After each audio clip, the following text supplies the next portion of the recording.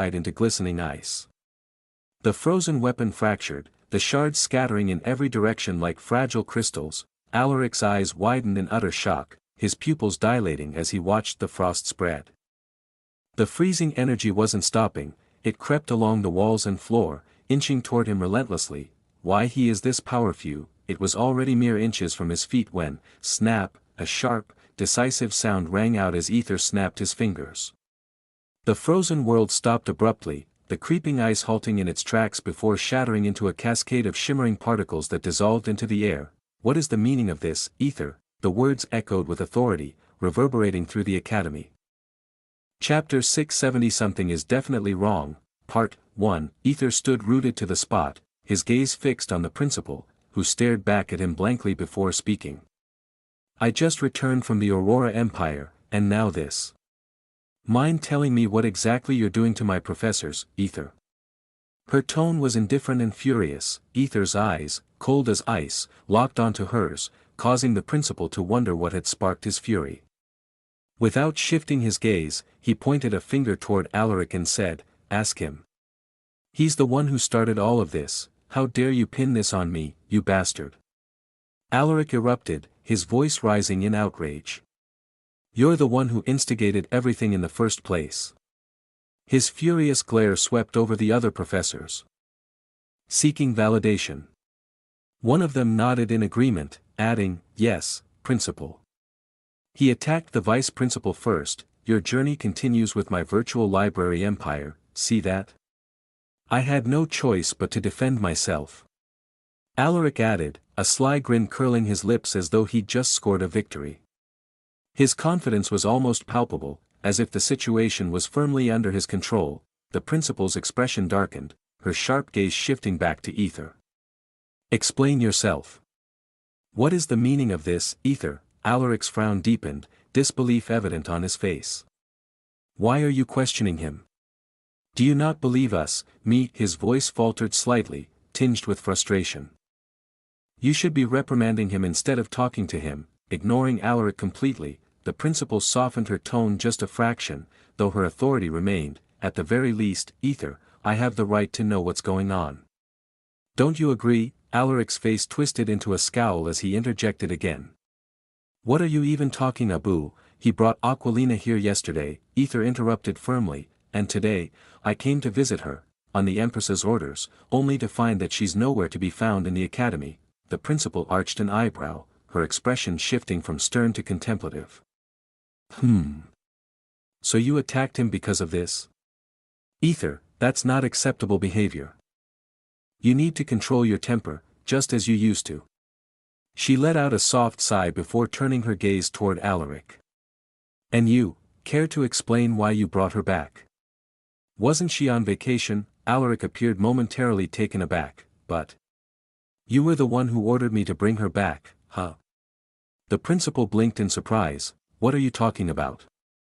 I've only just returned to the academy after speaking with the archpriestess." "When exactly did I give you such an order?" Now it was Alaric's turn to look genuinely confused. But I saw you. You specifically told me yesterday to bring her back." "I followed your exact instructions." The principal's brows furrowed as she scanned the faces of the other professors. "Did any of you see me yesterday?" she asked. They all shook their heads, denying her presence until now. Alaric interjected hastily, "You told me you were leaving soon, so I didn't need to inform anyone else." The principal's lips pressed into a thin line as the pieces began to fall into place. Her tone turned grave. "It seems someone has infiltrated the academy," she muttered under her breath. The corridor fell silent for a moment before gasps rippled through the gathered professors. "But it was you!"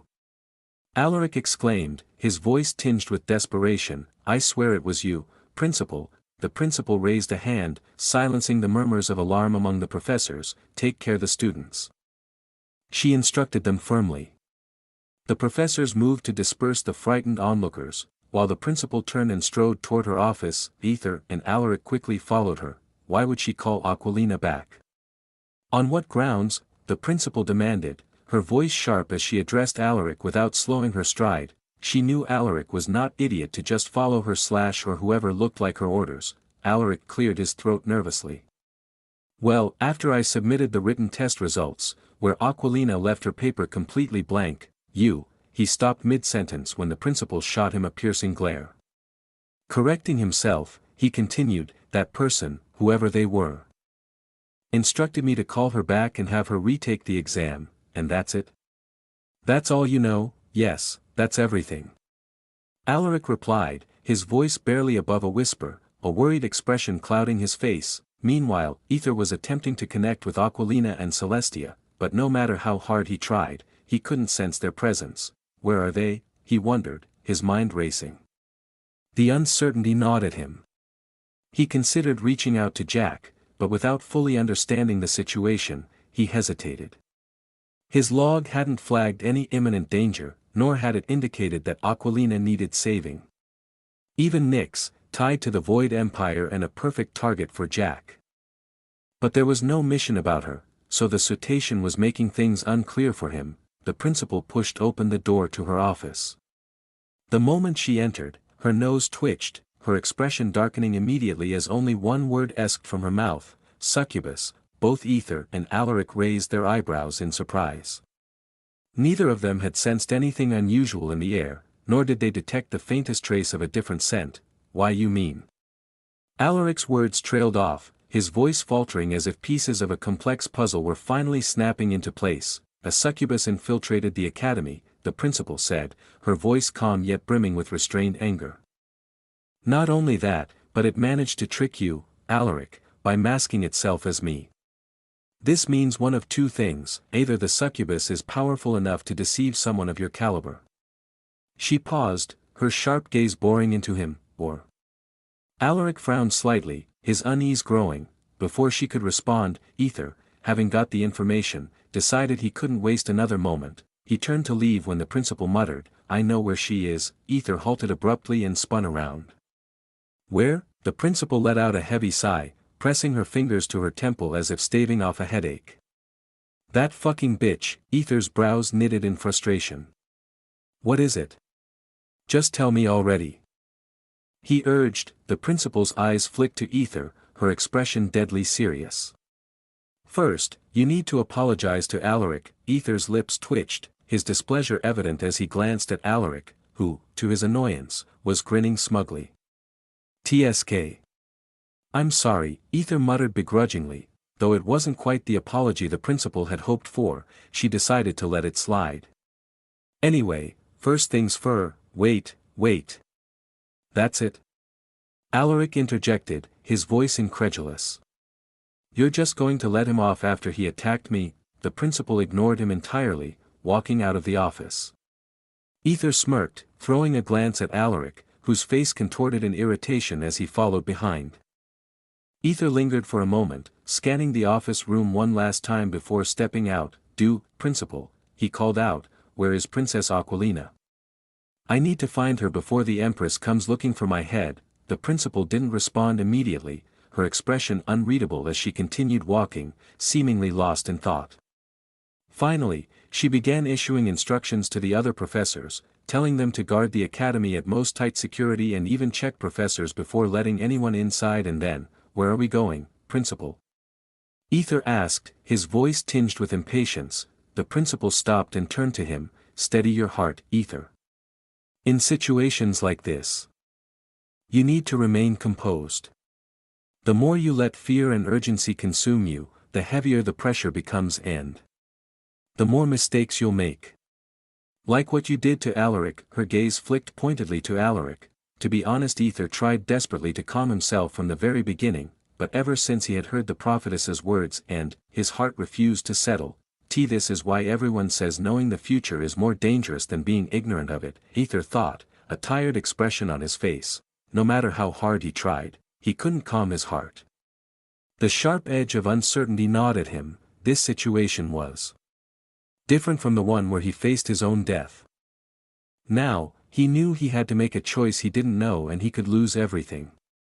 The prophetess's words kept replaying in his mind, pulling his thoughts in every direction, his focus slipping further away. "Hold my hand," the principal ordered. Aether hesitated for only a moment before grasping her hand. She then glancing over at Alaric. "We're going to the Umbrione's Void Empire." Alaric's face turned pale as the blood drained from it. "We? You mean I?" "Yes, you're coming with us," the principal said with a smirk. "Since you were the one who created mess, it's only fair you help clean it up." Alaric bit his lip. reluctant but unable to refuse. Still he tried to warn her. Teleporting directly into the Void Empire will cause serious problem to everyone. You do realize that, don't you? The principal chuckled, her tone filled with amusement. If that fucking Mary can do it, then so can I. In an instant, the trio vanished, reappearing moments later in the Umbrione's Void Empire. Cough, cough. Aether doubled over, blood dripping from his lips as he struggled to stand. The principal quickly erected a barrier around him, her expression one of concern and focus. It'll take time for your body to acclimate to the heavy concentration of dark elements here. Avoid using arcane energy until then, she warned. Aether nodded, wiping the blood from his mouth as he looked down.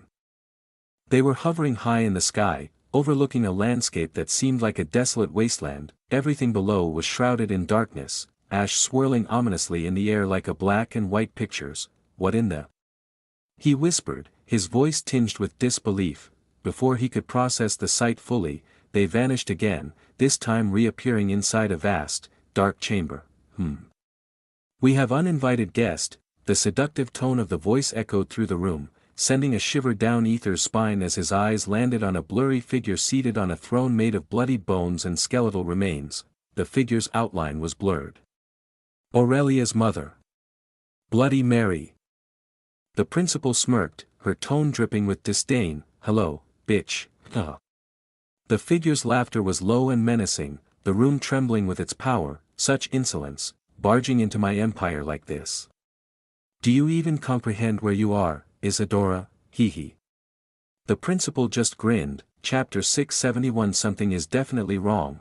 Part 2. In the Umbrione's Void Empire, deep in the heart of its vast expanse, a black void whirlpool swirled ominously, pulsating with an unnatural rhythm. Flick, all of a sudden, it flickered violently with surges of energy, and an ethereal, otherworldly voice echoed from its depths. At long last, you have arrived. Aether, meanwhile. In another corner of the same empire, not too far away, a majestic black castle stood like a monolithic shadow against the landscape. Inside its grand halls, where is Aquilina? The principal demanded, her tone sharp as she glared at the woman with a blurred, indistinct figure lounging lazily on the throne. Aquilina. Oh, you must mean Sandra's daughter. Mary responded, her voice dripping with curiosity. Yes, precisely.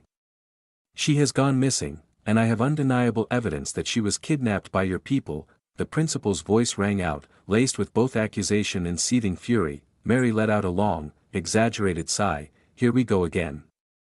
You storm in here, pointing fingers at us for every damn thing that happens in your precious empire, she retorted, her voice tinged with mockery. But then, her expression subtly shifted when she heard the next words, a succubus, one clever enough to trick even Alaric. Mary's demeanor froze for a moment, her blurred form eerily still.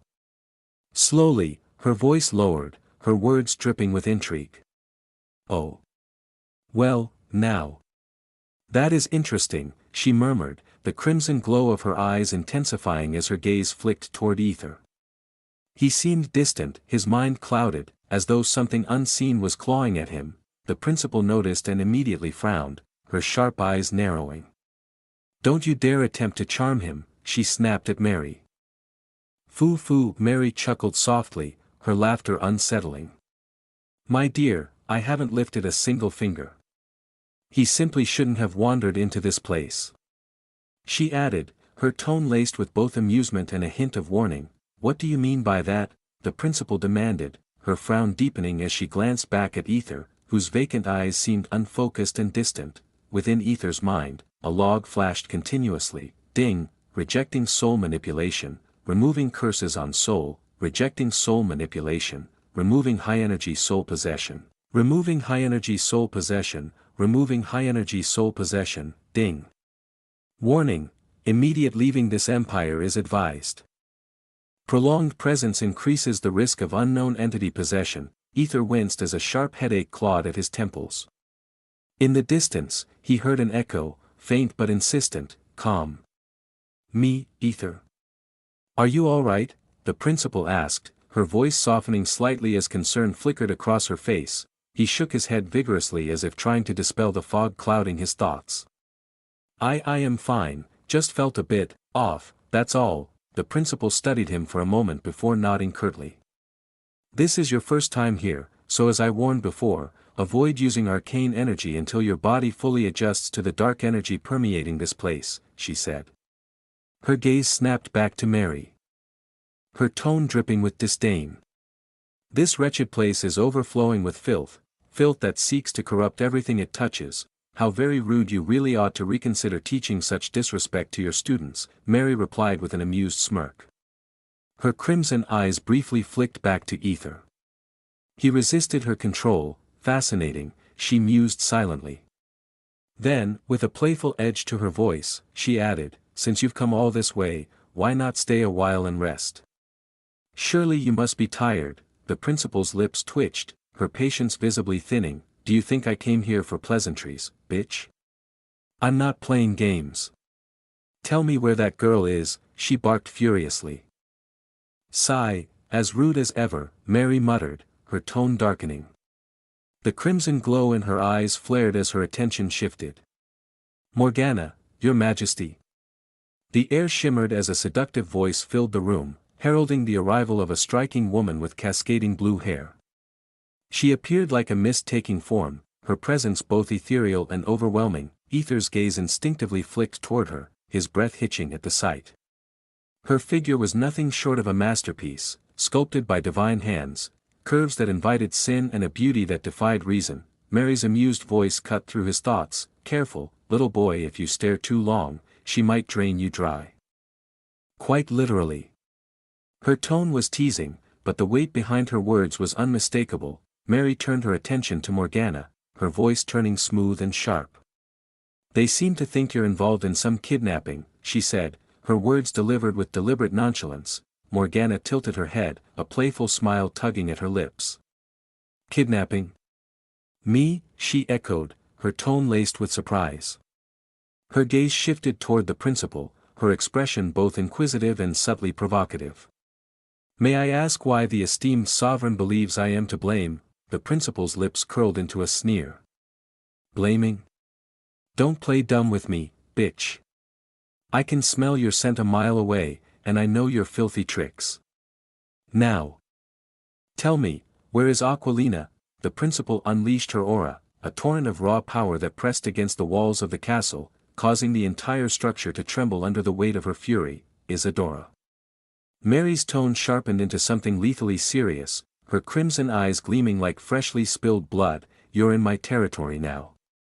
So you'd better shut the fuck up if you value your neck." The principal's grin only widened. "Oh, I've had it with your bullshit, Mary.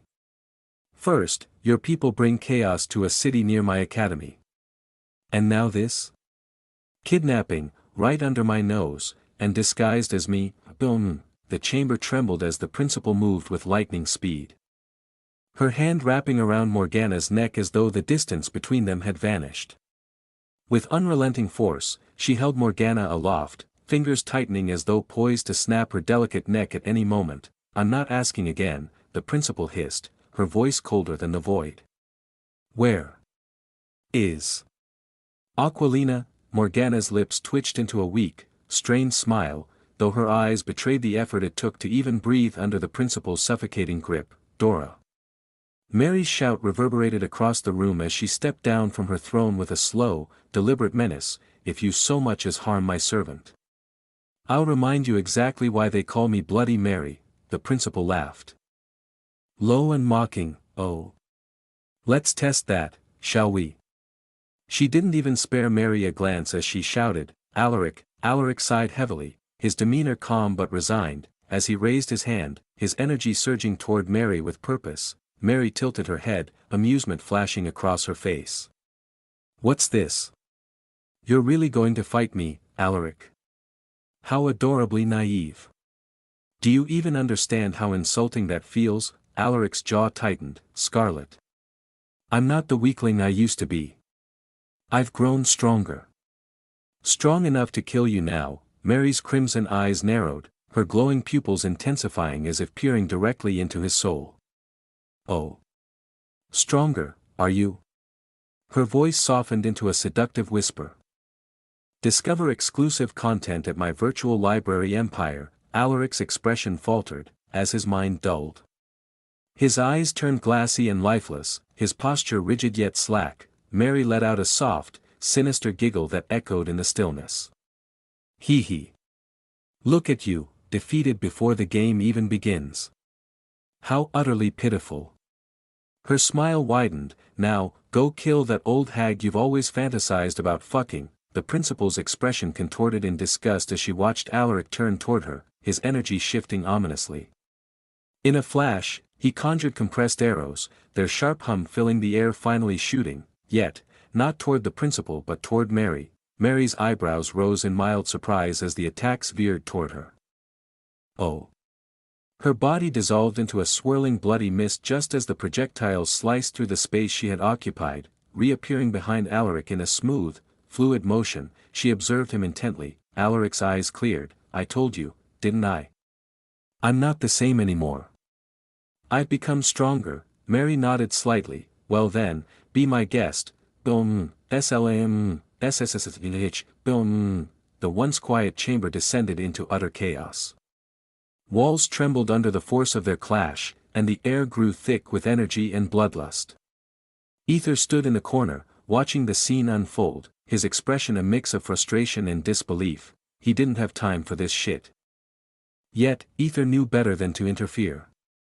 The principal was more than capable of handling the situation, and as much as he hated it, staying out of her way was the wisest option. He was just a servant here, a fact everyone in the room seemed all too aware of. Still, I need to contact Jack, he thought. His eyes shifted toward Morgana, who was making a desperate attempt to escape the principal's relentless grasp. His gaze hardened, his expression cold and calculating. She's the one who kidnapped Aquilina, he thought, his jaw tightening as anger simmered beneath his calm exterior. Morgana wasn't just any succubus, she was powerful, cunning, and dangerous enough to deceive even someone like Alaric. Aether needed to be careful, especially with the ongoing struggle to resist the mysterious entity attempting to possess him. Who the hell is trying to take over my body? Aether wondered, his brows furrowing deeply as unease crept into his thoughts. But then, a faint sound caught his attention. PPPSSS, the soft hissing noise made him freeze momentarily. He frowned, glancing around, until his eyes finally caught movement near the throne. Half hidden in the shadows was Aurelia, aka Leah. She silently motioned for him to approach her. Aether let out a weak, resigned smile. Chapter 672, A Daughter Complex. A moment before Aether and his group arrived at the Empire. I cannot believe my mother didn't let me meet Aether, Leah exclaimed with a pout, her tone dripping with annoyance as she lay sprawled on the bed. Her face rubbed against the soft pillow while her legs flailed against the mattress in frustration. They had received the news of Mortimer's death. Although Leah was not particularly close to that old man, she still tried to use this unfortunate event as an excuse to see Aether again. However, her mother remained firm, refusing to let her go no matter how much she begged or pleaded. This left Leah sulking, now reduced to lying helplessly on her bed. That mother of mine, Leah muttered under her breath, her voice laced with irritation. She groaned and sighed deeply, her hand unconsciously drifting toward her lips. Her fingers lightly traced over them as a soft warmth surged through her. She couldn't help but recall the tender sensation of Aether's lips against hers, their first kiss. He. Leah giggled softly, her cheeks tinged pink. She still couldn't believe that Aether had kissed her. She never thought a simple kiss could feel that magical, but then, her joyful expression darkened. Her mind wandered back to the terrifying moments when her own friends, no, they weren't friends anymore, had turned against her. They weren't just angry, they had actually tried to kill her. What's really wrong with those people, she wondered, her brows furrowing in confusion. She had never seen them behave so viciously before. The memory of their hollow, lifeless eyes sent shivers down her spine. It was as if something unnatural had taken hold of Celine and Arya, something terrifying, and then there was Aether's question, the one she had yet to answer. How am I supposed to tell him? She groaned, her face heating up as her cheeks flushed a deep red. She was still grappling with how to respond to him. Aether had been honest with her, confessing that she wasn't the only woman in his life. That truth weighed on her, and she knew she needed to give her answer carefully. Yet, no matter how much she thought about it, her heart always circled back to one name: Aether. Aether. Aether, this feeling was completely new to her. To be fair, she had loved Kai before, or at least she thought she did. But this was different. It was raw and untamed, unlike anything she'd ever felt. She might not fully understand the change, but deep down, she knew the reason. Ever since she was a child, she had been betrothed to Kai. Her mind had been conditioned to believe that loving him was the natural thing to do, that loving him would bring happiness to everyone around her. It wasn't a choice, it was an obligation, a role she felt forced to play, that she never understood before. However, when her ties with Kai were finally severed, her mind became free, and for the first time, her heart could decide on its own. That's when Aether walked into her life, sweeping her off her feet and unknowingly stealing her heart. Experience tales with my virtual library empire, lucky bastard. Now, for the first time, she felt what real love was, love that came from her heart alone. There were no rules, no obligations, and no pre-made promises. It was pure and genuine. Her heart had chosen him, a complete stranger who had somehow become everything to her. His dazzling smile haunted her thoughts, lighting up her mind whenever she thought of him. I hate you, she shouted, her face burying deeper into the pillow as she kicked her legs wildly against the bed, her cheeks glowing as red as a ripe tomato. Suddenly, the castle trembled. Leah frowned, her frustration momentarily halted. What is she up to now? She muttered to herself, her voice heavy with exasperation. With an annoyed sigh, she dragged herself out of bed and headed toward the source of the vibration, only to freeze in horror at the sight before her. The principal, the vice principal, her mother, and her mother's subordinate were locked in a ferocious battle. What the heck is going? Her words trailed off as her eyes landed on Aether. He stood a short distance away, his expression mirroring her shock and confusion. 5,000 AP, what? Leah gasped before instinctively took the small mirror and checked her face. Wait. Vampires didn't reflect in mirrors, right? No, that was just a myth. She quickly adjusted her appearance, smoothing her hair and clothes while pulling a few stray strands into place. Once satisfied, she whispered, "PPPSSSSS." Aether flinched at the sound, turning to look in her direction.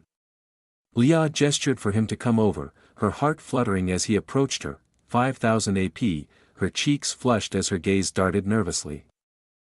How are you, Aether?" she stammered, her voice trembling. "Well. I'm F.W. What are you doing here?" she interrupted him, blurting out her next question before he could finish. Her voice wavered even more, betraying her inner turmoil. "Well. Did you eat anything? Are you tired?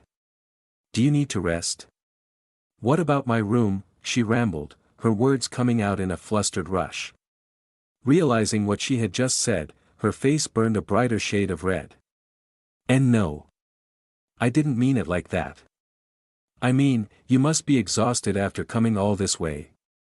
Maybe I should prepare a room for you, or maybe."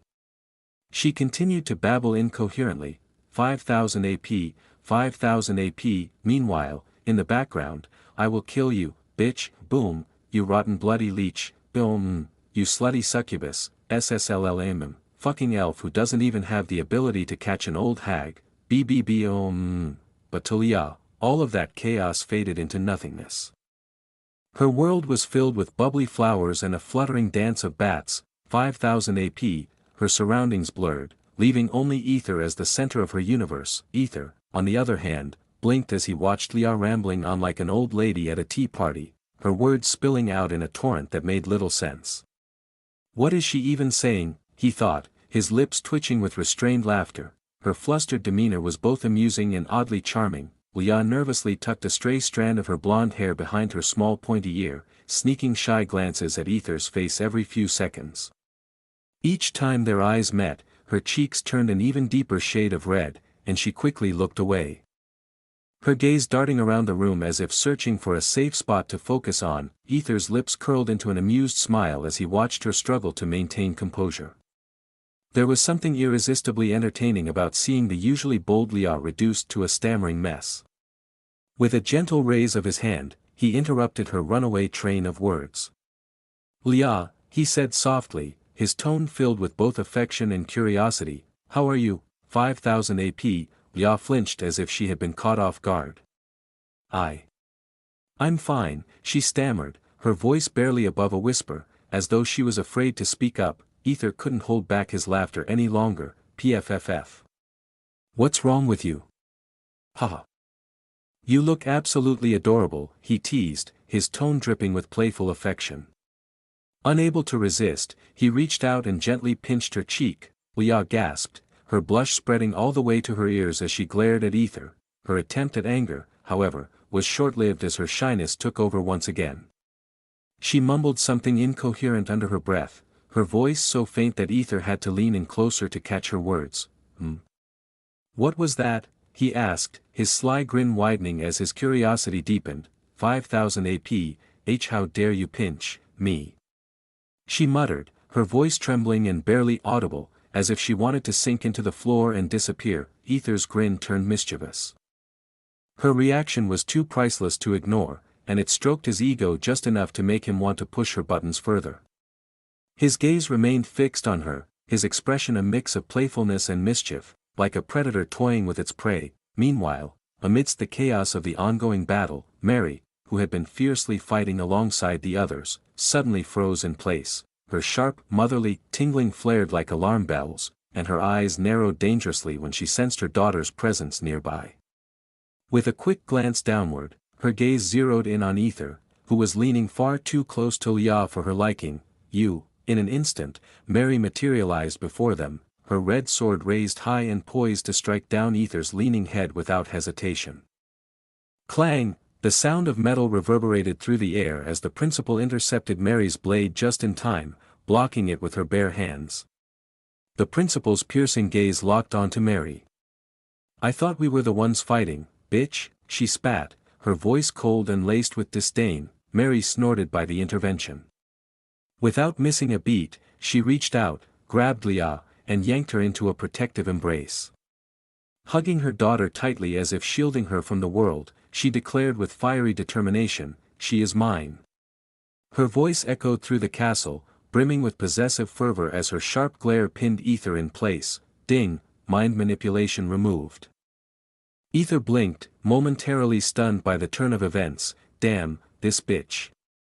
Is she a full-blown daughter con? He wondered. Meanwhile, Mary was too preoccupied with smothering Leah in affection to notice anyone else. She showered her daughter's face with kisses, completely ignoring Leah's protests. Mom. Stop it. Leah protested, squirming in her mother's arms as her face turned an even deeper shade of crimson. This is so embarrassing. Just as the principal prepared to resume the fight, Aether stepped forward and placed himself between her and Mary with a tired sigh. Raising a hand in a placating gesture, he addressed Mary directly. Shall we talk now? Growling, Mary growled low in her throat, the sound resembling that of an angered tiger ready to pounce. Her fierce eyes locked onto Aether with a predatory intensity. Leah, noticing the escalating tension, sighed and gently patted her mother's shoulder. Mom, you need to calm down first, she said softly. Mary's demeanor shifted in an instant. Okay, baby, she chirped, her tone sweet and doting as she immediately relaxed, her fierce expression melting away like snow under the sun. Aether blinked again, his disbelief growing by the second. She is definitely a daughter con, he concluded, watching in sheer bewilderment as Mary resumed snuggling Leah like a precious doll, utterly oblivious to the chaos she had just caused.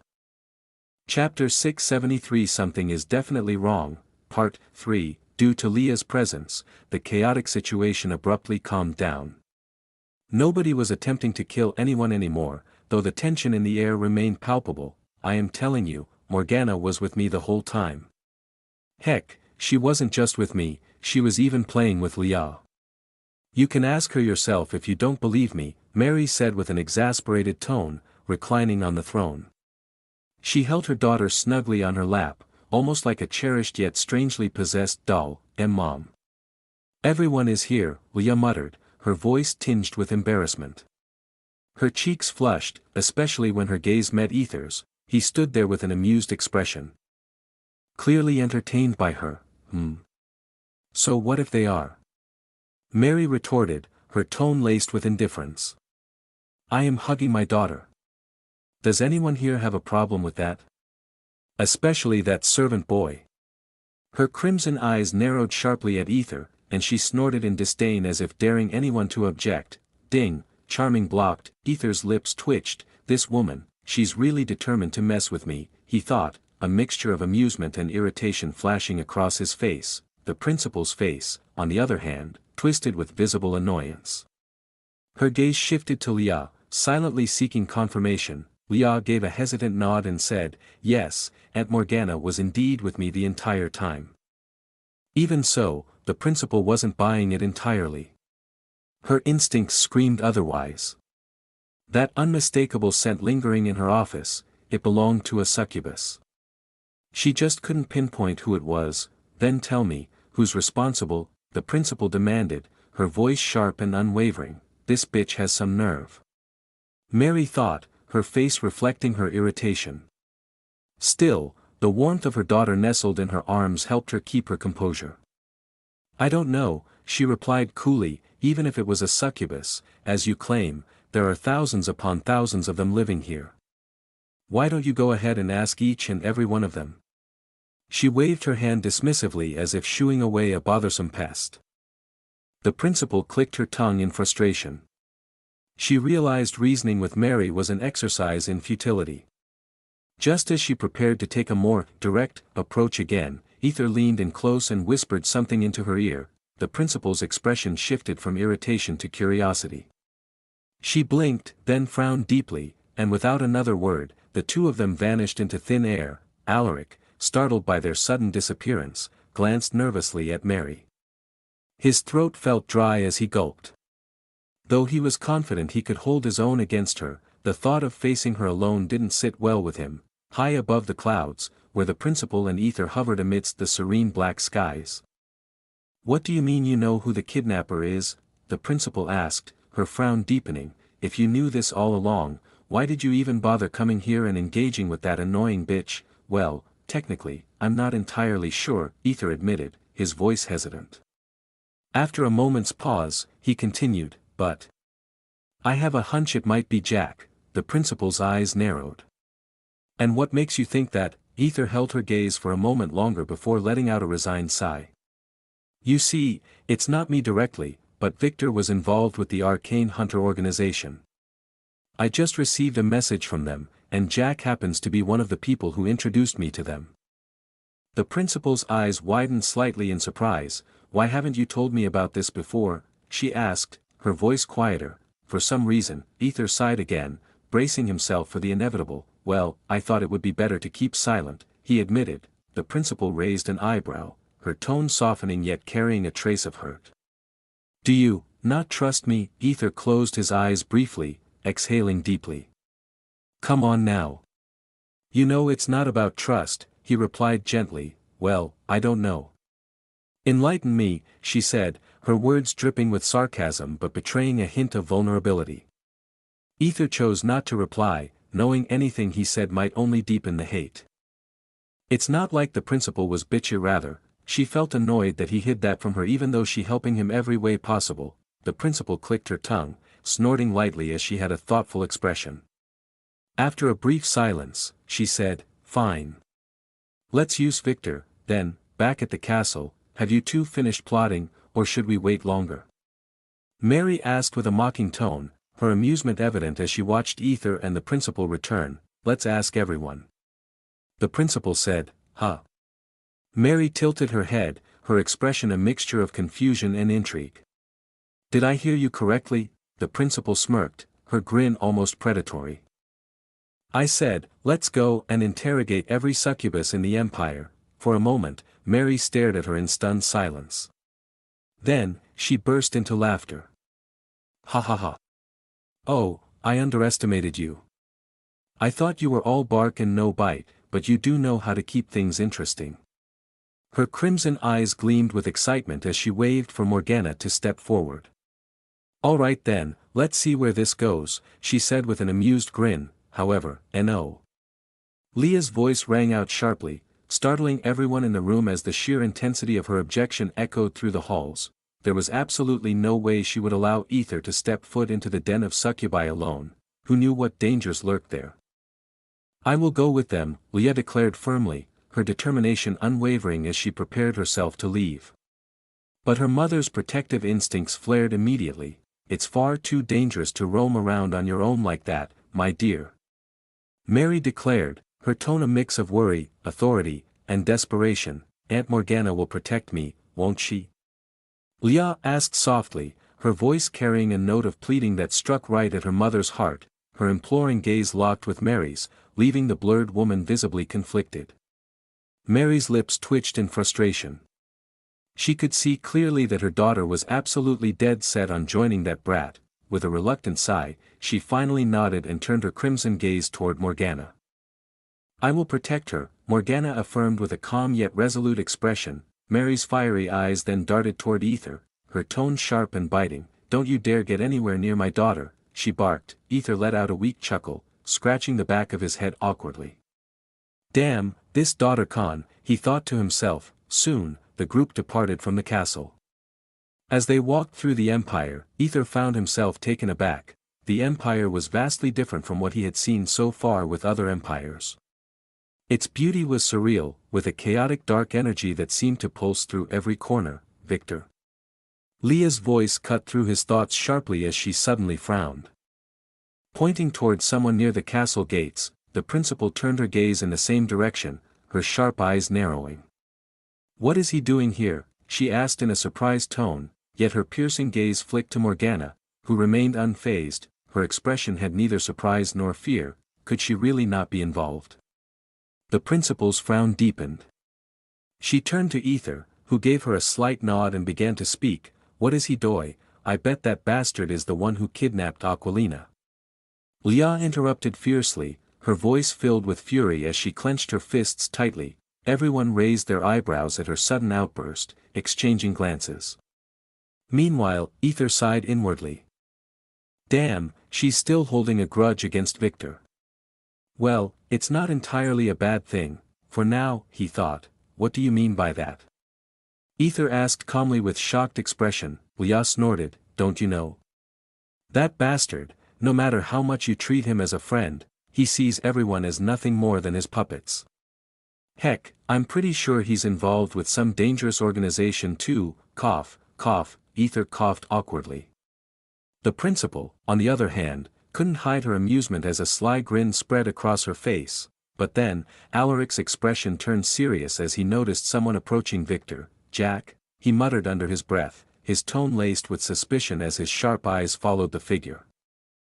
Meanwhile, near the castle gates, Victor stood waiting, his posture relaxed and casual. Jack approached him, a mischievous glint in his eyes. Man, I can't believe you came all this way for me. I'm so touched. Jack exclaimed, his voice dripping with cheerfulness. But in the next moment, his tone shifted to something more serious and urgent. But seriously, why did you choose here of all places? We need to leave before those bitches find out. Come on, we need to move faster. Victor nodded silently, his expression unreadable as he fell in step behind Jack. From a distance, the group watched carefully. Aether smiled faintly but quickly turned serious as he opened his mouth to speak. Maybe we show, they're moving. We need to follow them. Leah interrupted, already moving before anyone could stop her, but Her Majesty said. Morgana started to protest, but Leah had already begun trailing behind Victor and Jack like a sneaky little shadow. Aether blinked, then shook his head in disbelief. His gaze shifted to the principal, who was staring intently at Jack with a blank yet calculating expression. The plan had been simple. Aether used his clone disguised as Victor to lure Jack into a meeting. They staged a coincidental encounter with them. But Leah's impulsiveness had effectively kick-started the next phase without much need for theatrics. Alaric and Morgana weren't even supposed to need it. However, the principal had insisted on bringing them along. She believed it was safer to have at least one person from Mary's side present. Given the unpredictability of the situation, Morgana shook her head with a resigned sigh, muttering under her breath, "Her Majesty is going to kill me for this." She finally relented and followed Leah's lead. He could only hope this trail would lead them to Aquilina and Celestia soon. Discover more content at my virtual library Empire, Chapter 674. Something is definitely wrong, Part 4. Are you alright, Victor? This is your first time visiting this empire, right? I can't help but feel a little worried for you. You should avoid using the arcane energy for now. It's not safe, Jack said in a tone heavy with concern as he walked beside Victor. I am fine. But tell me, how long do we need to keep walking? Victor asked, his voice calm yet edged with seriousness. How always so serious, Jack teased, smirking slightly before adding, don't worry, I've arranged for my partner to take us the rest of the way. And what's this? Do you hate walking with me that much? I am hurt, Jack pouted slightly as if echoing. Victor gave him a sharp glance before stating coldly, I am not interested in wasting my time talking to puppets. Jack visibly flinched, his eyes widening in shock as he stammered, how? What do you mean? Even the sovereign would struggle to figure that out. How could you know? Victor didn't bother to reply, walking ahead as though Jack, or rather, J1 sighed heavily, his shoulders slumping. Looks like you're as sharp as Master Jack said you'd be. Maybe even sharper. Thank goodness someone like you is on our side. Victor, as usual, said nothing. He kept walking, his steady pace unbroken. J1, unable to get a response, shrugged it off and continued following him. After some time, they arrived at a desolate area, completely barren and devoid of any signs of life, a vast, empty plain stretching as far as the eye could see. Where is your partner? I see no one here, Victor said, his brows furrowed in confusion as his gaze swept over the deserted land. J1 grinned mischievously, so you can't see her either, huh? I was hoping you might, he replied, his tone tinged with amusement. Without another word, he snapped his fingers, krryyy, a ripple spread through the air, distorting the view as though reality itself had shifted. Moments later, a massive chameleon-like creature with sleek, black scales emerged from thin air, its presence both awe-inspiring and unsettling. How's that for a partner? J1 asked, clearly enjoying Victor's momentary surprise as he patted the chameleon's large, glossy head. Victor narrowed his eyes at the creature but remained silent, processing what he was seeing. J1 sighed in exasperation, always the quiet type. Huh. I honestly don't get what Master Jack sees in you. He speaks so highly of you, but all I get is this cold shoulder. He laughed and inwardly thought, maybe that's turning him on. Before leaping onto the chameleon's back, then gestured for Victor to join him. Soon, SWWWSSSS, the chameleon's ears unfurled like folded wings, flapping powerfully as it slowly lifted into the air before rocketing skyward with startling speed. Meanwhile, what in the world is that?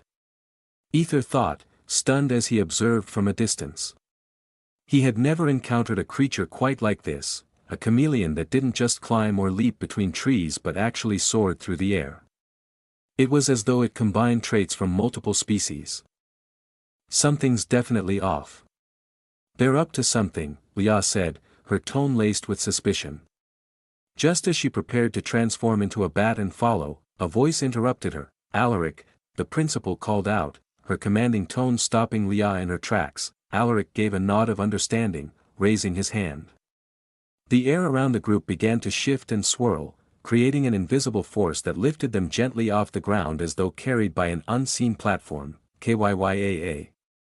Leah shrieked, startled by the sudden movement. Without thinking, she clung tightly to Aether's arm, trembling slightly. Aether glanced at her, his lips curling into an amused smile. Leah's face flushed red as she realized what she had done. Lowering her head in embarrassment, she refused to meet his gaze but also didn't let go of his arm. The principal and Morgana's eyes twitched visibly. Leah, your mother is watching, Morgana said suddenly. Leah stiffened, her grip loosening as she quickly jumped away from Aether. Realizing she had been tricked, She glared at Morgana with a mix of annoyance and embarrassment. Morgana simply shrugged, her expression calm. You shouldn't go around clinging to random men. Remember your worth, but Aether is not just some random man. He's a good person. Leah protested, her voice rising slightly, but Morgana dismissed her words with a wave of her hand. Leah puffed her cheeks in a small pout but stayed silent. The principal snapped her fingers, casting a veil of invisibility over their group, creating a protective dome that concealed them from sight. With that, they ascended into the sky, following the chameleon-like creature. Meanwhile, ahaha. So. How's the ride, Victor? Enjoying it?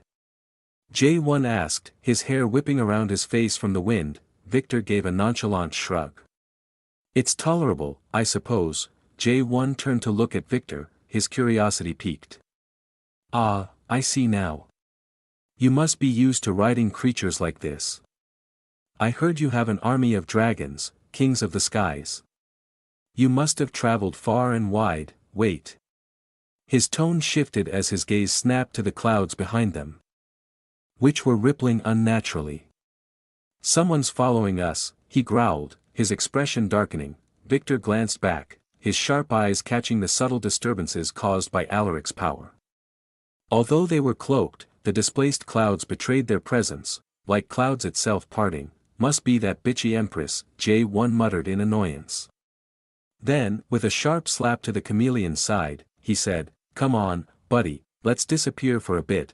Kyrrrr. The creature let out a guttural screech as its skin shimmered, blending seamlessly with the surroundings until it vanished from sight entirely. Two figures glided silently through the vast expanse of the sky, moving as if seated upon something invisible. The principal's sharp gaze landed on them. Tisk, they've noticed us. Alaric, increase our speed and get closer before they slip away. Alaric gave a brisk nod, his movements swift and precise. The wind whistled around them as they surged forward, closing the distance. Meanwhile, Jack leaned back with a confident smirk. Do you have any idea what makes this monster so extraordinary? He asked, his tone dripping with smug satisfaction. Not only does it turn invisible to blend seamlessly with its surroundings, but it also hides the person who tames it from all detection. He gave the chameleon's smooth, gleaming skin an exaggerated tap to emphasize his point. At his touch, the chameleon's tail began to move, slithering back with serpentine grace. The appendage coiled tightly around Victor and Jack like a constrictor, then shimmered out of sight. Taking both of them along with it, Leah's eyes widened in disbelief, her voice rising in frustration. Damn it. They've completely vanished. We've lost them. Alaric brought their motion to an abrupt halt, his sharp eyes scanning the sky for any signs of the duo. The principal's expression remained impassive as she stared intently at the spot where Victor and Jack had disappeared. After a tense moment, she finally broke the silence. They're heading in a straight line. Let's follow the trajectory and stay on their path. Alaric nodded again and they resumed their pursuit. Moving swiftly through the skies, as the clouds dissipated around them, J1 chuckled under his breath. They're long gone, he muttered, his grin growing wider with satisfaction. The chameleon flickered momentarily back into view, its black scales reflecting the faint light. Perched upon the creature, J1 sneered, amateurs. With a triumphant laugh, he commanded the creature to turn invisible once more, this time veering sharply to the left. Back with the group, the principal abruptly instructed, take a left. Alaric frowned, puzzled by the sudden direction. A left? Are you sure? Just do it, the principal interjected firmly. With a resigned shrug, Alaric complied, steering them to the left. As he adjusted their course, the principal cast a knowing glance at Aether. Thud, Victor and J1 landed heavily on the desolate ground below. The area was bleak, the barren rocky terrain smeared with patches of viscous, black fluid that shimmered under the dim, sunless light.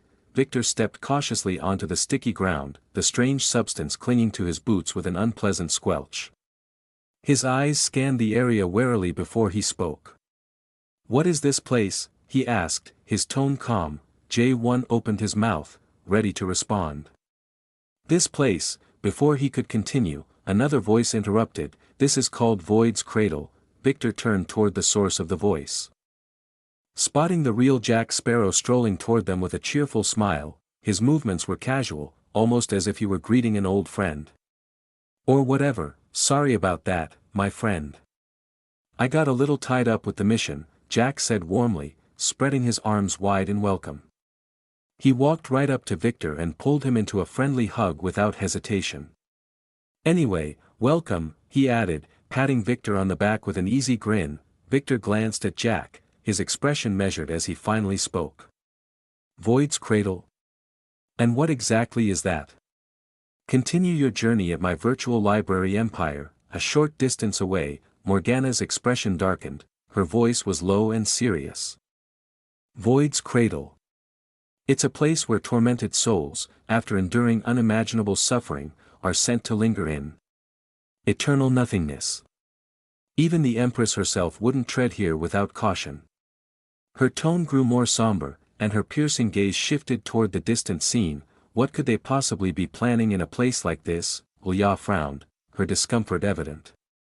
"What are they even doing here?" she murmured, unease creeping into her voice. Meanwhile, Alaric was quietly impressed by the principal's uncanny ability to navigate. "She's truly unparalleled," he thought to himself, though he didn't know who the real one it was. Anyway, Aether's attention, however, was riveted on the strange black liquid coating the ground. His brows furrowed deeply as recognition dawned, his expression hardening. The ebon stone, he thought grimly, the memory of an image Jack had once shown him flashing through his mind. Are they planning to sacrifice Aquilina on the stone? Is this the start of the process they've hinted at? His frown deepened, his thoughts racing as unease gnawed at him. His heart skipped a beat, the gravity of the situation settling heavily on him. Suddenly, a deep, commanding voice resonated through the air. "Looks like you've brought guests, Jack." Before anyone could react, the invisible barrier surrounding Aether and his group crumbled in an instant, fragments scattering like shards of glass into the air. The principal's eyes widened in shock, mirrored by the stunned faces of everyone around her. Chapter 675. Something is definitely wrong. Part 5. Crack. SSSRRTTTTRRNNNNNNNGGGGGGGG. The barrier shattered, revealing Aether and the others. Real Jack's eyes widened in pure shock. "What the hell is this?" he shouted, his voice dripping with disbelief, before turning to glare at his puppet. "Can't you handle even a single fucking task, you useless idiot?" He punctuated his anger with a hard kick to his puppet. But I diverted them." J1 stammered in a shaky, stunned tone. He was certain he had outsmarted them. Yet, the principal turned sharply, her gaze locking on the old cloaked figure hovering in the sky. Her eyes narrowed as she scanned the figure, feeling absolutely nothing, no aura, no energy, no presence, yet, this being had shattered her barrier as though it were mere glass. Read exclusive content at my virtual library empire. The cloaked figure descended slowly, almost lazily, to the ground. "Master!" Jack exclaimed, immediately dropping to his knees with reverence and fear. Aether's eyes widened in astonishment. "So this is the master," he thought. The cloaked figure gave a subtle nod before shifting its gaze to Victor, who stood unmoved and unimpressed, his head held high. Jack jabbed Victor's knee with his elbow, urging him to show respect, but Victor barely reacted, instead saying with a smirk, "So you're the master everyone's been whispering about, huh?" The cloaked figure let out a soft log. "Ah. Indeed, that would be me." "This is our first meeting, Victor," it replied, its voice smooth and eerily calm. Victor nodded, stepping forward and extending his hand for a handshake. But the cloaked figure ignored the gesture, its gaze shifting instead to the principal and her group. "I must admit, I didn't expect to find you here." "Sovereign," the figure said, its voice echoing with an unsettling resonance. The principal's expression hardened as she studied the cloaked figure. Her voice was steady, demanding, as she asked, "Who are you?" "Everyone simply calls me master." The cloaked figure replied, almost dismissively, before scanning the group. "Fascinating, truly fascinating." Alaric stepped forward. "The sovereign asked for your name, not your title." "Who are you really?" The master offered no response, his attention unwaveringly fixed on the principal. "Now then, What are you waiting for? He asked, extending a beckoning hand toward her. Wait. Aether's voice cut through the tension. Where is Aquilina? He demanded suddenly, his eyes blazing with urgency. The master paused, tilting his head slightly toward Aether before shifting his gaze to Jack. Jack quickly responded, he's Aquilina's servant. Color me surprised. The master said, his tone carrying a faint trace of amusement. You've earned my respect, servant, he added, his voice dipping into an almost acknowledgement. Then, after a moment's pause, he continued, well, as for her. He turned slightly, gesturing behind him. She's not far, resting peacefully, sound asleep. Aether exhaled, relief flickering across his face. They haven't done anything to her yet. He thought. Morgana frowned deeply, gripping Leah's hand tightly as she said, we need to leave, now. Leah shook her head, her jaw tightening as she clicked her tongue in frustration. I'm sorry, Aunt, but... She cast a determined glance at Aether, who was clearly bracing himself for battle. Leah bit her lip, they've invaded our empire without permission. This is our responsibility to handle, Aunt. As she spoke, her hands began to shimmer with particles of blood. Morgana groaned, her face contorting in visible pain. Finally, she let out a weary sigh. I'm only agreeing to this because the sovereign is with us. Otherwise, I wouldn't. I understand. Leah interrupted with a nod, a fierce smile spreading across her face. Her fangs extended, gleaming menacingly as her eyes locked onto Victor. Today, you will pay for the countless sins you've committed against Aether. Leah hissed, her voice brimming with furious. Oh, I'm trembling with fear, Jack sneered, his tone mocking as he patted Victor on the shoulder. You must be devastated to know Victor's on our side, huh? What a cruel twist of fate for you. The principal flinched at the words. She had nearly forgotten about Victor's betrayal. Maybe she didn't care. Anyway, she needed to say some words. I still can't believe you've chosen their side, Victor, but I'll give you one last chance. Come with me. Accept a minor punishment, and I will forgive you. Victor, however, simply shrugged. Sorry, but your side is boring, he said with a smirk, his tone dripping with nonchalance. Told you. Alaric shouted furiously, his voice echoing with anger. Didn't I warn you not to trust this bastard? Look at what's happened now. This is exactly why I've hated him from the very beginning. He seized the opportunity to highlight his point and boost his value in the principal's eyes. I'll handle him, Alaric growled. He had never forgotten the humiliation of that kick Victor had landed on him the last time their academy was in danger. It was high time to settle the score, huh? Hold on. He's mine. Leah interjected, her tone sharp with irritation. You can have Jack instead. She frowned deeply, her annoyance clear. She hated when others tried to take what she considered her prey. Oh, come on. He's obviously stronger than you. Alaric shot back, his face twisting in frustration. He had no intention of letting anyone, especially Leah, interfere with his long-awaited revenge. Tisk, shouldn't old people let the younger ones handle? Before Leah could finish her taunt. Ha ha ha ha. The master's sudden laughter cut through the rising tension. I can't believe it. You're all so focused on Victor instead of me. The sheer hatred you have for him is truly something. His amusement was palpable as his voice echoed. Jack chuckled along, clearly entertained. Indeed. Victor pisses everyone off. That's exactly why I like him. 4000 AP, the atmosphere shifted abruptly, plunging into a heavy, stunned silence. Everyone's attention snapped to Jack before collectively turning to Victor. Something seemed to click in their minds all at once. I see. They all murmured in eerie unison. What do you mean, I see? That's fucking not.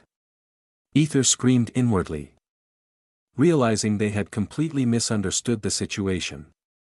Somehow, they had convinced themselves that Victor's alliance with Jack ran much deeper. Even deeper. Alaric's body trembled before he abruptly blurted, "Why, you can fight him." He shifted his focus, clearly unnerved as he felt weird getting near to Victor. Leah stared at Victor in stunned disbelief before her gaze flickered to Aether. What now? Aether wondered, Her thoughts spiraled into a wild conclusion she was never supposed to reach, and then she shouted in pure shock, "You tried to seduce Aether, PFFTTT," the principal struggled to stifle her laughter behind her hand. Meanwhile, Aether's face contorted into one of pure annoyance as a flush of red crept up his cheeks. "Can we just fight already?" he thought, mortified. They had misunderstood everything. Jack's expression turned sour, his lips curling into a snarl. "Oh. I see." His glare locked onto Aether, dangerously cold and unyielding, as though he was ready to tear him apart for daring to take something precious from him, and then, thud, before anyone could react, the master suddenly appeared in front of the principal and delivered a devastating punch to her gut. The force sent her hurtling into the sky, leaving everyone utterly stunned, just as Aether was about to move. "Die, you fucker." Jack roared, appearing in front of Aether with a pistol aimed directly at his head. Bang! The shot rang out, but Aether reacted just in time, catching Jack's wrist and twisting it aside, causing the bullet to miss its mark. Jack was momentarily taken aback before his gaze hardened into a menacing glare directed at Aether. "I was actually planning to use you later," he began, his tone dripping with contempt, "but TSK, you just had to go out of your way to mess with what's mine, didn't you, fucker?" His growl was low and dangerous, his blank expression unnervingly cold. It was as if something had taken hold of him, twisting his words with a possessive edge as he declared, "He is mine, 5000 AP, ding, I'll fucking kill you, log." Aether fumed inwardly. Glaring at the mental interface, to stop the system from doing anything unnecessary, a cold shiver ran down Aether's spine as he felt the sheer intensity radiating from Jack. This wasn't someone he could afford to face right now. Jack had become far stronger than he had anticipated, more than one way, and then, boom, the principal crashed back down, landing with a resounding impact that shook the ground beneath them. She straightened up, cracking her neck audibly, before turning her attention to the cloaked figure. "Not bad. You've got some power," she remarked with a sly grin, flexing her fingers as if preparing for a fight. Chapter 676, Something is Definitely Wrong, Part 6, He is Stronger. The principal mumbled, her eyes narrowing as she gauged the situation. With a swift kick to the ground, she launched herself into the air. Her movements were fluid, yet deadly, as she delivered a powerful full kick, slamming her foot directly onto the master's shoulder. Bam, crack, crack, the ground beneath them splintered under the sheer force of her attack. Yet, the master stood unmoving, unaffected, as if her strength was nothing more than a whisper against the wind. He tilted his head slightly, then shrugged his shoulder. Her legs slid down his body effortlessly, leaving her momentarily vulnerable. In that instant, the master's hand shot out like a striking viper, grabbing her foot with a vice-like grip. With an almost casual flick, he twisted her leg sharply, spinning her like a cyclone in midair. The principal spiraled uncontrollably before regaining her footing just as she hit the ground. Her knees bent to absorb the impact as she stabilized herself. "He is." Before she could finish her thought, the master's shadow loomed over her. He was already there, moving faster than her eyes could track. Faster, she realized with a surprised feeling as she raised her arms in a desperate attempt to block the incoming punch aimed at her gut. Thud, crack, nope, not the ground. The force of the blow sent a shockwave through her body. Her forearm cracked under the pressure, a sensation she hadn't felt in years. Her eyes widened in disbelief, then narrowed in fury as she glared at the master. His face remained hidden behind his tattered cloak. "You're holding back," he said in a low, indifferent tone that carried a chilling authority. "If you do it again, pretty sure next attack will kill you." With a wave of his hand, the earth beneath them surged upward, transforming into a massive stone wave that rushed toward her like a predator about to strike. It stopped mere inches from her face, the jagged edges poised to cut. The principal stared at the sharp stone, her expression blank for a moment. Then, with a single tap of her finger, the entire formation crumbled to dust. She locked eyes with the master. "You show PFFFFF," before he could finish his sentence. Her fist connected with his abdomen, a deafening crack reverberating through the air. The sheer force of her punch created a shockwave, like sonic wave. the master's body arched slightly, but before he could react further, the principal grabbed his head and slammed it into the ground. With a roar, she dragged him across the battlefield, the terrain splitting and crumbling beneath them. Chunks of earth and stone flew in all directions as the principal dragged him through the wreckage. Ha, cough, cough. That's it. My dear, the master chuckled, his voice strained but laced with amusement. You should have fought like this from the start. Even with his head scraping through the rubble, he managed to speak with maddening confidence. Meanwhile, Barar. Leah screamed, her fiery red sword slicing through the air as she charged at Victor. Her movements were precise, yet Victor dodged every strike with infuriating ease, his body barely shifting to avoid the blade. Leah groaned in frustration. Fight me, you coward, she yelled, her voice brimming with fury. Her strikes grew more frantic, more aggressive, as she tried to land a single hit on him. She was doing her best to get revenge, you know. Victor, on the other hand, was supposed to fight Alaric. Yet, Leah kept interrupting, and he couldn't even focus on his opponent. Victor smirked, his icy gaze locking onto her. Coward? No, he replied coldly. I simply don't waste my time playing with weaklings, you bastard. Leah's voice cracked with rage. Say that again, you fucker, and I'll kill you. Her body began to dissolve into blood-red particles, swirling ominously around Victor like a crimson storm. The blood particles spun faster and faster, forming a deadly tornado. Victor remained unfazed, standing in the eye of the storm with a bored expression. Is this your big move? He asked mockingly. Suddenly. A sharp pain shot through his back. He glanced over his shoulder and caught a glimpse of a thin red sword as it faded into the swirling vortex. However, it was not over. Thin red swords started to appear, like shark fins breaking the sea's surface, not just one, but hundreds of swords swirling around Victor. Read the latest on Novelbin.com. What? Scared to speak now? A haughty voice echoed in the tornado. Victor sighed. This is going to be tough, he mumbled inwardly. Victor needed to defeat her, and at the same time, he couldn't hurt her. Otherwise, Aether would be pissed off. Meanwhile, you motherfucker. Why are you getting in my way? Jack roared, his voice filled with fury as he wiped the blood dripping from his mouth. Thanks to Alaric's unexpected punch, the hit had interrupted his moment of fun with Aether, leaving Jack enraged and humiliated. Alaric snorted, as much as I'd enjoy watching that bastard suffer at your hands, now is not the time to play games. His voice was sharp, commanding. With a snap of his fingers, dozens of compressed air arrows materialized behind him, their razor-sharp edges gleaming ominously. Alaric's tone turned stern. You're a chosen one, Jack. I don't know what they've promised you, power, wealth, immortality, but trust me, I've lived through centuries. From experience, I can tell you one thing for sure, they're using you. Whatever they've promised, it's nothing more than empty words. The moment you finish their dirty work, they'll discard you like trash, just like every other pawn they've ever used. You will be thrown like a waste paper. Alaric's voice grew louder, brimming with conviction. That's how these organizations operate. That's how evil works. I'm giving you one last chance, Jack, just one. Surrender now, and I promise I'll help you. I'll fight for you, reduce your punishment, and help you find a way through this painful, twisted life. You're not alone in this.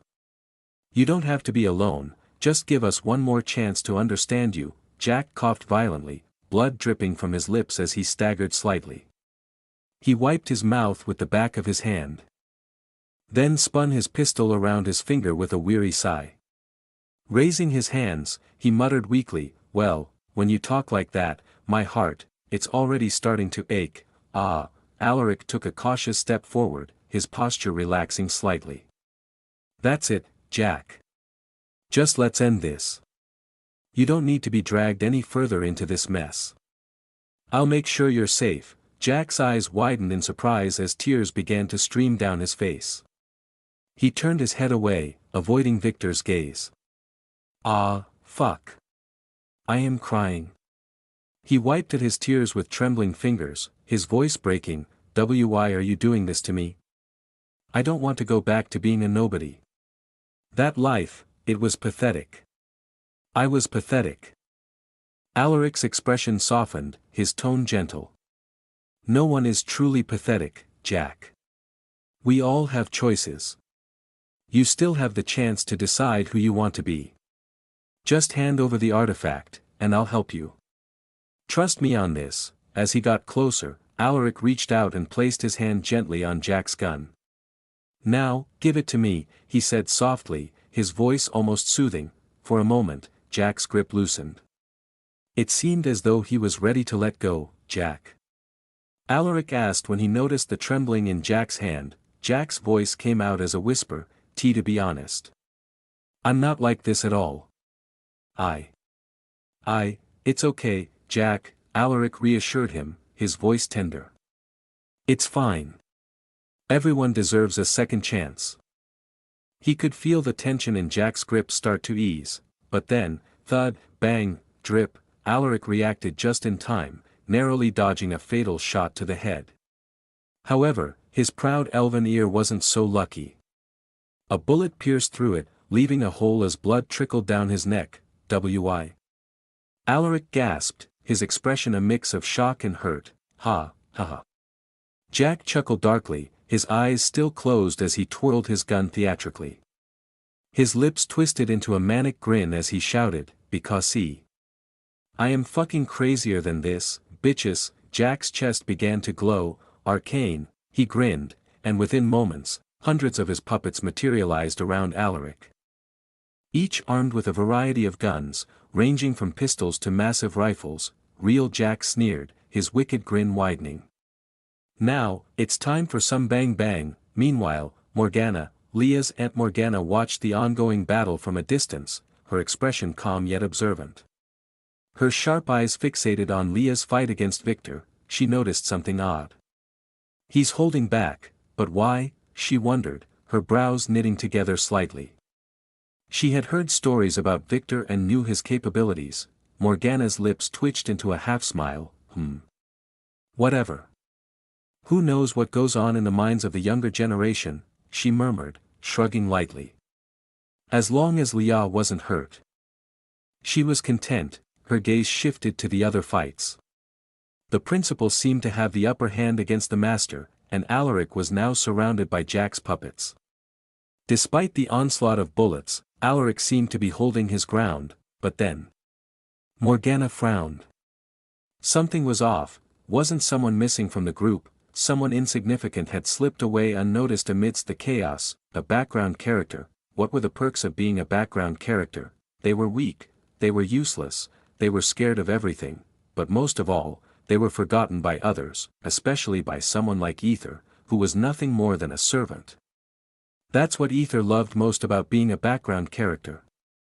They were mostly forgotten when something important shit happens with main character, when the spotlight shone on the so-called important people, when critical battles erupted, and when the stakes were at their peak. The insignificant ones like him faded into the shadows, while the main characters were busy clashing with real threats. Aether moved stealthily, his steps cautious yet deliberate as he made his way deeper into the void's cradle. The further he ventured, the more oppressive the atmosphere became.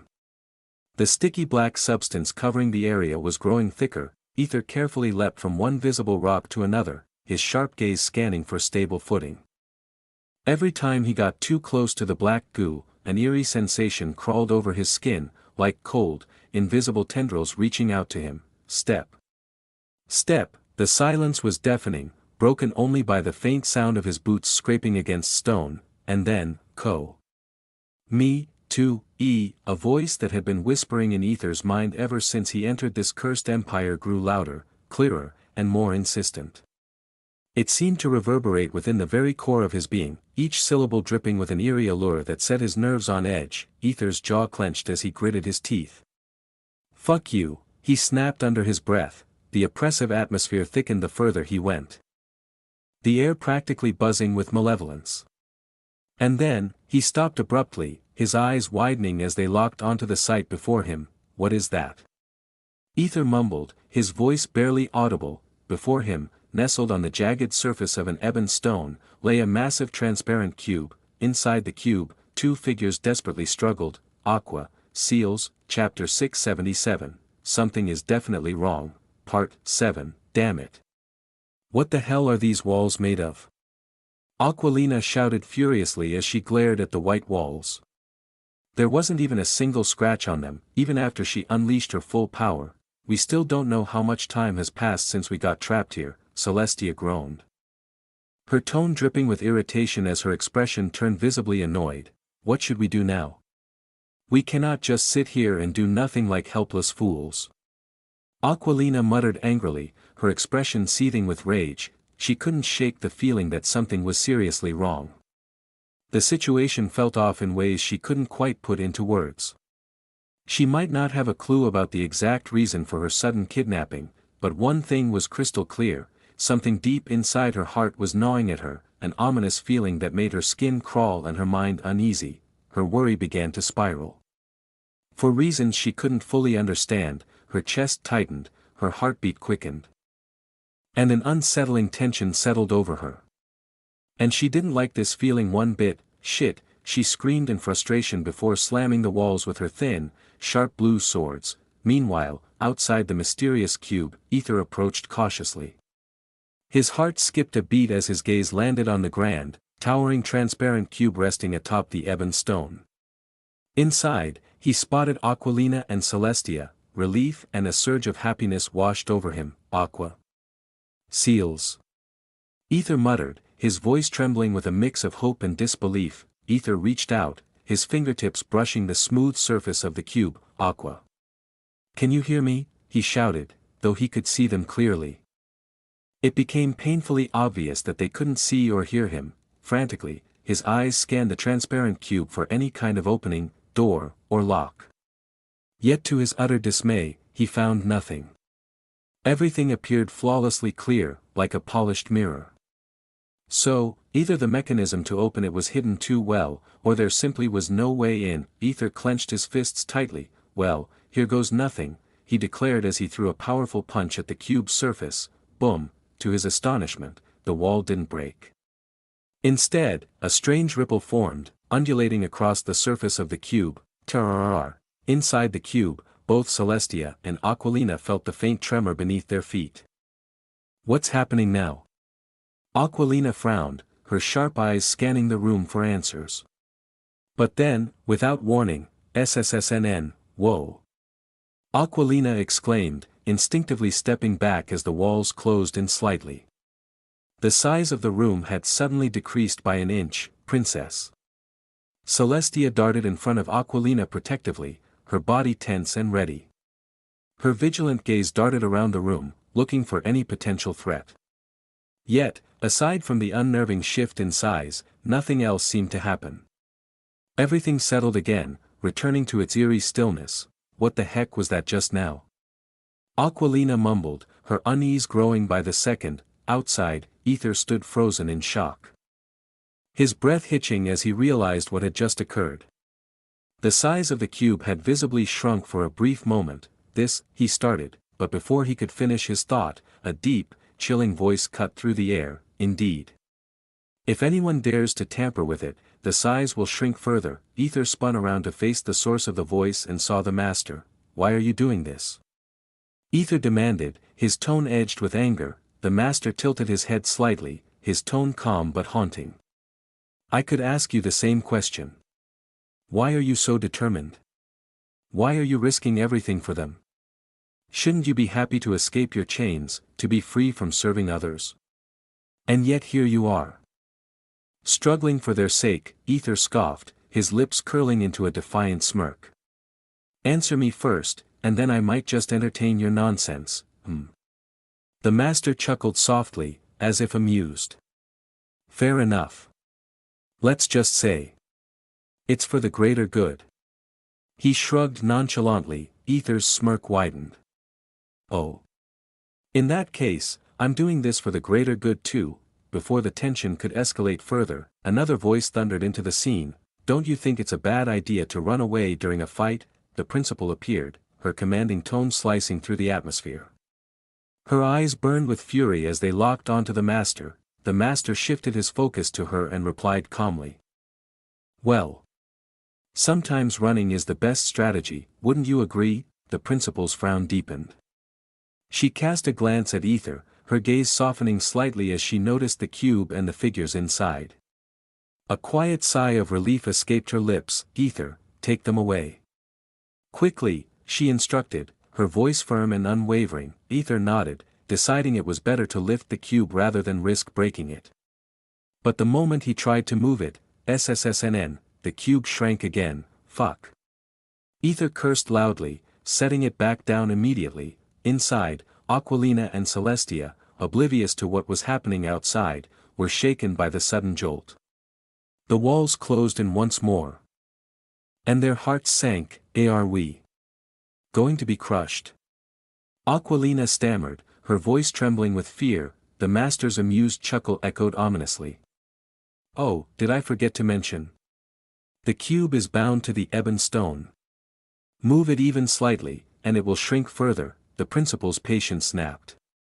She growled, her eyes blazing as she glared at the master. Why are you doing this? Let them go. They're just children. The master threw his head back, laughing darkly. Children? Ha ha ha.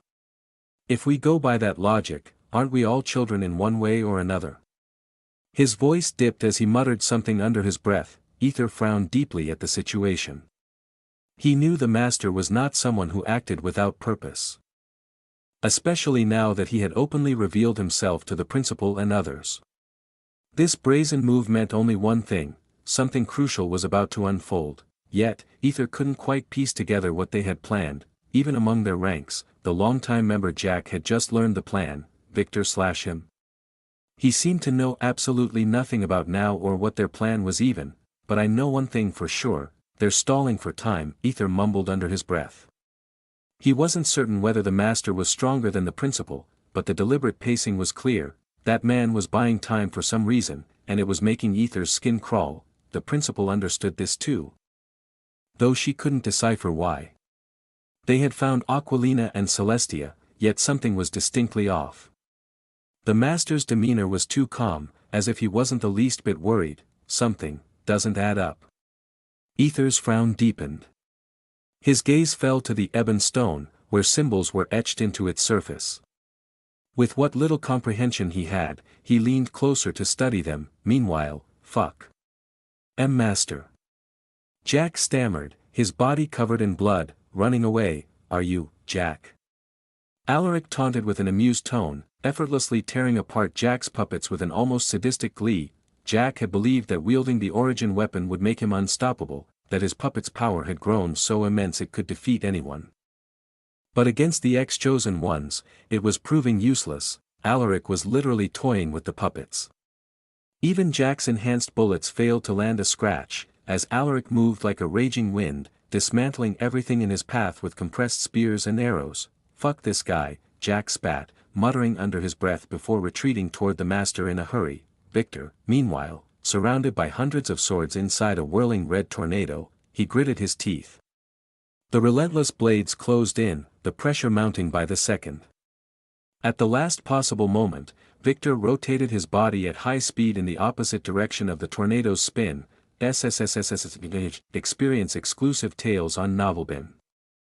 Calm. The moment the pressure peaked, the tornado dissipated as if it had never existed. You've got a lot to learn, brat, Victor said coolly, halting mid-step to dust off his clothes before walking calmly toward the master. Above, Leah was hurled through the sky, only to be caught by her aunt. She groaned, disoriented, as her mind reeled. I couldn't defeat him, Leah mumbled, her voice heavy with frustration. Her aunt smiled gently, brushing a hand over Leah's hair. You did all you could, dear, she responded softly before making her way toward the principal, holding Leah securely in her arms. Her eyes oddly stared at the principal with dangerous glint. Both sides bore their share of injuries, with at least one member on each team having suffered a severe beating. The fight, so far, seemed evenly matched. What's the real purpose behind all of this? The principal asked, her sharp eyes scanning her surroundings, ensuring her group was still intact. The master turned his gaze to Jack, who cowered visibly in fear. Then he replied, "Nothing much. Just doing what's meant to be done, meant to be done." "You mean kidnapping a child?" the principal shot back with an amused tone, her words dripping with disdain. The master's expression remained unreadable as he stared at her. "Everything has a reason, child. Whether it's us kidnapping that child or you coming here or fighting here or dying here." His tone grew haughtier, his arms spreading wide as if declaring a grand revelation. "Everything has its reason." Aether, still focused on the ebon stone, froze in shock as he deciphered the symbols. "Head of the Sovereign," he mumbled, his voice laced with disbelief. "Chuck." A sickening sound of flesh being pierced echoed through the tense air. Aether flinched, snapping his head up in alarm, his breath caught in his throat as his eyes landed on the source of the noise. A small knife protruded from the principal's neck, blood trickling down in a dark stream. "You should never turn your back on others, even if they were friends. That's so unbecoming of a sovereign." "My dear," the master said, his tone laced with amusement. He. A wicked laugh echoed through the air. His eyes darted behind the principal, and what he saw made his blood run cold. Alaric, Chapter 678, Something is Definitely Wrong, Part 8. Initially, Aether didn't understand what was written on the ebon stone, but he could more or less make out a few words that stood out amidst the chaos. "Drench in." Aether muttered under his breath, his brows furrowing as he tried to decipher the cryptic symbols. "What does that even mean?" His frown deepened when he squinted at the next set of symbols. "H. Head of, what?" he said aloud, his voice tinged with frustration. He could vaguely interpret the meaning as head, but the lingering question gnawed at him. Whose head? A chill crept down his spine as his eyes shifted toward the cube where Aquilina and Celestia remained trapped inside. Aether's expression turned grave. With a sense of urgency, he grabbed the stack of pages he had retrieved from the mysterious old mansion, spreading them out in front of him. Every word he could make sense of might be a lifeline. Come on, he mumbled, his fingers trembling as he flipped through the fragile sheets, desperately trying to string together the missing and unknown words. He was like searching puzzle letters to fix the meaning. His focus intensified as he painstakingly pieced together the ancient symbols. Beads of sweat formed on his forehead as he wrestled with their hidden meanings. "Drenched and empty," he repeated, his voice low, as though testing the word's weight. "Empty. Nothing. Nothingness. Okay. Wait." His eyes darted back to the ebon stone, its surface ominously encased in a thick, black, sticky liquid. He narrowed his eyes, his lips barely moving as he murmured, "Void's cradle. That must mean drenched in eternal nothingness." Ding, forbidden language, 45%, alright. And then head of. He paused, rubbing his temples as a sharp pain started to throb in his head. "Tough. No, wait, secure it." "No, that's not quite right," he groaned. Frustration etched into his features. Yet he couldn't stop. He needed to know what this meant. Why was the master dragging Aquilina into such a nightmare? "Tough.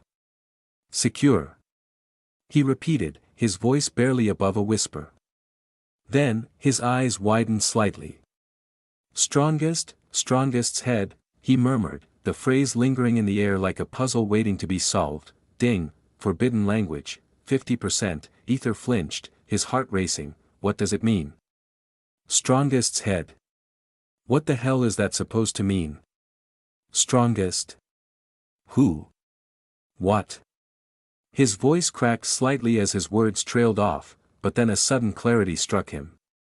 Something clicked in the depths of his mind. Sovereign's head, he whispered, the words barely escaping his lips. Chuck, the sound of flesh being pierced cut through the area, and Aether's body froze. Slowly, he turned his gaze toward the source of the sound, dread curling in his stomach like a viper. His blood ran cold. A small knife protruded from Isadora's neck, the blade gleaming wickedly in the dim light. Behind her stood a figure clutching the weapon with a twisted grin plastered across their face. "Alaric." Aether's voice broke, disbelief flooding his senses. For the first time, he felt as though his mind was betraying him. He knew Alaric. The man was insufferable, a conceited pest who prided himself on his unyielding arrogance. But even in his wildest imagination, Aether had never envisioned Alaric plunging a knife into the back of someone he had served loyally for centuries. What the?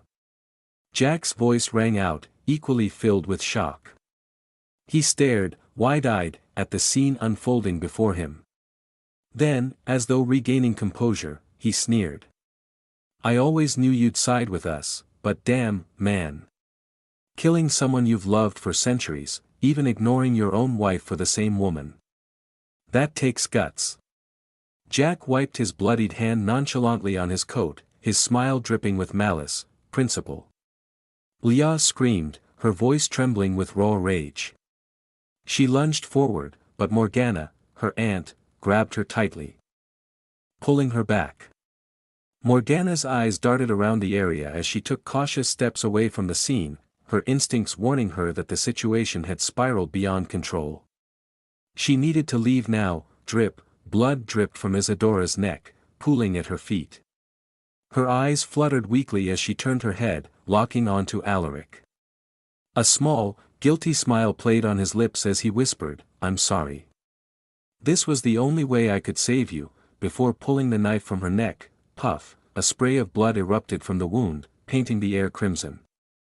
Isadora clutched her neck, her trembling hands stained red as she coughed violently.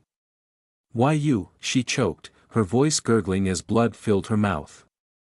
Why? Alaric's smile faltered. His voice was barely audible. This is the only way. To save you, Dora. Aether roared, taking a step forward, but Isadora raised a shaking hand, halting him in his tracks. Aether froze. What is she doing? He gritted his teeth. Through bloodshot eyes, the principal glared at Alaric, her voice hoarse but laced with venom. I see. And now everything. Everything makes sense. Why you? From the very beginning. You were the one who gave them access, weren't you? Alaric, who had worn a mask of guilt, suddenly smirked. Did you just figure that out? He sneered. Yes, from the start, I've been working with them, and only them, during the Capture the Flag event. There was no way anyone could have breached the Academy's defenses, especially in the training area where something critical was happening. It should have been impossible. Even the tampered live video feed. Isadora had dismissed it at the time, chalking it up to students receiving their core professor's help to cheat. But now, the truth was blindingly clear.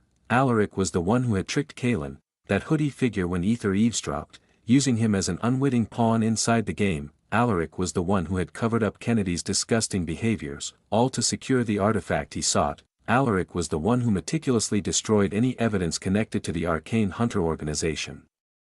He had been the one who carefully manipulated the principal, ensuring she avoided interactions with Jack and his associates, and worst of all, Alaric was the one who had orchestrated the plan to kidnap Aquilina. The principal's eyes glistened with a mix of pain and disbelief. Her voice trembled as she managed to utter, I really thought of you, as your friend, right? Alaric interrupted, his tone dripping with bitterness and disgust. Yes, we were friends, but I wanted more than just friendship. And yet, you never allowed me to get close enough. You always kept your distance, using me like a puppet. Do you have any idea how it feels? Always wagging my tail for you like a pathetic dog. Craving scraps of your attention. His voice rose, laden with frustration and an anger that seemed to have festered for years. But I never asked you, she started weakly, but Alaric cut her off with a sharp laugh. Yes, you didn't ask me to stay with you, he spat, his gaze piercing into hers, but that fucking feeling inside me. It never went away. It stuck as if you bewitched me, the love, the longing, the pain. I've always loved you, Isadora Pinkheart. And I always will.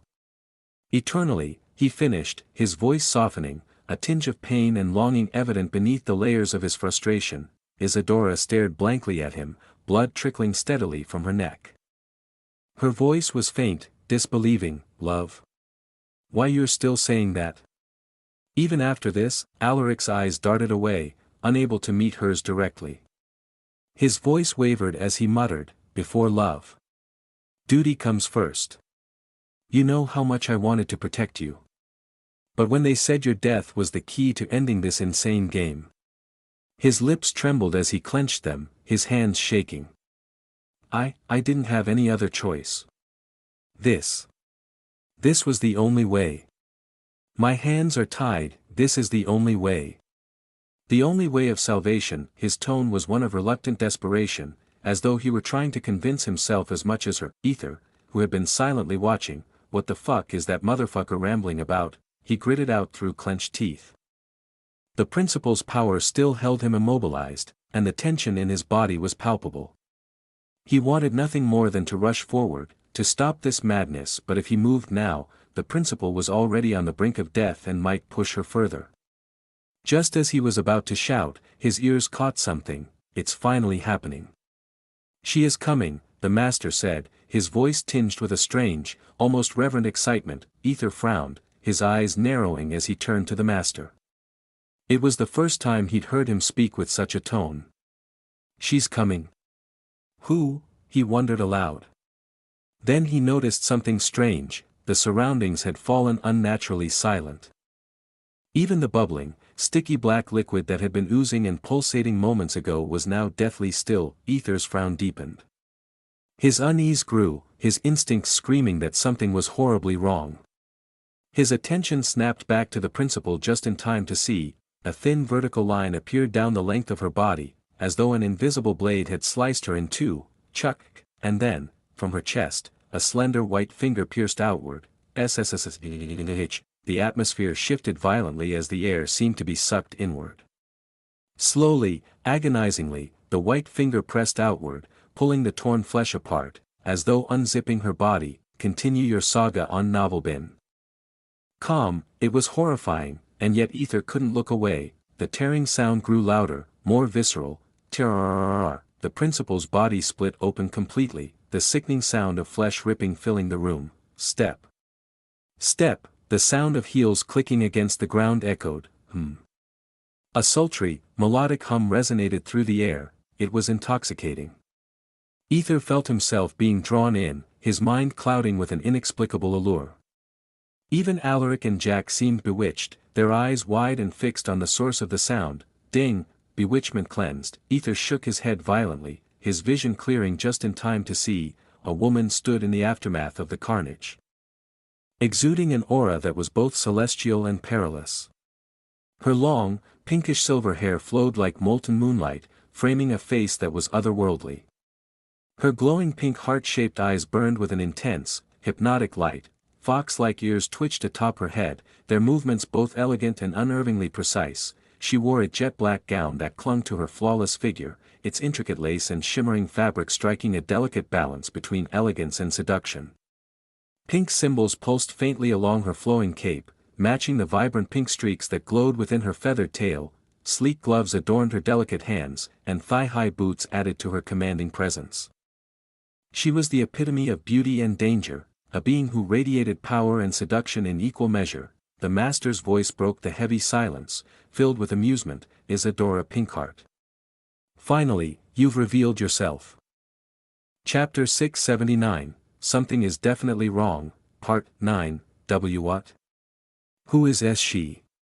Alaric stammered, his voice filled with disbelief as something strange and terrifying emerged from the principal's body. A pinkish white-haired woman with fox ears slowly turned her pure, pink, heart-shaped eyes toward Alaric.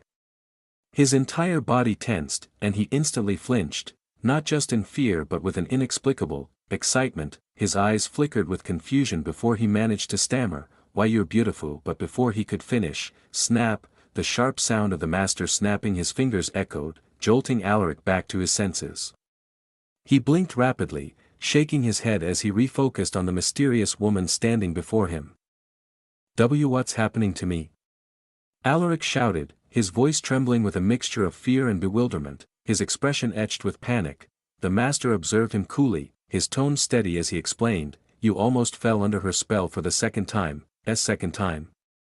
Alaric's eyes widened as he staggered backward slightly, struggling to process the master's words. The master let out a deep, haughty laugh. "Ahaha. Oh, Alaric. Don't tell me you still haven't figured it out. The real reason you've been following her around all this time has nothing to do with love or loyalty. You weren't acting on your own feelings, you were bewitched by her charm, huh? Bewitched? That's impossible. Alaric exclaimed, his voice rising with desperation. Why, you're lying, alright? There's no way. Isadora Pinkheart is no ordinary being. She belongs to the elusive and ancient fox kin, a secular tribe long thought to have disappeared, the master said, his tone grave. In fact, to be precise, she's the last of her kind. One of the mother's unique creations. He then glanced sideways at Morgana, a succubus standing nearby, and added, she is a superior and flawless version of a succubus. Morgana's lips twitched in mild annoyance, but as she gazed at Isadora's ethereal presence, she finally understood the truth. Seeing the fox bloodline before her, it all made sense now, why Isadora had always insisted on such claims. Even though Morgana had initially dismissed her, Alaric's face drained of color as dread crept into his features. He shook his head weakly, muttering, "So all this time. I was just bewitched." His eyes darted to the pinkish white-haired woman, disbelief mingling with fear, Isadora's heart-shaped pink eyes fixed on the master. Her expression was calm but unnervingly cold as she spoke, "You seem to know, far too much. I wonder who are you, ha? Let's just say I know far more than you could ever imagine, child," the master replied, his voice laced with arrogance. Isadora chose to ignore his taunt, her attention shifting back to Alaric. She began to walk toward him slowly, her high heels clicking ominously against the ground. Each step radiated an unsettling mix of allure and menace, while her soft, fluffy tail swayed gracefully in the air as her hips swayed both sexily and dangerously. Alaric found himself completely immobilized. His body refused to obey him, frozen in place as the woman stopped just inches away from him. Towering over him, her piercing pink, heart-shaped eyes bore into his very soul. Her voice, low and deliberate, sent chills down his spine as she said, "I never bewitched you. It's a mistake to think that." Then, without warning, she plunged her sharp nails into his neck. Alaric gasped, his body jolting as pain shot through him. He tried desperately to pull away, but it was as if invisible chains held him firmly in place. Panic consumed him as he realized he couldn't even muster the strength to resist. Please. Master. Help me." Alaric cried out, his voice breaking with fear. The woman before him wasn't the Isadora he thought he knew. This version of her was unrecognizable, dangerous and utterly merciless. The master sighed, shaking his head with a solemn expression. "I'm sorry, Alaric, but no one here can save you." His tone carried a faint trace of guilt. Look at my eyes, Alaric." Isadora whispered, her voice dripping with icy malice. The command sent a shiver racing through him. And against his will, his gaze snapped to her hypnotic, heart-shaped eyes. Her next words were like daggers piercing his heart. "You betrayed me. Not just me, you betrayed the students who trusted you.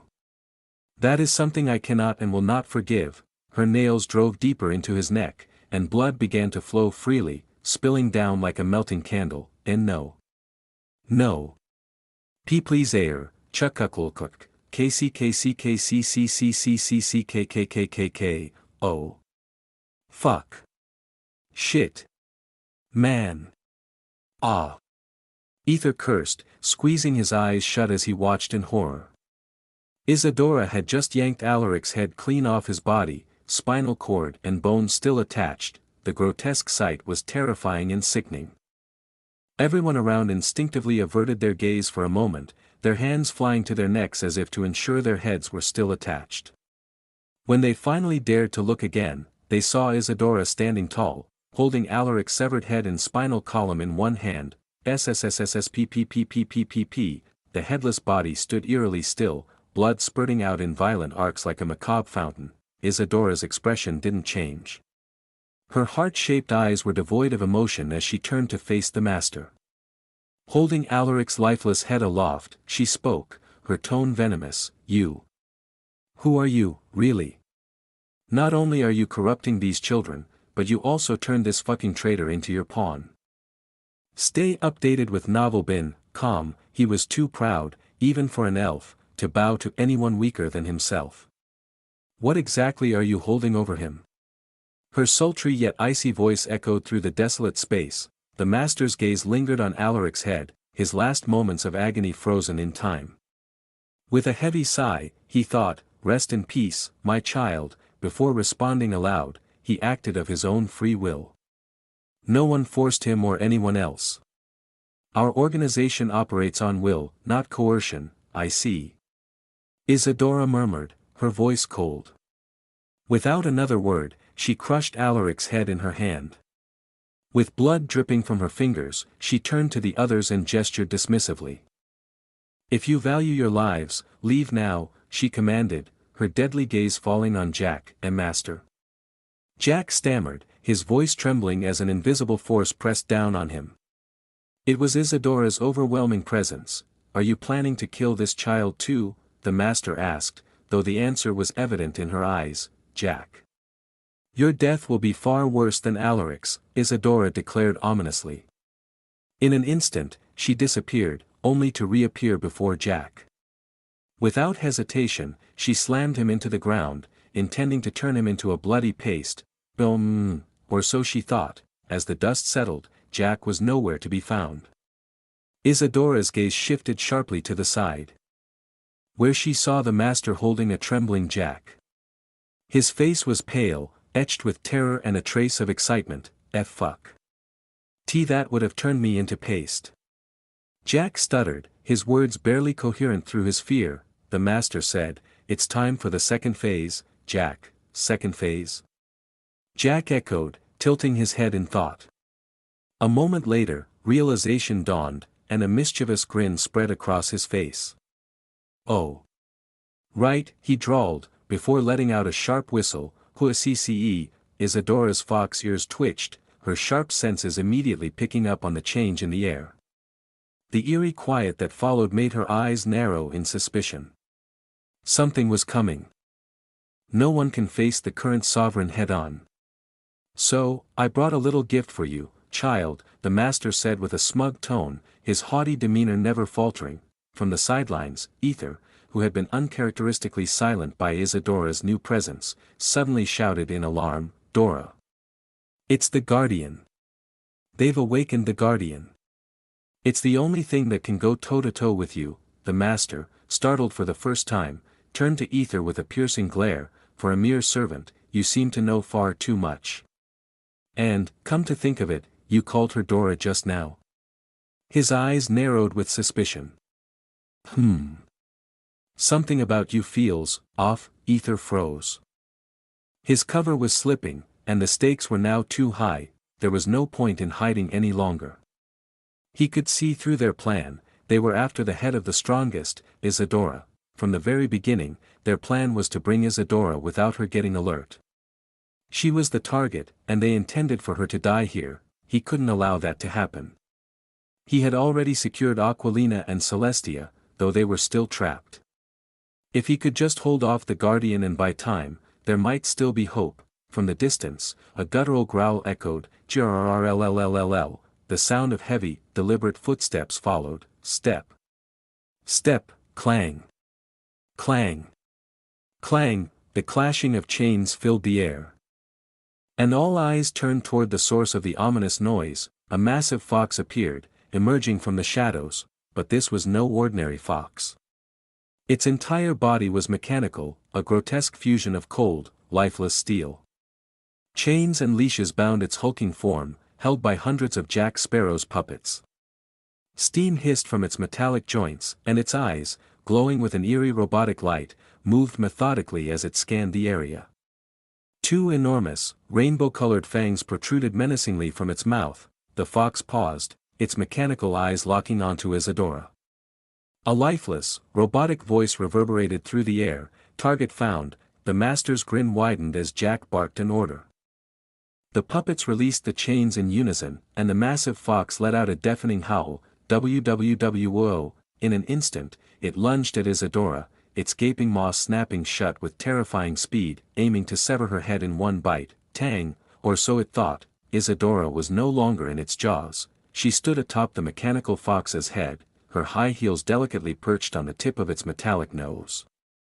Her expression was blank, her heart-shaped pink eyes devoid of fear or emotion as she stared down at the creature. "I've faced worse," she said in a low, icy voice. Before anyone could react, the colossal fox let out a mechanical screech as its legs gave way beneath it.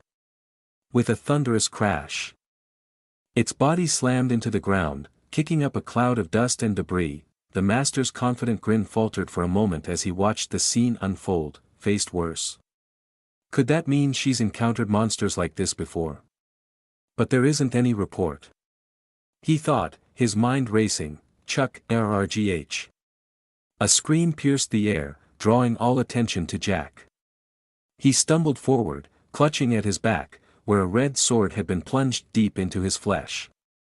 Whipping around, his eyes widened in shock as he saw Leah standing behind him, a wicked smile curving her lips. "Did you forget about me, or what?" she purred, her voice dripping with malice. "Bitch."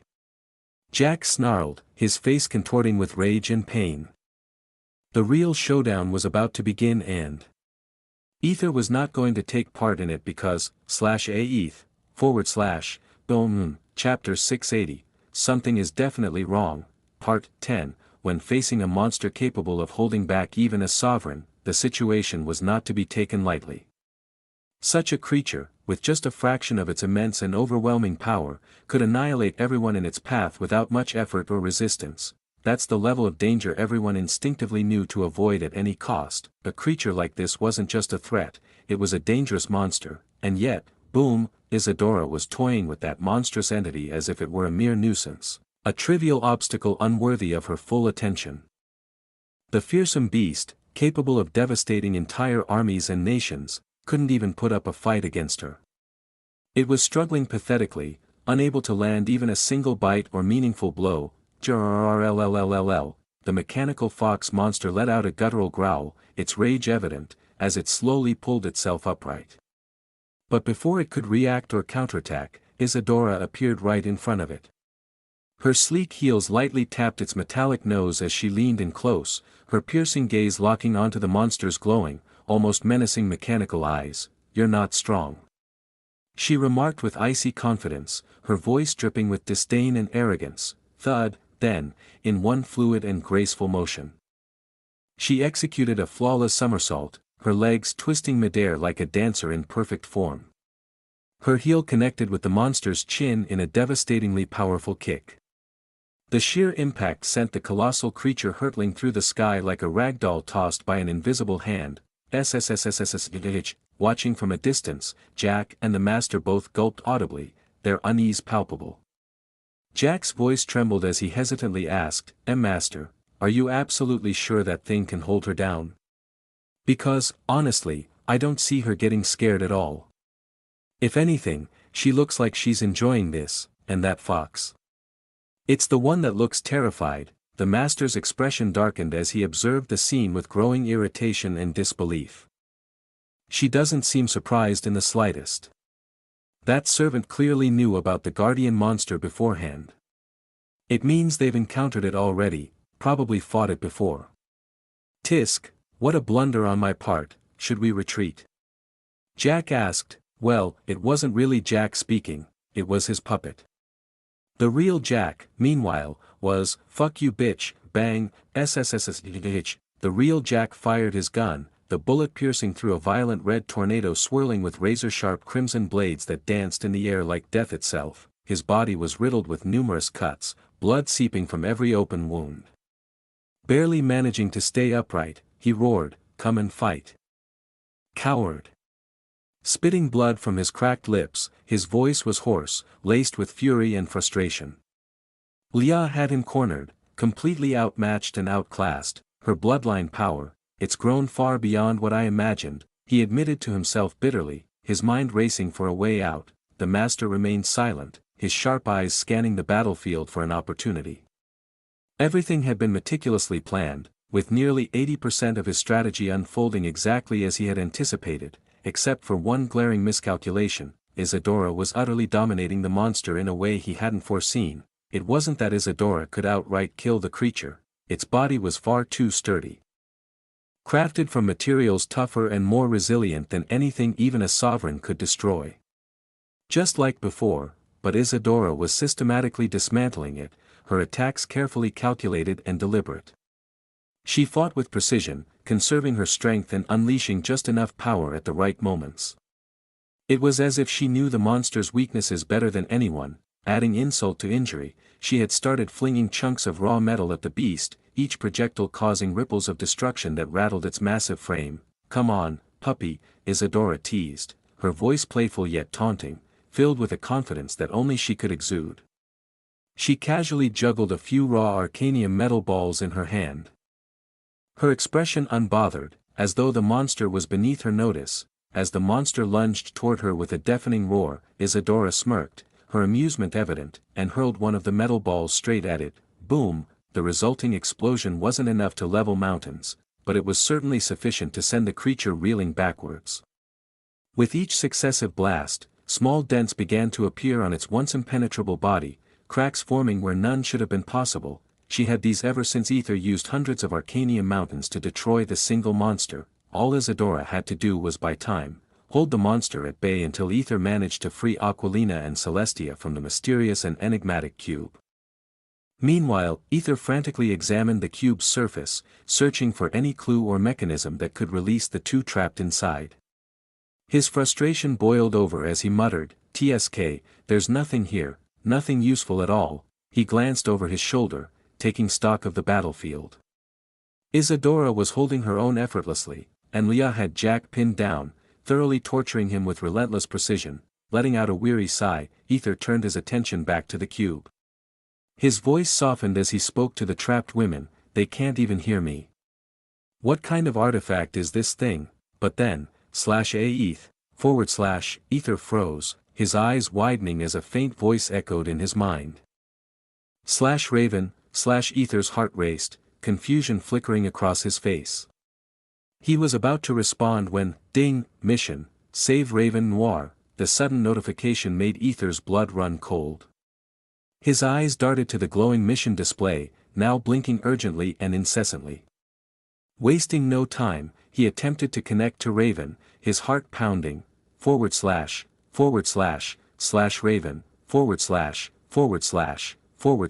// fuck.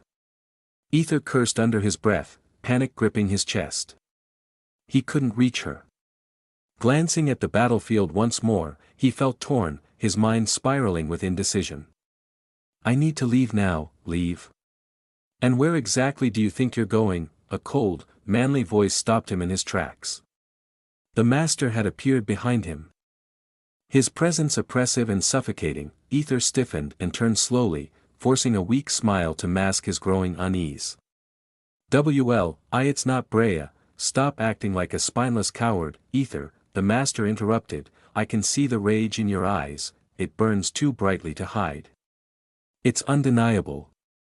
I can see it." The master's hood concealed most of his face, but as he leaned closer, Aether caught a glimpse of something unnerving, pure white eyes, devoid of pupils, staring back at him with an eerie intensity. The master sneered. "That rage, it's not the kind of emotion a servant should possess, is it?" Aether was inwardly surprised, not because of the master's pure white eyes. Maybe a little, but more importantly, Jack didn't tell him about me, he wondered, inwardly relieved yet puzzled. Gathering his composure, he responded, "Any servant who truly cares for their master would feel rage when their master is treated like this." The master blankly stared at Aether, his gaze piercing as if searching for something beneath the surface. He could see it, there was more to Aether than his words suggested. Those eyes. That rage. It was different, almost unnervingly familiar, like an indomitable arrogance waiting to explode. "You have the same eyes as me," the master murmured, his voice laced with curiosity and menace. "Tell me, how did you know about the Guardian? Have you seen it before? Where?" His tone sharpened as he added, "If you tell me everything, I'll release your princess." Aether stared back at the master, his expression unreadable. Despite the situation, his mind whirred with questions. Is he even alive, he wondered, unable to sense any force emanating from the figure before him. Finally, Aether spoke, "Do you take me for a fool?" Before he could finish, the master waved his hand. The cube holding Aquilina and Celestia shrank another inch, the movement ominous and deliberate. Aether flinched, his fists clenching involuntarily. "I can kill them too." The master said, his voice chilling and dangerous, "Everything here is under my control, Aether." Aether gritted his teeth. He knew better than to act impulsively. Any show of power could escalate the situation beyond recovery. The only reason Aquilina and Celestia were still alive was that the master needed them. But if Aether made a move, who knew what this maniac would do? This wasn't cowardice, it was calculated restraint. The other party had the upper hand, and Aether knew that if the master understood just how much Aquilina and Celestia meant to him, the leverage would only grow. Aether would become a pawn, powerless to resist. Now, he was nothing more than servant who wanted to help his master. That's it, that's how it should be for the time being. Aether forced himself to remain composed, maintaining the facade of weakness. Not every situation could be solved with brute force, and this was no mindless monster he was dealing with. This master had planned everything meticulously, even pulling the sovereign into the mess. He knew what he was doing all this time. Meanwhile, his mission tab blinked violently in his mind, a constant reminder of the stakes. Fuck. Aether cursed inwardly, his expression shifting to one of helpless determination as he met the master's gaze. "I like that expression you're making," the master said, his lips curling into a twisted smile. "Now, tell me the truth." Aether took a deep breath, steadying himself. "It happened during our visit to the Pyra Empire." "The Prink." "Say her name the way you called her before," the master interrupted, his voice cutting through Aether's words. "You seem close. What's your relationship with her?" Aether gritted his teeth. "What do you want to know? The truth or our relationship?" The master tilted his head, his expression thoughtful. "Well, just the truth will suffice for now," Aether exhaled sharply. "Dora fought a monster far larger and stronger than this weak fox," he said, his tone dripping with disdain. "Experience tales at novel bin, calm, weak," the master muttered, a hint of amusement in his voice. "Interesting words from a weak servant like yourself." His voice trailed off before he called out, "Victor." Did you lie to me?" the master asked, his tone dangerous. "What are you talking about?" Victor began, only to be cut off. "I thought you said that once I told the truth, you'd release them." Aether interjected, his voice thick with pure, unrestrained hatred. The master nodded thoughtfully before waving his hand. Suddenly, ouch! Aether grunted as Aquilina landed abruptly on top of him, the force of her fall catching him off guard, more like he was really taken aback when the master kept his words. Aquilina blinked in confusion before her eyes met his. Aether adjusted his hold on her, steadying her. "Yeah, it's me, Aether. You came to save me." Aquilina cried out, throwing her arms around him in a tight hug as tears streamed down her face. Aether softly patted her back, his voice calm and soothing. "I've got you." He turned his gaze toward the master, intending to speak, but, "I never said which princess," the master interrupted, his smirk widening ever so slightly. Aether's eyes widened in shock. How does he know? His gaze darted toward Celestia, who was still trapped inside the cube. She looked both confused and desperate, pounding futilely on the cube's walls. "Only the Empress and I knew about Celestia." Aether's thoughts raced as he glared at the master, who had shifted his focus back to Victor. "Victor, you seem to hide too many things and the situation is getting out of hand." "So," the master began, his voice low and dangerous. Without hesitation, he grabbed Victor's arm and pressed a knife against his throat. "Stop it. Otherwise, your favorite disciple will be dead," the master shouted, his tone icy and commanding. Isadora flinched at the sight. Slowly, she turned back, her sharp eyes taking in the scene. Her gaze briefly flickered to Aether and Aquilina, then back to the master. Her voice was calm but cutting as she said, "So now you're going to kill him?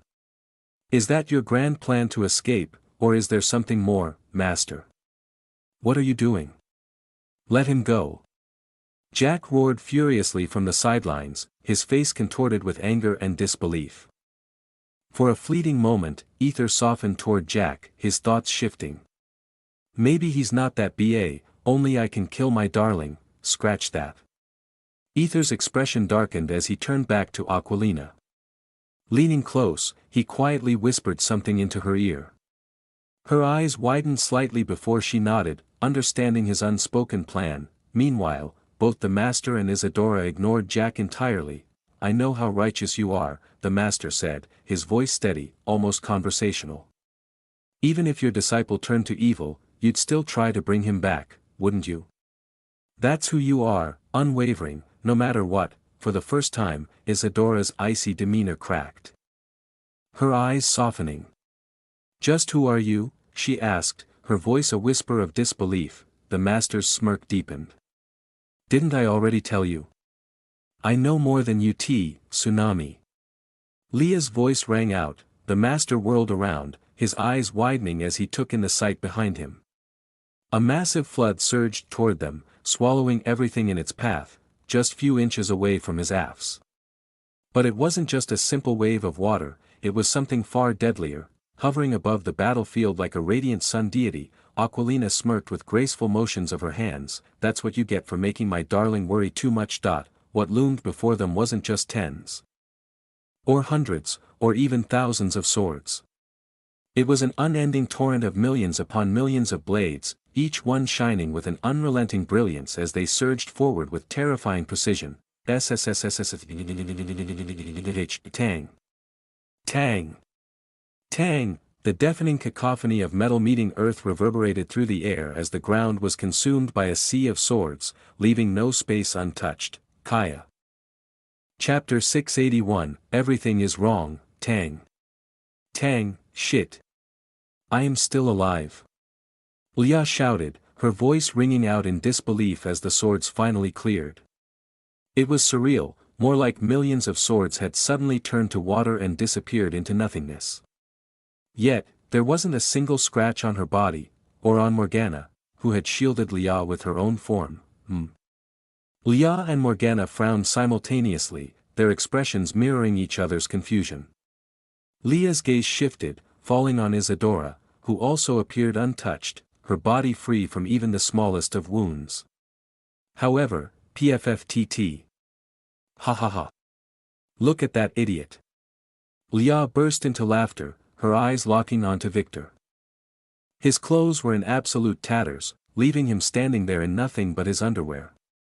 How shameful, ha ha ha, this is priceless, she cackled, her tone dripping with amusement, her hand clutching her side as if to stop herself from doubling over. But then, there isn't even a scratch on his body. Interesting, Morgana murmured, her tone contemplative. Her words made Leah stop mid-laugh, startled by the realization. Leah clicked her tongue in frustration as her eyes roamed Victor's body, noticing that he, too, was completely unscathed. Tisk, lucky bastard, Leah muttered under her breath before her attention shifted. She turned her gaze towards Jack, who was, in an entirely different state altogether. His body was riddled with swords, every inch of him pierced as blood seeped relentlessly from his wounds. Her lips curled slightly in a mix of pity and horror. Way. That must hurt like hell, Morgana nodded, her expression softening into one of quiet sympathy. It does look excruciating, she admitted, her voice tinged with genuine pity. She knew who Jack was, an important figure, one of the Empire's chosen. But with the sovereign herself present, it was clear Jack's fate was no longer her concern. Isadora's gaze lingered on Jack's broken form. Blood spilled violently from his mouth, staining the ground where he kneeled. His body quivered, swords embedded deeply into his flesh. But then her eyes shifted, to the Master. He was a vision of haunting resilience, his body impaled with countless swords, each one piercing through his frame as if to mock his existence. His once intimidating cloak was in shreds, barely hanging onto him. Yet his faceless mask remained perfectly intact, still concealing his identity from the world. This is your end, the so-called Master, Isadora declared, her voice cold and resolute. Her eyes, however, betrayed her wariness. Despite the sight before her, she felt nothing, no presence, no essence of life. And strangely, there was no blood dripping from his wounds, despite the sheer violence his body had endured, and the master's voice emerged. Weak yet eerily calm, before, Chuck, Isadora's eyes widened in shock. The swords piercing the master's body began to shift, moving unnaturally as if the flesh itself was rejecting them. Slowly but surely, tang, tang, the swords clattered to the ground one by one, each falling with a distinct metallic ring. His wounds closed almost immediately, healing as if nothing had happened. Vampire? Isadora muttered, her brows furrowed in confusion. Only vampires were known to possess this kind of unparalleled regenerative ability. Leah's face mirrored the confusion but shook her head firmly. No. I can't feel him at all. He's definitely not a vampire. Vampires could identify their own with a kind of innate signal. An unspoken recognition. But here, with the master, Leah felt nothing, absolutely nothing. Tisk, he's weird, Aquilina chimed in, her voice casual as she descended gracefully to the ground. Her movements were fluid, landing softly. She cast a smirk in Leah's direction. You owe me, she said, her tone light but laced with arrogance. Leah's lips twitched violently, her eyes narrowing as her thoughts fumed. This bitch. Ignoring their exchange, the master's body continued to recover, the last of his wounds sealing shut. Then he opened his eyes, pure white voids devoid of pupils. The sight was unnerving, and the air itself seemed to grow heavy as everyone flinched instinctively. There is no end, child, only the beginning, the master intoned, his voice deep and resonant. His gaze drifted to the fox monster, restrained and battered under Isadora's attack. Tsk, useless, he thought disdainfully before his attention returned to Isadora. It seems I must finish what I started. Isadora grinned wickedly, her lips curling into a predatory smile. I've been waiting for this moment, she admitted, her tone dripping with anticipation. Let's see if you're as powerful as you claim. She knew it would come to this, a direct confrontation, one-on-one. And she was damn sure she'd emerge victorious. After all, she was the sovereign, the pinnacle of power. Aquilina slowly stepped back, her sharp instincts sensing the imminent clash. Her eyes flicked to the cube where Celestia remained trapped. As she moved towards it, curiosity sparked in her mind. I recognize this artifact, it belongs to our empire. Why does he have it? Snap, with a sharp snap, the master and Isadora moved simultaneously. Their feet stomped the ground with explosive force, and their fists collided at the center of the battlefield. Boom! A shockwave rippled outward, the sheer force of their clash creating a deafening sonic wave. As their faces drew closer in the heat of combat, Isadora swung her other hand, aiming to blast his face. Puff, or so she thought. The master moved like liquid. Redirecting her attack in a smooth, almost graceful motion, he wasted no time. Channeling his power, he blasted the ground beneath them before pivoting and landing a powerful kick aimed at her abdomen. Thud, but Isadora reacted with lightning speed, catching his leg just in time. With a sharp swing, she attempted to slam him into the ground. Boom, however, the tables turned in an instant. It wasn't the master who hit the ground, it was Isadora. She froze in shock, her mind struggling to process what had just happened. In a fraction of a second, as she prepared to slam him down, he twisted with unnatural precision, reversing their positions effortlessly. He caught her leg, spun her midair, and slammed her down instead. It was as if time itself had bent to his will. Like a miracle. No way, this isn't possible. That's not a miracle. That man, he knows my fighting technique. Isadora's mind raced as unease gripped her heart. She wanted to deny it, to dismiss the thought entirely, but something about him gnawed at her resolve. Shaking her lingering doubts aside, Isadora stomped the ground. This time, instead of relying on her usual techniques, she drew upon what Aether had painstakingly taught her, a skill set she rarely used but now felt essential. Boom, slam, bam, thud, with a swift uppercut, followed seamlessly by a sharp lower strike, she transitioned into a powerful kick before slamming down with her full force, blasting using flames. The series of moves was executed with such precision and ferocity that the master was momentarily taken aback. Where did she learn this? He wondered as he stumbled, seizing the fleeting moment of disturbance. Isadora's hands clapped together, her movements fluid and deliberate. A colossal, air-filled hand materialized above the battlefield, its sheer size and weight daunting.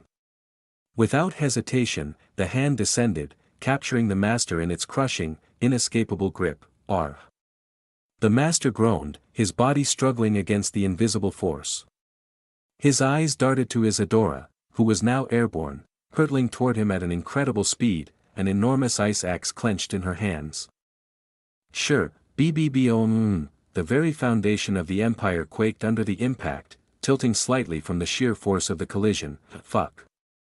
Leah shouted, she struggled to stay on her feet, the unrelenting force of the shockwave pushing her. Her hand instinctively shot up in front of her like a shield, but then her aunt stood before her, erupting the shield to protect them. Is this what a sovereign's fight actually looks like? Leah asked aloud, her voice trembling with awe and disbelief. To be honest, she was genuinely taken aback by the overwhelming display of power and unparalleled skill that sovereigns wielded with such ease. However, Morgana chuckled softly. Don't forget, dear. She has the power to destroy an entire empire without breaking much of a sweat. Hearing those words, Leah's eyes widened in shock, her lips parting slightly. As she's holding back, she asked hesitantly, what else would you expect? Morgana replied, her expression tinged with a wry smile and the weight of understanding. If she wasn't, the people of this empire would be the ones to suffer the consequences. It's not just the Empress who has the duty to protect the empire. Sovereigns, too, have their roles to play in maintaining the balance of nature. That's the law, dear. Leah blinked several times. Her gaze shifted back to the battlefield, locking onto Isadora.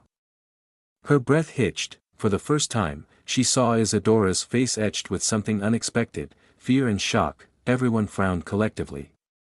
This was unprecedented. Isadora, the ever-dominant sovereign, wearing an expression of such vulnerability. Something was undeniably, terribly wrong. Their focus shifted instinctively to the master. His body was a horrifying sight, his shoulder severed almost entirely, hanging by mere threads of flesh and muscle. The cut extended halfway down to his abdomen, leaving his form grotesquely mangled. And yet, what was truly unsettling wasn't the extent of the injury but the complete absence of blood. Not a single drop stained his body or the ground beneath him. A collective shiver ran down their spines, but it wasn't over. The faceless mask that had concealed the master's identity for so long finally fell away, splitting cleanly into two shattered pieces. Thud. Thud, as everyone leaned in closer, straining to catch a glimpse of his face, a hood materialized out of nowhere, shrouding his features in an impenetrable shadow. They only managed to catch fleeting details, his pure white eyes, void of any pupils, and a massive scar etched into his face, forming a crude X across his features. And then, like a phantom, his visage vanished beneath the hood's cover. Ingent, explore more stories at novelbin.com. The group exchanged uneasy, questioning glances. Principal Aquilina called softly, her voice barely above a whisper. But Isadora didn't respond. Her face remained frozen, etched with unrelenting fear and horror. The master took a slow, deliberate breath, his chest rising and falling rhythmically. As they watched in stunned silence, his severed shoulder began to mend itself, the torn flesh knitting together with an unnatural precision and speed. Within moments, he was whole again, as if nothing had ever happened. He sighed heavily, his tone almost casual as he muttered, well, not everything goes according to plan, does it? Ha! He let out a weak, almost self-deprecating laugh, brushing off the severity of the situation like it was nothing more than a trivial inconvenience. But his gaze lingered on Isadora, who remained utterly paralyzed by fear. He sighed again, this time with a sense of resignation. I didn't expect this to happen. Well, I suppose I don't have much of a choice anymore. Time is already ticking, my plan is already messed up. I cannot delay any more, and I need to finish this. He paused, his tone softening, warmth creeping into his voice. It's been a while, hasn't it, dear Door? The sudden shift in his demeanor was jarring. His tone was filled with a strange, almost painful longing. Isadora flinched violently as if something had snapped inside her. She gulped audibly, her throat bobbing as she struggled to form coherent words. Master. S. Snape, she stammered, her voice barely audible, almost a whisper. Indeed, Leah's brows furrowed as she observed the interaction. Her expression was one of bewilderment. Who? Her lover or what, she wondered, but then her gaze shifted to Morgana, whose face betrayed pure shock. It was as if Morgana herself couldn't believe what she had just heard. "Aunt, who is that?" Leah asked, her voice firm despite the unease creeping into her tone. But Morgana's eyes remained fixed on the hooded figure, her expression blank, almost haunted by recognition. Aquilina's frown deepened initially, but then something in her mind suddenly sifted through fragments of her memory, piecing together something long buried in the past life. Her eyes widened in realization, her hands trembling as she pointed toward the master. Don't tell me. He is that. She stuttered, her voice cracking with fear and disbelief. Meanwhile, in the chaos of it all, the usual forgotten background characters had quietly disappeared, swept away when Aquilina's flood had engulfed the area. With everything seemingly under control and the master's sole focus on Isadora, Aether deemed it unnecessary to linger. He trusted that she could handle herself, and with Aquilina nearby, Celestia would eventually be freed. With his priorities clear, Aether turned his attention back to his mission. Ding, warning, teleporting to another world. Target, Pyra Fulgur, ding, -1000000 AP deducted, remaining, 3,168,021 AP, only to see, SSSSH, everything was destroyed, everything was horrifyingly, irreversibly wrong. What happened here? Aether mumbled, his voice thick with disbelief and a growing sense of dread as he stared at the scene before him. His empire was utterly annihilated, the people were injured, their anguished cries piercing the eerie stillness of the air, and the castle was silent as if nothing in there. Chapter 682 The Master's Cunning Plan, Part 1. Aether briskly walked into the castle, his eyes darting around as he searched desperately for any sign of life. But no matter where he looked or how loudly he called out, the vast halls echoed back only silence. Where did they go? Talia? Emberlyn? Aether's voice boomed through the empty corridors, carrying a mix of frustration and rising panic. Yet, there was no answer. The empire lay in ruins, its people wounded and scattered, and he couldn't wrap his head around what had caused this catastrophe. His footsteps quickened as he made his way toward the throne room. When he reached it, his breath hitched at the sight before him. The space was completely destroyed, walls crumbled, tapestries torn, and the air thick with the remnants of battle. Aether's heart skipped a beat, and a deep unease settled in his gut. Something felt profoundly wrong. The only thing keeping him grounded was the blinking signal from the mission. It was a faint reassurance that Raven was still alive, though clearly in danger. Just what the hell happened here? He muttered through gritted teeth, his hands clenching into fists. His senses strained, but he could neither see nor feel Raven's presence, or Talia, or her mother. It was as if everyone had vanished without a trace. Then, out of the corner of his eye, Aether noticed something lying on the ground. His heart sank as he realized it was a figure, bleeding heavily and barely moving. Drakkhair's? Aether's brow furrowed in confusion and concern as he leapt down, rushing to the man's side. His breath caught as he saw the extent of Drakkhair's injuries. The old man was covered in wounds, his body barely clinging to life. Aether marveled at how he was still alive. Without wasting a second, he retrieved a high-level healing potion and carefully administered it. Cough, cough, come on, Drakkhair's, stay with me, Aether urged, his voice low but firm. As the man coughed violently, his body reacting to the potion. Cough, cough, Drakkhair sputtered, his eyes fluttering open. The moment he saw Aether, his instincts kicked in, and he lunged weakly, his hands reaching for Aether's neck. But he froze mid-motion when his gaze locked onto Aether's eyes. now flickering with a distinct purple hue. "Yes, sir." "Is that really you?" Dracair's voice cracked, a mixture of surprise and disbelief laced in his tone. "Yes, it's me," Aether replied impatiently. "Now tell me, what the hell happened here? Where are Raven and the others?" Dracair sighed heavily, his breath still labored as he began to speak. "It was, those arcane hunters. They attacked us. They invaded the Empire." He slowly pushed himself up, his body trembling even as the potion worked to heal him. His eyes held a mix of pain and bewilderment as he looked at Aether. Aether's frown deepened. "Invaded? How is that even possible? The Empire is sealed off, no one can enter without permission." His voice was sharp, his mind racing. "Unless..." His eyes widened as realization struck him like a bolt of lightning. "Fuck." Aether shouted, his voice reverberating through the area. He clenched his fists, anger boiling over. That must be it. He cursed himself as he pieced it together. The Master had used the horn, the previous Dragon Emperor's horn, the very thing Aether had handed over for research and, to get the trust, that cunning bastard, Aether thought bitterly. So that's why he sent Victor away. The Master used Jack to lure Victor out of the Empire under the guise of helping. He gritted his teeth. The Master had been meticulous, planning every move to perfection. They had been searching for a phoenix, but how had they known about her presence? The answer was painfully clear: Aether had allowed people and high-ranking officials to leave the Empire. That lapse had provided the arcane hunters with the opportunity to learn what was happening inside. For others, Victor was staying in his empire. They couldn't act while Victor was here, Aether murmured, his mind racing. So they baited him away. And once he was gone, they struck. He clicked his tongue in frustration, his thoughts a whirlwind of anger and regret. "Where are the others?" Aether demanded, his tone sharp as his gaze bore into Dracair's. Dracair shook his head weakly. "I don't know, sir.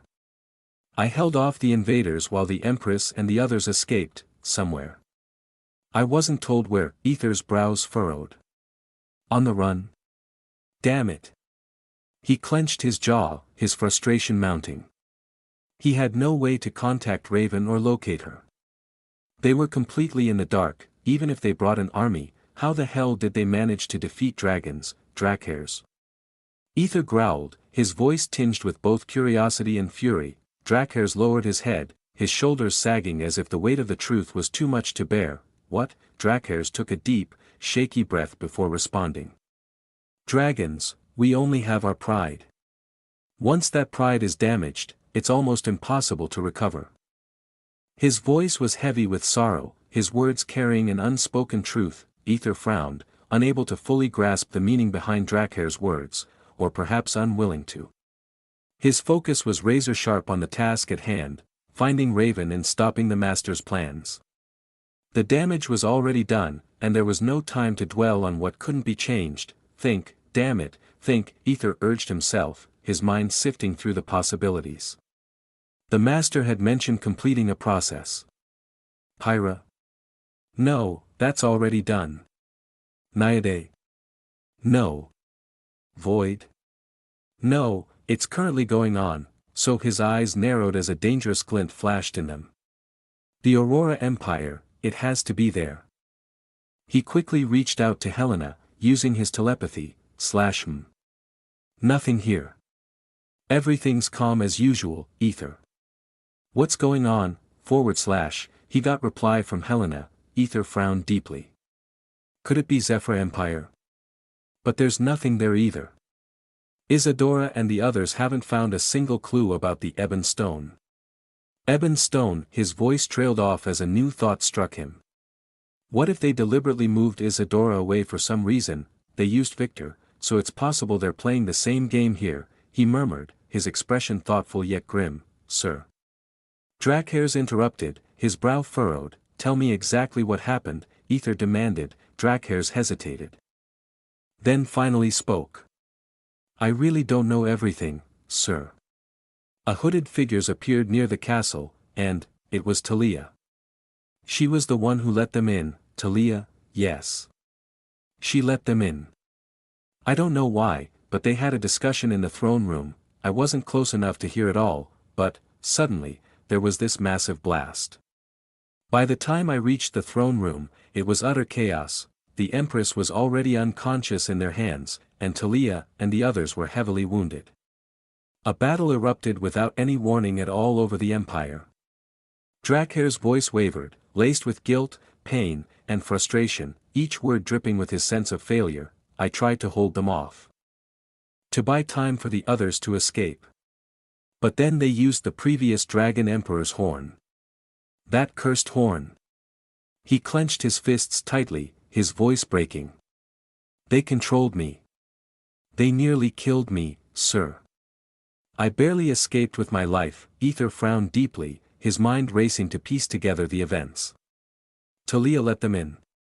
That means she either trusted them, or she was tricked. Damn it. He groaned in frustration, running his fingers roughly through his hair, but then froze as a familiar voice echoed in his mind, /Aether, / he flinched, his eyes narrowing with recognition. /Leora, / yes. I think. You need to come here quickly. The situation is escalating, / her tone was calm. But the underlying tension was unmistakable. Aether frowned further, his unease growing. What's happening, / before Leora could respond, another voice abruptly cut in, /Aether, / Melona, / come to the palace immediately, Aether. Dragons, elves are rampaging out of control, and we can't contain them, / Melona's voice carried urgency and raw fear. Aether gritted his teeth, glancing at Dracair's with a sharp nod. Take care of things here. Manage the situation as best as you can. I'll handle the rest. Ding, warning, teleporting to another world. Target, Ariones Zephyra, ding, -1000000 AP deducted, remaining, 2,168,021 AP, in a flash of shimmering light, Aether materialized in the palace. His sharp gaze swept across the throne, noting the frost that had encased it, but he wasted no time. He strode outside, his senses immediately assaulted by the overwhelming chaos engulfing the area. Boom, ttom, a powerful shockwave rippled through the air, causing the ground beneath him to tremble violently. Aether's head snapped upward. Far above in the turbulent sky, a massive brown dragon clashed ferociously with hooded figures, his eyes widened, disbelief flooding his features. What in the, Aether? He looked down sharply to see Melona rushing toward him, her movements hurried and unsteady, her face pale with fear. Aether. Why you're finally here, Melona. What's going on? Explain, he demanded, his voice edged with urgency and authority. She took a deep breath, trying to steady herself. The situation is dire. The dragon and hooded figures appeared out of nowhere near the Wood Elf tribe. They started fighting, and their battles spilled into our lands. Everything turned to chaos. The tribe all of a sudden rebelled, slaughtering everything and everyone in their path. Leora and the others are trying to stop them, but... Her voice trailed off as a deep frown creased her brow, uncertainty clouding her expression. But what? Aether pressed, his expression darkening with impatience. They're strange. Their bodies don't look normal. It's like, a guttural scream tore through the air, cutting Melona off mid-sentence. She flinched, spinning around to face the source. A monstrous figure charged toward them with terrifying speed, its distorted body bulking up grotesquely. Thick veins pulsed visibly beneath its taut skin, and drool spilled from its snarling mouth like that of a rabid beast. Its glowing, eerie white eyes betrayed no trace of humanity. Most unnervingly, a rainbow-colored arcane crystal jutted prominently from its forehead, shimmering brightly. Aether's eyes narrowed. What the hell is that? Explore hidden tales at my virtual library empire, the monstrous being roared like a mindless beast. Its massive form hurtling toward them without hesitation. Aether. Melona stammered, instinctively clutching his arm for support. She was not strong as before, now she was weak. Even a child could kill her. Aether remained calm and composed. With a single wave of his hand, an invisible force condensed into a razor-sharp ice spear. The weapon shot forward with deadly precision, piercing clean through the creature's chest. Chuck, chuck, chuck, the monster let out a guttural grunt, staggering before crumbling into a lifeless heap. Its body disintegrated into the sand, leaving behind only the rainbow arcane crystal, which lay on the ground, glinting ominously in the dim light. That was an elf, wasn't it? Aether asked coldly, his eyes never leaving the crystal. Melona nodded hesitantly, yes. He was part of the wood elf tribe. She still couldn't believe what she just witnessed. Aether crouched initially. He didn't think much, just focused on the crystal. Its surface shimmered with two tiny stars inside, glowing faintly. His jaw tightened as a theory began to form in his mind. Someone integrated the crystal into his body. That bastard. The master must have discovered those monsters and must have done something. Memories of the rainbow arcane crystal snake monster flashed through Aether's mind, the one he'd encountered during the Ebon Stone ordeal. It all made sense now. Jack was the one who found the Ebon Stone in Void Empire, so of course he too must have encountered some kind of rainbow crystal monster, and Master must have used it to his advantage. But then something clicked his mind. Wood Elf tribe. You mean Alaric's tribe? Melona hesitated before nodding again. Yes. Aether's eyes widened, realization striking like a thunderbolt. Fuck that bastard. Without hesitation, he scooped Melona into his arms, carrying her like a princess. Aether, she exclaimed, her cheeks flushing momentarily before she noticed the grave expression on his face. Show me the route to their tribe. Now, he commanded. Melona pointed in the direction. Her embarrassment fading as she sensed the gravity of the situation. Aether's gaze hardened, dread and fury swirling within him like a storm. If my hunch is correct, Alaric betrayed us all from the very beginning.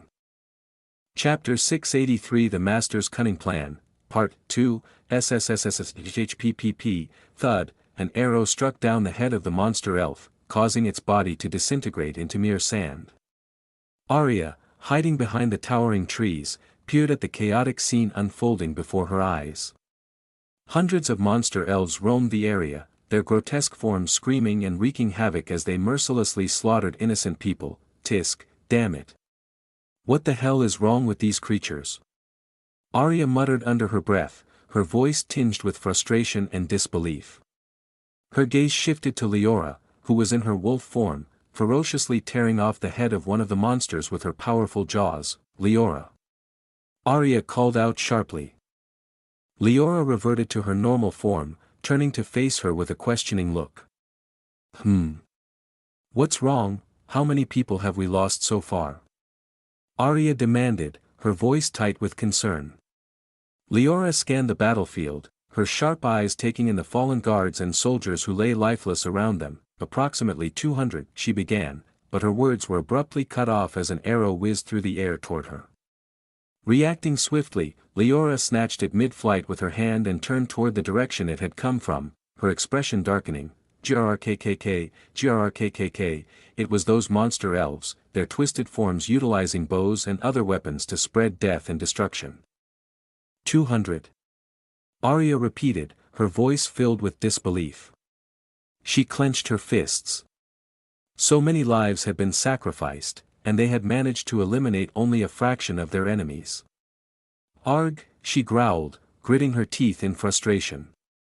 Without hesitation, she stepped out from behind the tree, knocking 4 arrows at once, and aimed at the elves wielding bows. SSSSHPPP, thud, thud, 2 of the arrows found their mark, striking the monster elves down. However, the remaining 2 escaped, retreating into the woods. Aether. Leora murmured suddenly, her voice barely audible. Arya's ears perked up, and she turned to see Leora staring intently at the sky. Following her gaze, Arya's eyes widened as she saw Aether descending from above. Carrying her mother securely in his arms, a sense of relief washed over Arya, and she exhaled deeply, as though the presence of Aether alone could assure their survival. Aether landed gracefully on the ground, his expression shifting from gentle to serious in an instant. Aether, husband, both Arya and Leora called out to him. Aether gave them a soft smile before his eyes hardened. What's the situation? He asked, his tone firm yet calm. something terrible is happening within the Wood Elf tribe, Arya began, her voice trembling slightly. We tried to enter, but these monsters, these abominations that look like elves, attacked us relentlessly. We've lost so many people. Too many, she admitted, her tone heavy with sadness and regret. Aether nodded, his eyes scanning the scene of devastation. Bodies littered the ground, many pierced by arrows or torn apart as if by feral beasts. It seems some of them have managed to retain their original abilities, Aether thought, his mind racing as he considered the implications of the rainbow arcane crystal's power. Just as Aether had used the rainbow crystal on Snowflake, the master had apparently used it on these individuals, transforming them into the monstrosities they had become. But then suddenly, Aether's hand shot out, catching an arrow aimed directly at Melona. His glare was like a dagger, causing the monster elf responsible to flinch and retreat in fear. Aether's frown deepened as he turned to Leora. "Where is Kaelin?" "Call him immediately," he instructed. Leora gave a short nod before letting out a piercing howl that echoed across the forest. Aether stepped forward, and one monster jumped towards him, but a simple wave from his hand, purple flames erupted like a wave, causing the monster to crisp. Then his voice resonated with authority as he addressed, "I know some of you still hold on to your consciousness. Listen to me, let us in, and I promise we won't harm you or your kind." "Aether, have you lost your mind? They're monsters. You can't possibly trust them." Arya interjected, her voice sharp with disbelief. The memory of their grotesque forms and the horrors they had caused filled her with revulsion. Melona, still shaken, nodded in agreement. "She is right. I've seen them up close. They're terrifying. We can't let them live," she insisted, her voice trembling slightly. Aether shook his head. "I understand your fears, but the situation isn't as simple as it seems," he explained patiently. "Their bodies have been forcibly mutated, granting them immense power rivaling that of the Chosen Ones. However, their minds have either been numbed, leaving them as mindless monsters, or they've retained enough awareness to see us as a threat and attack out of fear." He added, gesturing toward the arrows fired by the monster elves, "He tested before, so of course what others didn't know about this." Leora, Arya, and Melona exchanged uneasy glances before one of them finally asked, "Are you saying they were forced into this?" "But how, and who would do such a thing?" "Alaric," Aether replied grimly, his voice carrying the weight of certainty. Raising his voice, he called out, "I know who did this to you. It was your tribe's so-called hero, Alaric, wasn't it?" Hidden among the trees, the monster elves froze. Though they sneered, their expressions betrayed pain and anguish. "Grrrkkkk, grrrkkkk, grrrkkkk, grrrkkkkkk." The guttural sounds they made seemed almost like words, as if they were speaking to each other. Leora's ears twitched, picking up the subtle tones. "Wait, are they communicating?" she asked, her brows furrowing in confusion. Melona and Arya raised their eyebrows, equally surprised. Aether said to everyone, "Believe me, I've seen firsthand what the arcane crystal is capable of. It can turn some into mindless monsters, while others who can't handle its power literally explode into pieces. So as long as you interact with us, I promise your safety." Suddenly, one of the monster elves stepped out from behind the trees. Arya instinctively raised her bow, ready to fire, but Aether held up his hand to stop her. As Aether studied the creature, he noticed something unusual. Though its body bore all the hallmarks of a mindless beast, its eyes still had pupils, a glimmer of humanity amidst the monstrosity. "Grrrkkkk," the monster elf emitted a low, guttural sound as if struggling to communicate. Aether sighed, he shook his head, "I can't understand your words. Just lower the bow, and maybe we can figure this out together." "Father," Kaelin's voice thundered as he arrived on the scene, his boots skidding to a halt. His eyes widened in sheer disbelief as he took in the grotesque sight before him. "Holy shit! What in all the Empire is that thing?" he shouted, his tone laced with horror and confusion. The monster elf flinched at the outburst, its primal instincts kicking in as it raised its bow, aiming directly at Kaelin with a growl of warning. "You dare to point your weapon at me, you filthy monster.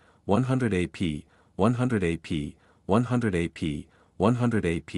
Arya exhaled a deep breath she hadn't realized she was holding, her tense shoulders finally relaxing.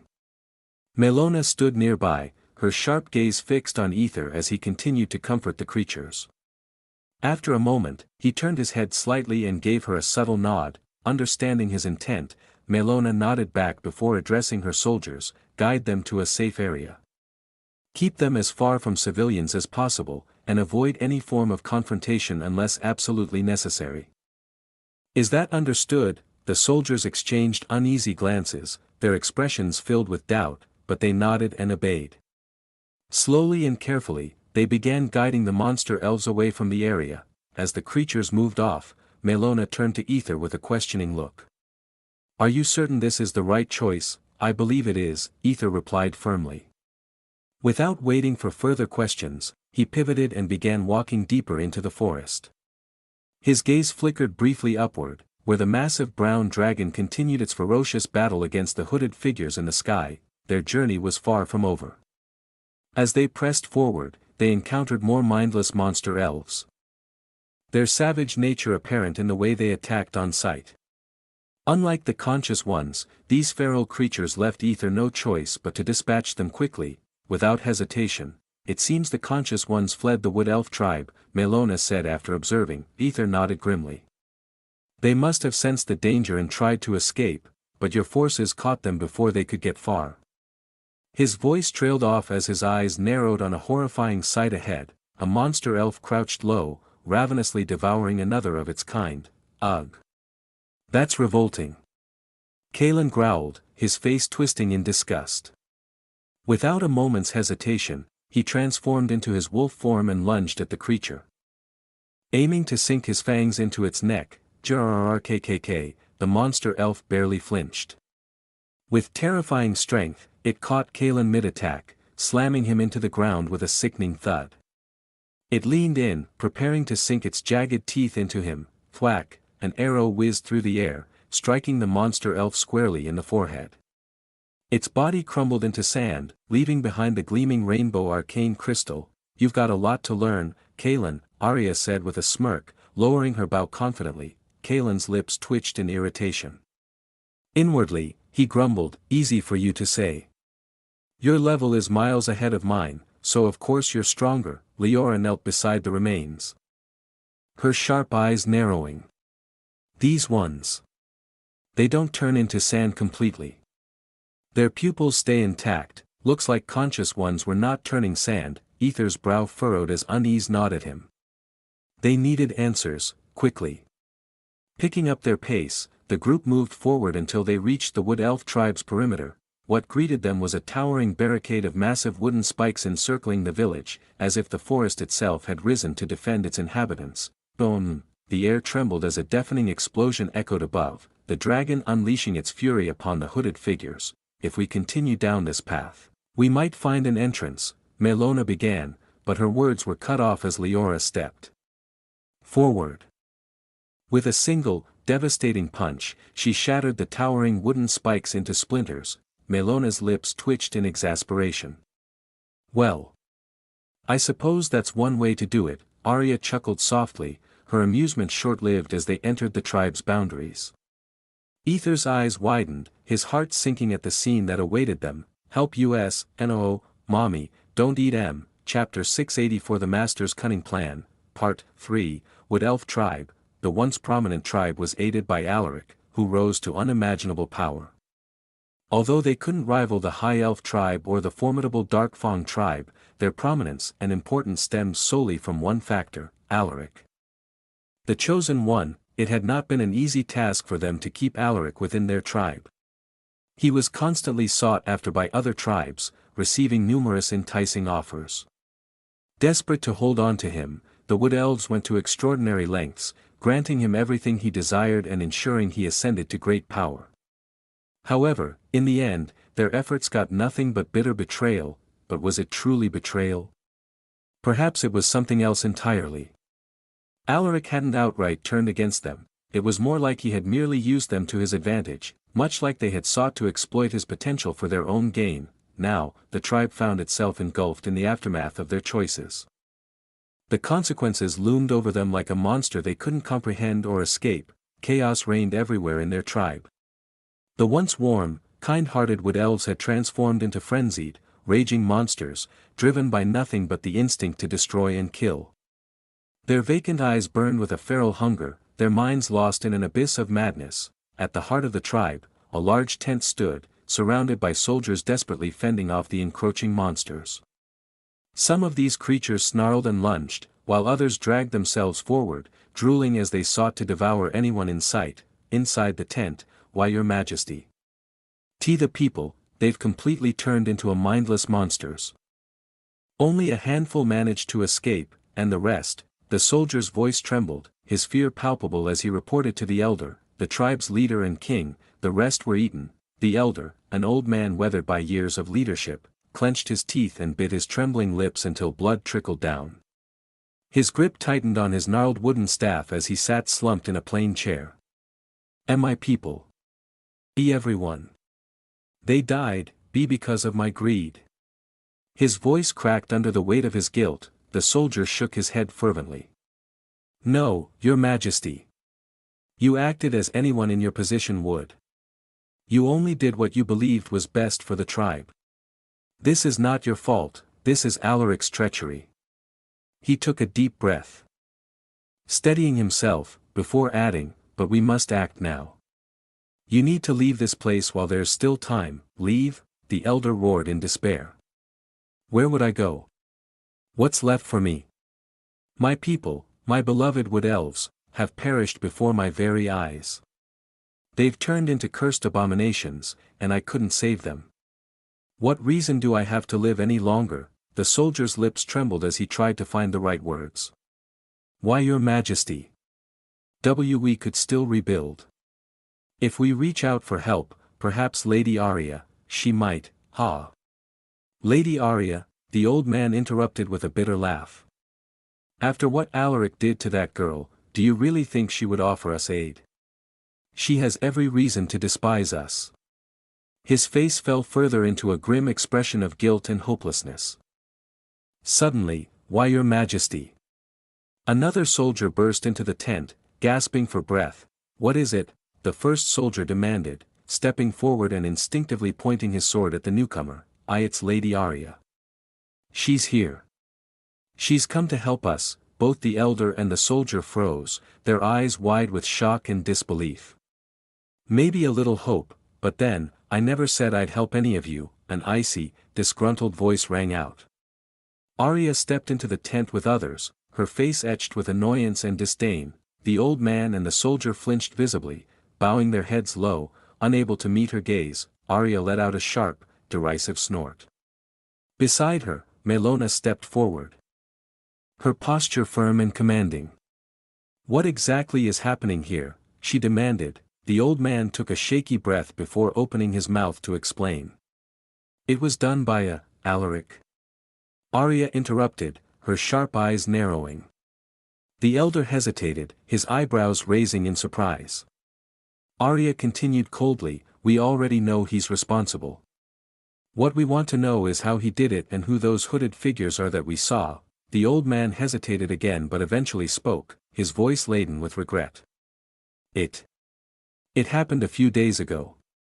Alaric suddenly appeared, and he offered us a chance to obtain. Meanwhile, in the sky, Aether floated above. Hooded figures stared at him, while a massive brown-colored dragon glared at him with a fiery, murderous expression. Aether glanced at his mission tab, which blinked persistently, and sighed inwardly. So, let me guess. You lot are from the arcane hunters, he called out, his tone exasperated but calm. The hooded figures exchanged uneasy glances, seemingly baffled by Aether's sudden appearance. Grrrll, the dragon growled deeply, its golden eyes locked onto Aether, brimming with fury. Ignoring the dragon entirely, Aether spoke again. So, are you going to tell me where Raven is, or do we have to do this the hard way? I'm all for solving this peacefully, you know. One of the hooded figures stepped forward, exuding arrogance. Brat! Get out of here before I wipe your very existence from this empire. Aether raised an eyebrow, a faint smirk tugging at the corners of his lips. Ha! Is that so? All right then, have it your way. The figure flinched when it noticed Aether's form flickered, as if vanishing and reappearing instantaneously. What the hell? The figure thought, before attempting to rally its comrades. Since he wishes to die, let's grant him Its voice faltered as it realized its companions were lying lifeless on the ground, gaping holes in their chests. The figure turned its horrified gaze to Aether, whose bloodied hand and unnervingly calm grin sent shivers down its spine. Now, Aether said with chilling composure, are you ready to talk, or should I continue? The figure visibly flinched, terror etched across its face. Moments ago, it had dismissed Aether as a mere brat, but now the suffocating energy radiating from him was undeniable, raw power capable of rivaling a chosen one's. Aether's piercing gaze flicked to the brown dragon, which had been caught off guard by his swift, merciless attack. Without hesitation, he commanded, capture him. The brown dragon recoiled momentarily before fixing Aether with a defiant glare. Who are you to give me orders? Did you forget who I am? Aether's voice was emotionless, his eyes shimmering with a dangerous, flickering purple hue. The dragon froze, its rebellious stance melting into fear. "Yes, sir," it stammered. Its once powerful voice reduced to a shaky whisper. Without another word, Aether descended from the sky. The dragon, transfixed by the sight of his commanding figure, stared in awe. It was an almost reverent gaze, but the distraction was enough for the hooded figure seized the moment to escape. Yet, a massive tail shot out and coiled tightly around the fleeing figure. The dragon sneered, its cavernous jaws parting to reveal rows of razor-sharp teeth. Where do you think you're going? It mocked, its voice dripping with menace. The captured figure whimpered before succumbing to unconsciousness. Back in the tent, Aether stepped inside, his sharp eyes narrowing as he took in the scene. An old man knelt before Arya, his frail body trembling with desperation. Please save us. Your Majesty, I beg you. I will support your claim to the throne. Just save my people. Arya glanced at Aether, her sigh carrying the weight of frustration. It's such a mess, Aether, she murmured, her voice tinged with exasperation. They say that, in their greed to gain more power and overthrow the throne, they accepted an offer from Alaric. He took the young members of their tribe. At first, they came back stronger, healthier, seemingly fine. But today, everything changed. They turned into monsters, and the plague spread rapidly among everyone else. Aether's brow furrowed. Spread? Like a zombie virus, he thought grimly. His frown deepened as he asked, do you mean it spread naturally, or did those who turned into monsters bite others, or, was there any fluid contact involved? The old man nodded furiously, desperation amplifying his every gesture. They bit others, and soon everyone changed into monsters. Though he was unsure of the human's presence, Arya's respectful tone toward Aether compelled him to answer truthfully. Aether pinched the bridge of his nose. Fuck. What have you done, fucker? He cursed inwardly, his thoughts racing. The master had clearly orchestrated something far more sinister than anyone could comprehend. Stay updated through my virtual library empire, using the rainbow arcane crystal as a powerful contagion. Spreading destruction like a zombie plague. What on earth was he expecting to achieve with this? What twisted scheme could that bastard be concocting in the depths of his mind? What possible gain could the master hope to extract from such chaos? Aether only knew whatever master did had meaning. Aether had an overwhelming number of questions swirling in his mind, and instead of finding answers, they only seemed to multiply. Suddenly, thud, everyone flinched as the brown dragon landed. Forcefully. But as they watched, its form shimmered and shifted into that of a brown-haired woman, her body marked with bloody wounds. Aether's eyes widened slightly in recognition. Liars? The woman straightened, wincing, and knelt before him. Yes, sir, she said, her voice steady despite her injuries. She lowered the hooded figure at his feet. Aether's expression darkened. He had assumed it was just another dragon, never liars. His tone turned icy. I ordered you to stay close, Raven. Mind telling me what the fuck happened? Liars began to sweat. Please forgive me, sir, she stammered. Everything happened so fast. I couldn't. She broke off as the suffocating weight of Aether's bloodlust pressed down on her. Leora's tail gently tapped Aether's back. Calm yourself, husband, she murmured softly. Aether exhaled deeply, regaining control. Liars bowed her head even lower. Her relief palpable. I failed to meet your expectations, sir, she confessed, but please, grant me one more chance. I let the intruders in because Miss Talia said they were her friends. Since they were meeting in the throne room, I wasn't allowed inside. Then suddenly, the throne room became a battlefield. By the time I entered, the Empress and Miss Talia were already gravely wounded.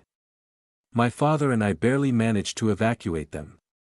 We thought the academy could protect us, but a powerful figure ambushed us upon arrival. They took the Empress.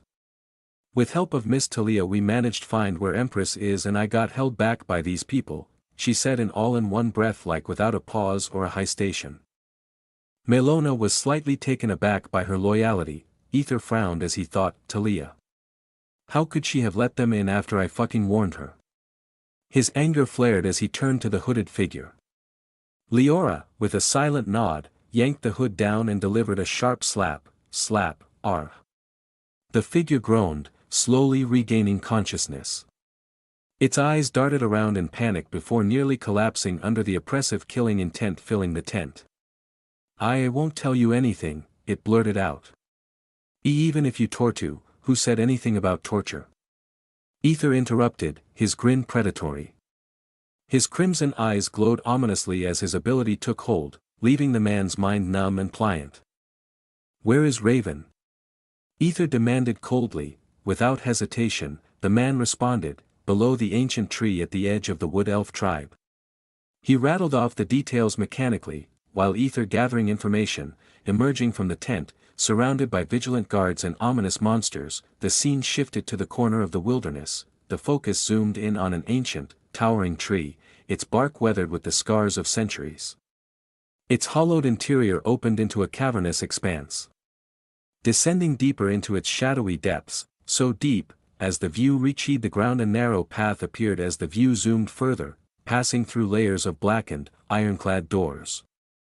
The eerie quiet was broken only by the faint echoes of distant movement. Finally, something came into view, a vast, dimly lit chamber. A/N, do you understand above 2 paragraphs, Huff. Huff. I cannot believe why you of all people would do this.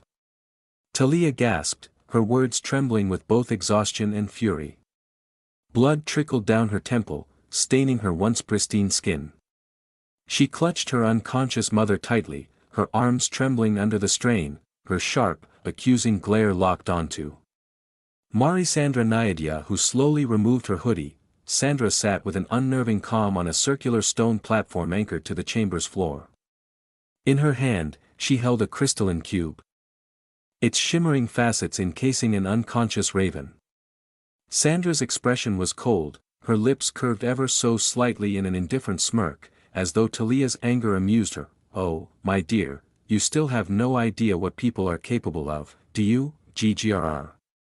Talia gritted her teeth. Chapter 685, The Master's Cunning Plan, Part 4. Aether, are you absolutely sure we can trust that man's words? Melona asked with a questioning gaze, her tone carrying a hint of doubt as they carefully trod the narrow path under the massive old tree. Aether, who was leading the group with steady steps, turned his head slightly and replied, well, we found a path, didn't we? That's a good sign. Isn't it? Melona nodded softly, acknowledging his point. It was true, they had stumbled upon a hidden path inside a tree, one so well concealed that not even the elder of the wood elf tribe had any knowledge of its existence. Trailing behind Aether, Arya wore a hesitant expression, her brows furrowed in thought. She cast a fleeting glance toward her mother, her eyes silently pleading for clarification. Noticing this, Melona let out a small sigh before asking in a seemingly nonchalant tone, so, this raven girl. Is she your target or something? Or is there more to this story? Aether, enjoy new stories from my virtual library empire. Aether, though appearing calm, sensed the seriousness masked beneath Melona's casual tone. He inwardly sighed, knowing they deserved the truth. Yes, he admitted after a moment, it's all happening because I didn't complete my mission when I had the chance. Hearing this, both Melona and Arya raised their eyebrows, their faces a mixture of shock and realization as if some hidden puzzle piece had just fallen into place. Even though Aether had spoken plainly about his mission before, something about it gnawed at both Melona and Arya. There was an odd feeling they couldn't quite shake. After all, how could anyone truly believe that a goddess would assist a mortal man in seducing women? The very idea was absurd. Who in their right mind would even entertain such a ridiculous notion? Yet, despite the absurdity, they believed Aether's words. Even if there was a chance he was lying, the doubt remained faint. Until now, they saw the truth with their own eyes. Arya's face turned pale, her voice trembling as she stammered, So, all this death, it's because of your mission. Because of you. Her words faltered into a faint gasp. Melona immediately reached out and clasped her daughter's hand, her expression softening. It was clear she, too, was struggling to process the weight of Aether's revelation. Meanwhile, Lyres and Kaelin exchanged confused glances, their brows furrowed deeply. Whatever Aether had just confessed was beyond their understanding. Leora, however, merely shrugged, her indifferent attitude showing she couldn't care less. As they ventured deeper into the path, they were met with an unexpected obstacle, a massive black door blocking their way. Leora, without a second thought, clenched her fist and delivered a solid punch to the door. To her surprise, it didn't even leave a scratch. It's tougher than it looks, Leora muttered, her frustration evident as she tightened her fist, preparing to unleash her full strength. Just as she was about to strike again, Aether stepped forward, holding up his hand to stop her. "If you use your full power here, the ground will collapse beneath us," he warned, pointing toward the cracked ceiling above them. Evidence of her previous attack, Leora lowered her fist reluctantly, stepping aside as Aether approached the door. He ran his hand along the surface, frowning in thought. It feels similar to that material they used in the castle's construction," he mused aloud. Then, turning to Liars, he called out, "Liars. Over here." The brown-haired woman stepped forward, nodding in understanding. Her hands transformed into enormous dragon claws as she approached the door, slinning, with a swift motion, she carved an X mark into the black metal wall, her claws slicing through it as though it were nothing more than butter. Aether frowned as realization struck him. The enemy had deliberately restrained Liars. Knowing full well how easily she could tear through their defenses, that master. Aether's frown deepened as his mind churned. Just how far ahead had that man planned all of this? Arya and the others were visibly surprised as they stepped through the now open doorway, returning once more to the narrow path that stretched ahead of them. Kalen, though silent, couldn't contain his curiosity. Questions burned in his mind. What was truly happening here? Why was a dragon bowing to his father?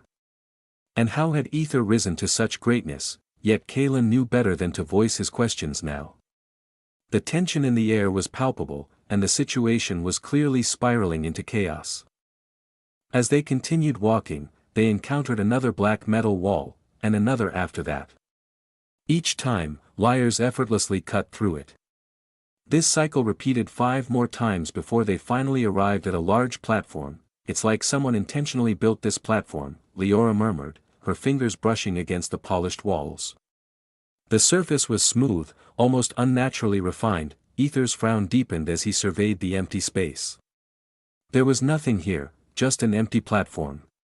Did he lie to me? Aether wondered. Yet, he trusted his instincts. His skill had worked on the enemy before, so something had to be here. Or perhaps, even that man didn't have all the answers. While everyone scattered to search the platform, Kalen paused, his eyes catching something on the ground. "What is this?" he muttered, crouching to pick it up. The others turned to face him, their curiosity piqued, everyone except Leora, whose wolf ears twitched as she pressed them against a wall, listening intently. Aether's gaze locked onto the blue horn Kalen held. Liar's eyes widened in shock as she exclaimed, "Yes. That's it. That's the thing they use to control us, to render us immobile. How on earth do they have it?" Aether bit his lip, his expression grim. "What's this?" Arya asked, her tone curious yet cautious. Liars let out a heavy sigh. "It belonged to the previous Dragon Emperor. It has the power to control us, to strip us of our will." "Oh my." Melona raised an eyebrow, her intrigue evident.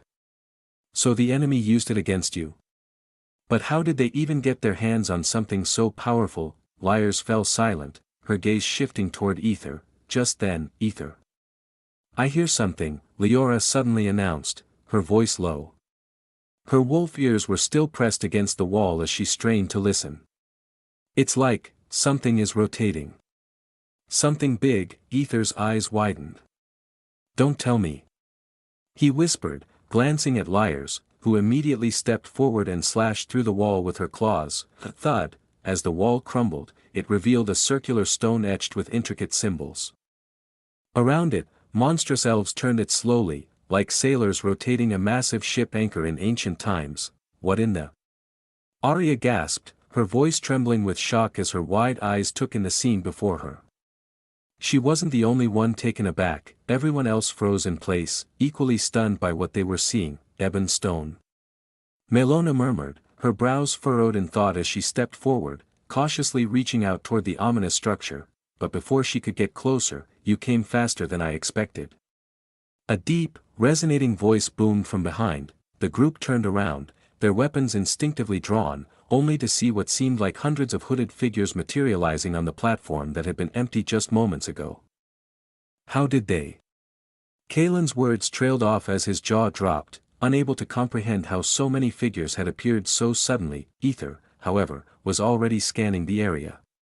His sharp eyes caught sight of a small, almost paper door etched into the wall. Clicking his tongue in frustration, he muttered, "An ambush, huh?" Without lowering his guard, he stepped forward and demanded, "Where is Raven?"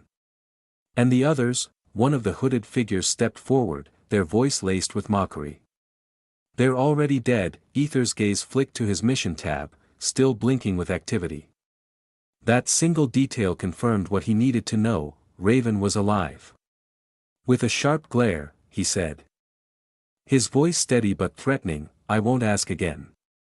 Tell me where they are." Purple sparks crackled ominously around his fingertips, and the air around him charged with energy. Foo. My, aren't we intimidating?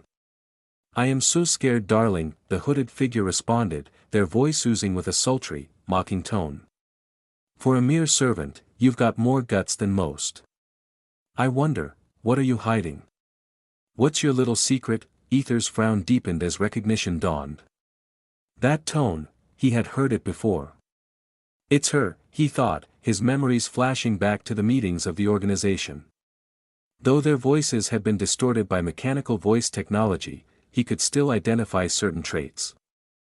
According to Aether, who listened to their tone during the meetings, he recalled 5 distinct personalities. According to Aether's: 1. The Master, shrouded in mystery; 2. A resentful figure who had vehemently opposed Victor's entry into the organization, likely Alaric, whose betrayal now made perfect sense; 3. A shy individual who rarely spoke; 4. A curious person deeply fascinated by technology; and finally, 5. A woman, a confident, flirtatious voice that carried a sultry undertone, though Aether didn't know it was new that was a woman, especially since it was a slut-try voice. Now, standing before him, was the 5th figure, her identity unmistakable. So, they're all moving now. Aether thought grimly, his expression hardening as he turned to his group. Without hesitation, he gave the order, "Kill them," but before anyone could act, "Hold on, dear," the hooded woman interjected, her voice dripping with amusement and menace. "Why so fierce? Do you even know where you are? What if you attack us and we decide to eliminate the people you came to save?" Her words were laced with a chilling mix of playfulness and threat. Aether's lips twitched in irritation. "Here, I thought you'd already killed them," he said dryly. "Of course, we will, eventually," she replied with a wicked grin. "The process isn't complete just yet." Aether's eyes narrowed as he turned his gaze back toward the monstrous creatures rotating the ebon stone.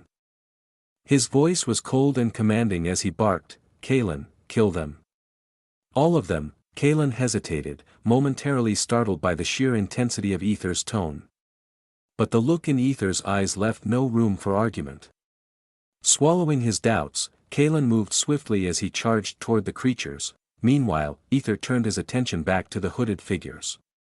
His voice was laced with mockery as he said, "Well, looks like your process won't be finishing today." With a wave of his hand, a barrage of razor-sharp ice spears materialized in the air, shooting toward the gathered enemies in a deadly storm. But before the spears could land, another figure stepped forward from the shadows. With a single wave of their hand, a massive wave of water surged forth, swallowing the ice spears as if they were nothing. Foo. "It seems we have the upper hand, don't we?" the hooded woman said, her tone brimming with smugness as she lightly patted the shoulder of the figure who had neutralized Aether's attack. Aether clenched his fists, his frown deepening as he glanced at his group. "You all handle the rest. I'll take care of these two," he said firmly. Aether, they feel STR, Arya began, her voice trembling with concern, but Aether cut her off with a sharp glance. "So do I," he said, with a snap of his fingers. He surged forward, his hands closing around the 2 figures like a vice. Before they could react, he slammed them against the wall with a force that made the ground tremble, their bodies crumpling like rag dolls. Arya blinked in surprise, her lips parting in awe before a confident smile spread across her face. "Everyone, attack," she shouted. Chapter 686 Master Cornered Aether, Part 1, RRHH. Kaelin roared, his voice echoing through the chaos, as he violently ripped off one of the monster elves, turning the ebon stone in the process. Yet, the creatures paid no attention to him or their own injuries. They remained fixated on the ebon, diligently rotating the stone, showing no interest in either protecting themselves or eating Kalen. Kalen frowned deeply. "What's wrong with these monsters?" he muttered under his breath, his voice laced with confusion.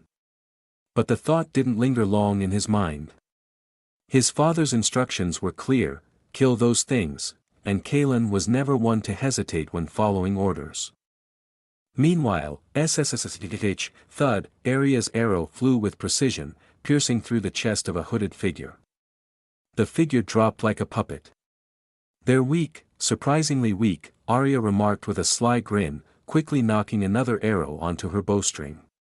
Her sharp eyes darted between targets as she unleashed a flurry of arrows at the hooded figures. She wanted to end this battle swiftly and join Aether, who was locked in combat with two hooded figures that exuded a far more menacing aura than the rest. On the other side, Leora protecting Melona.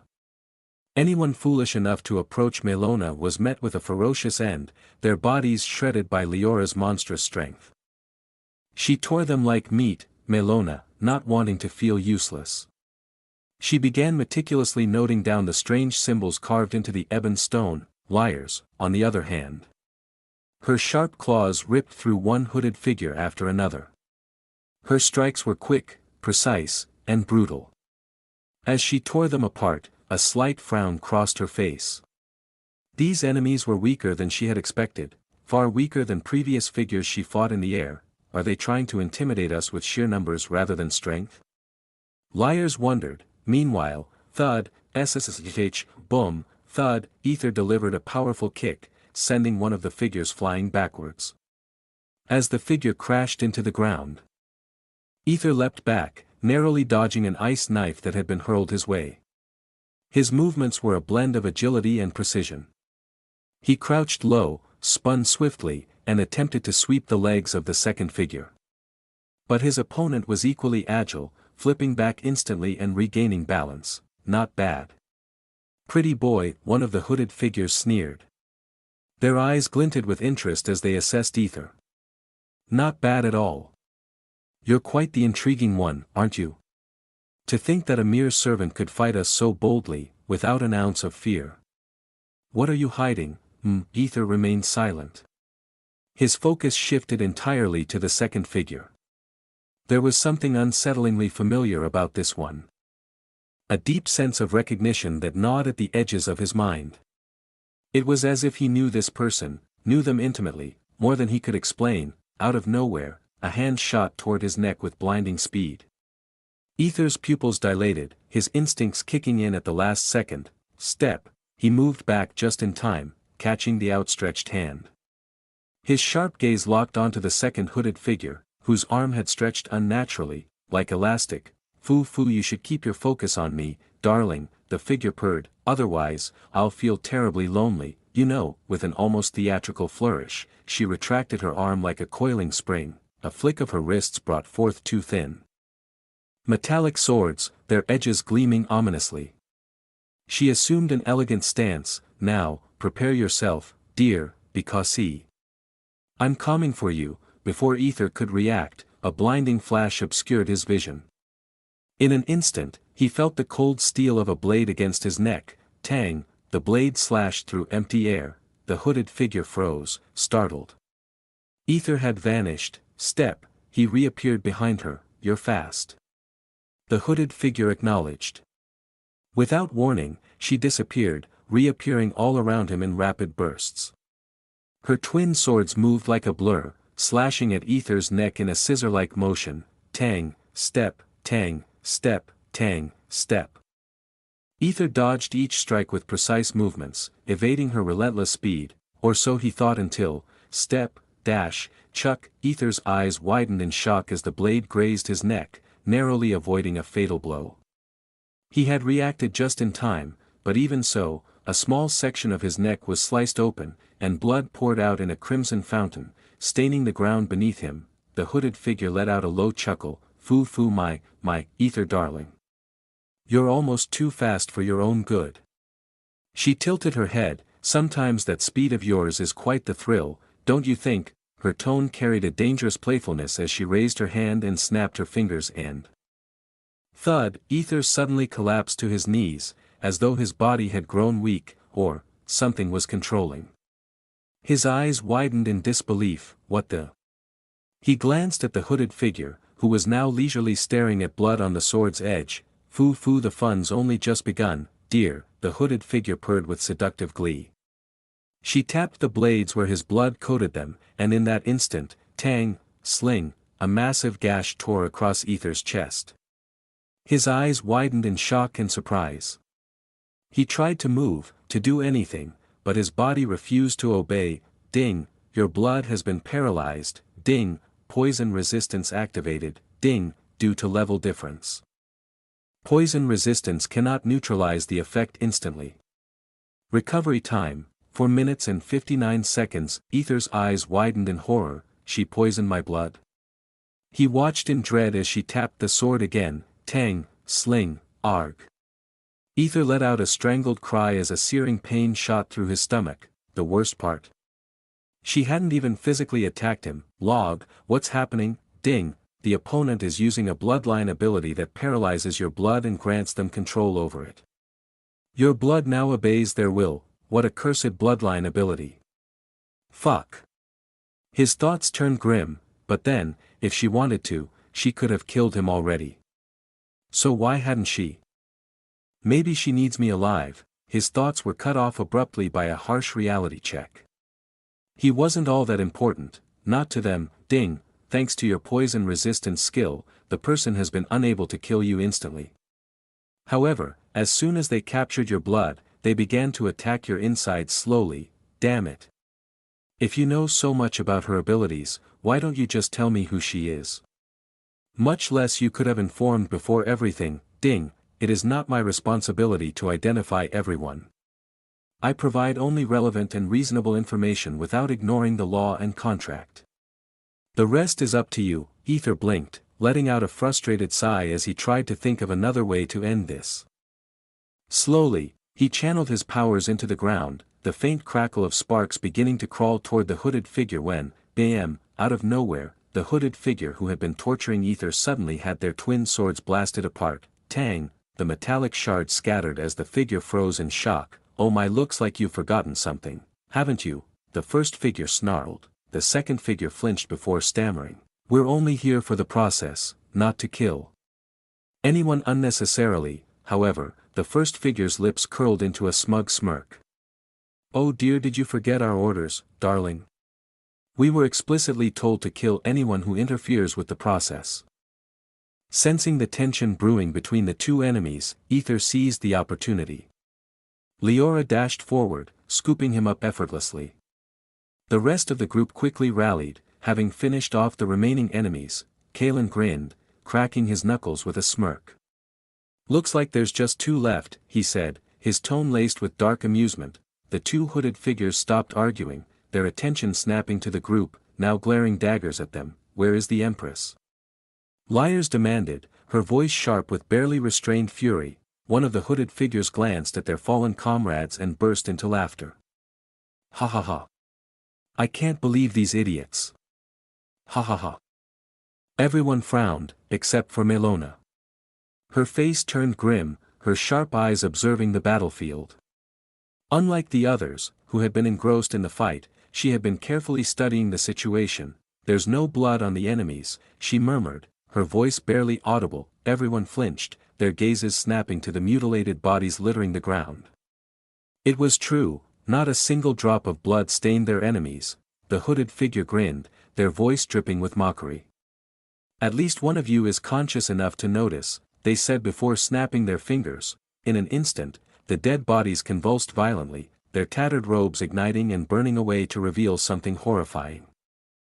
Embedded across their bodies were rainbow arcane crystals, but they were so weak. Liars stammered, her brow furrowed. She knew well that those possessing rainbow crystals should be far stronger. Yet these enemies had been shockingly easy to kill. However, her thoughts were interrupted as the rainbow crystals began glowing, one after another, their brightness intensifying. Aether's eyes widened in realization. Everyone, run, he shouted with every ounce of urgency he could muster. Without hesitation, the group bolted as the 2 remaining hooded figures just used a picture door. And, a deafening explosion ripped through the wood elf village. The ground collapsing and caving in under the immense force. The devastation was absolute.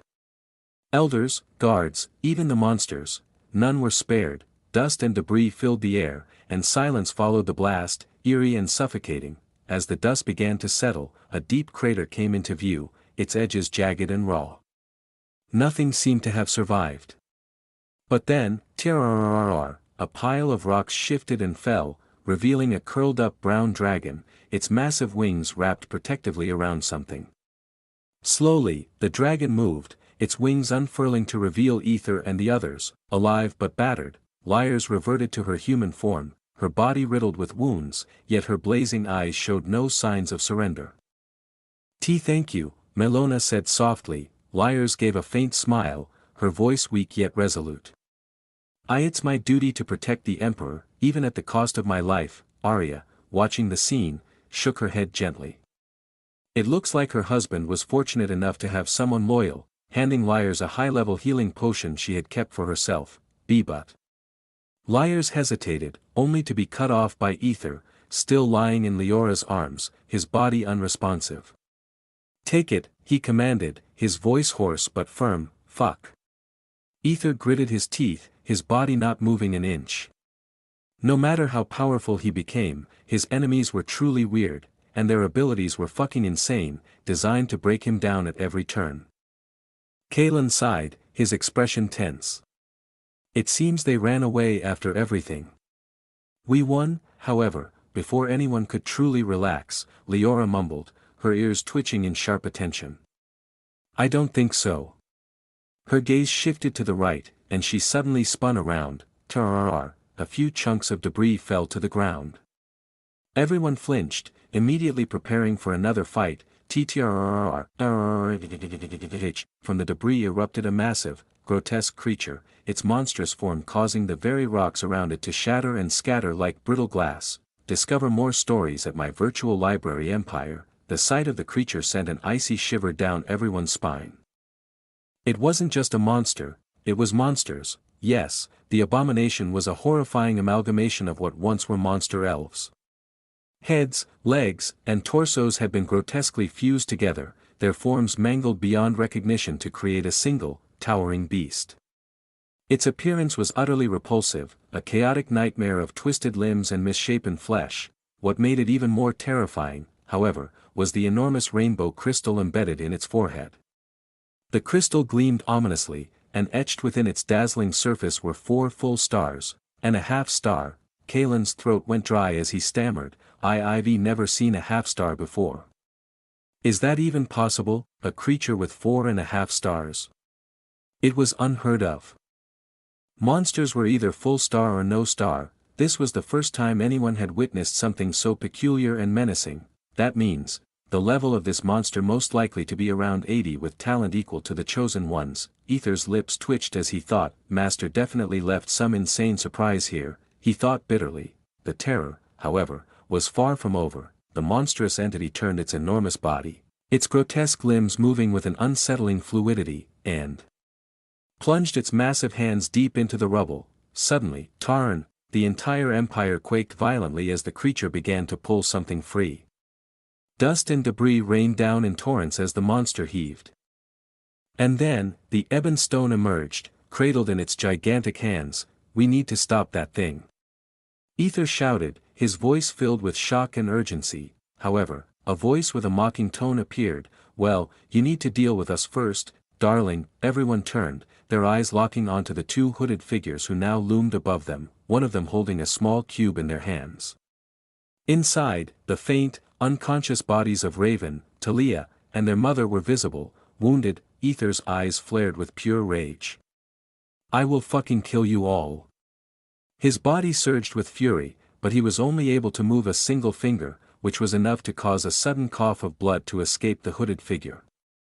The hooded figure who had control over his blood, what the hell is he? She wondered inwardly, wiping the blood from her lips as she met his furious gaze. Chapter 687 Master cornered Aether, Part 2, the abomination of monstrous elves, which had fused into a single terrifying entity, slowly pulled the massive ebon stone from the underground.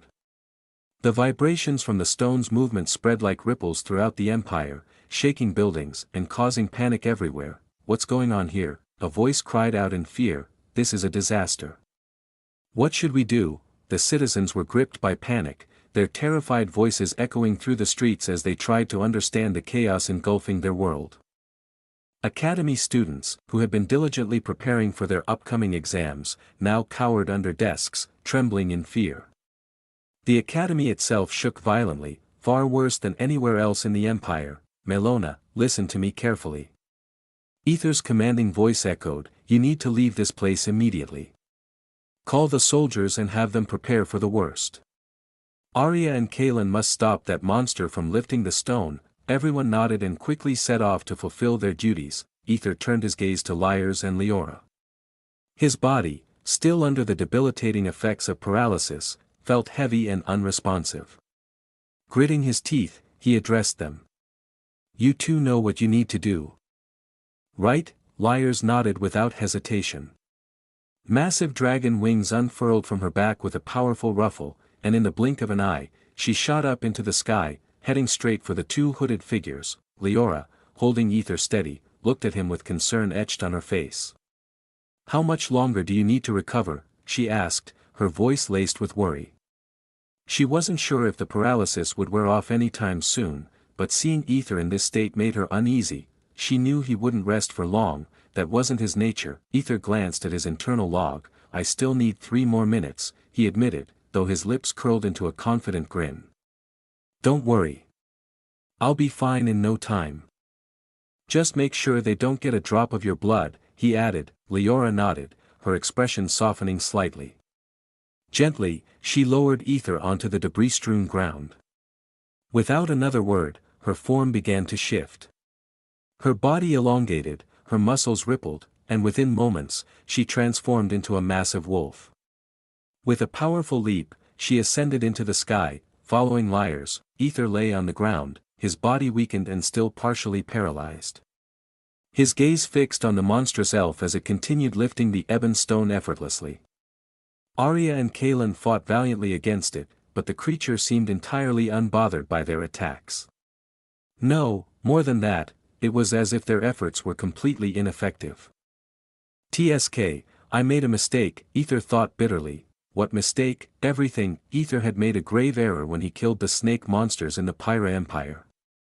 He had thought nothing of it at the time, dismissing them as mere pests to be exterminated, killing them, and now others were paying the price. The chosen ones were struggling against a foe unlike anything they had faced before.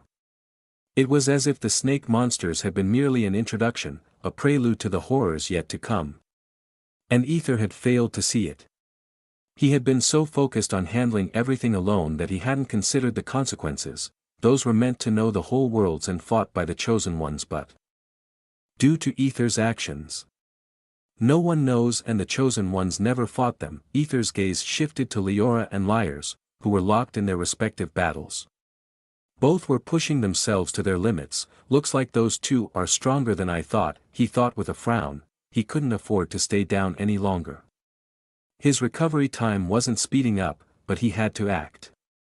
Closing his eyes, Aether took a deep, calming breath. His body was paralyzed, yes.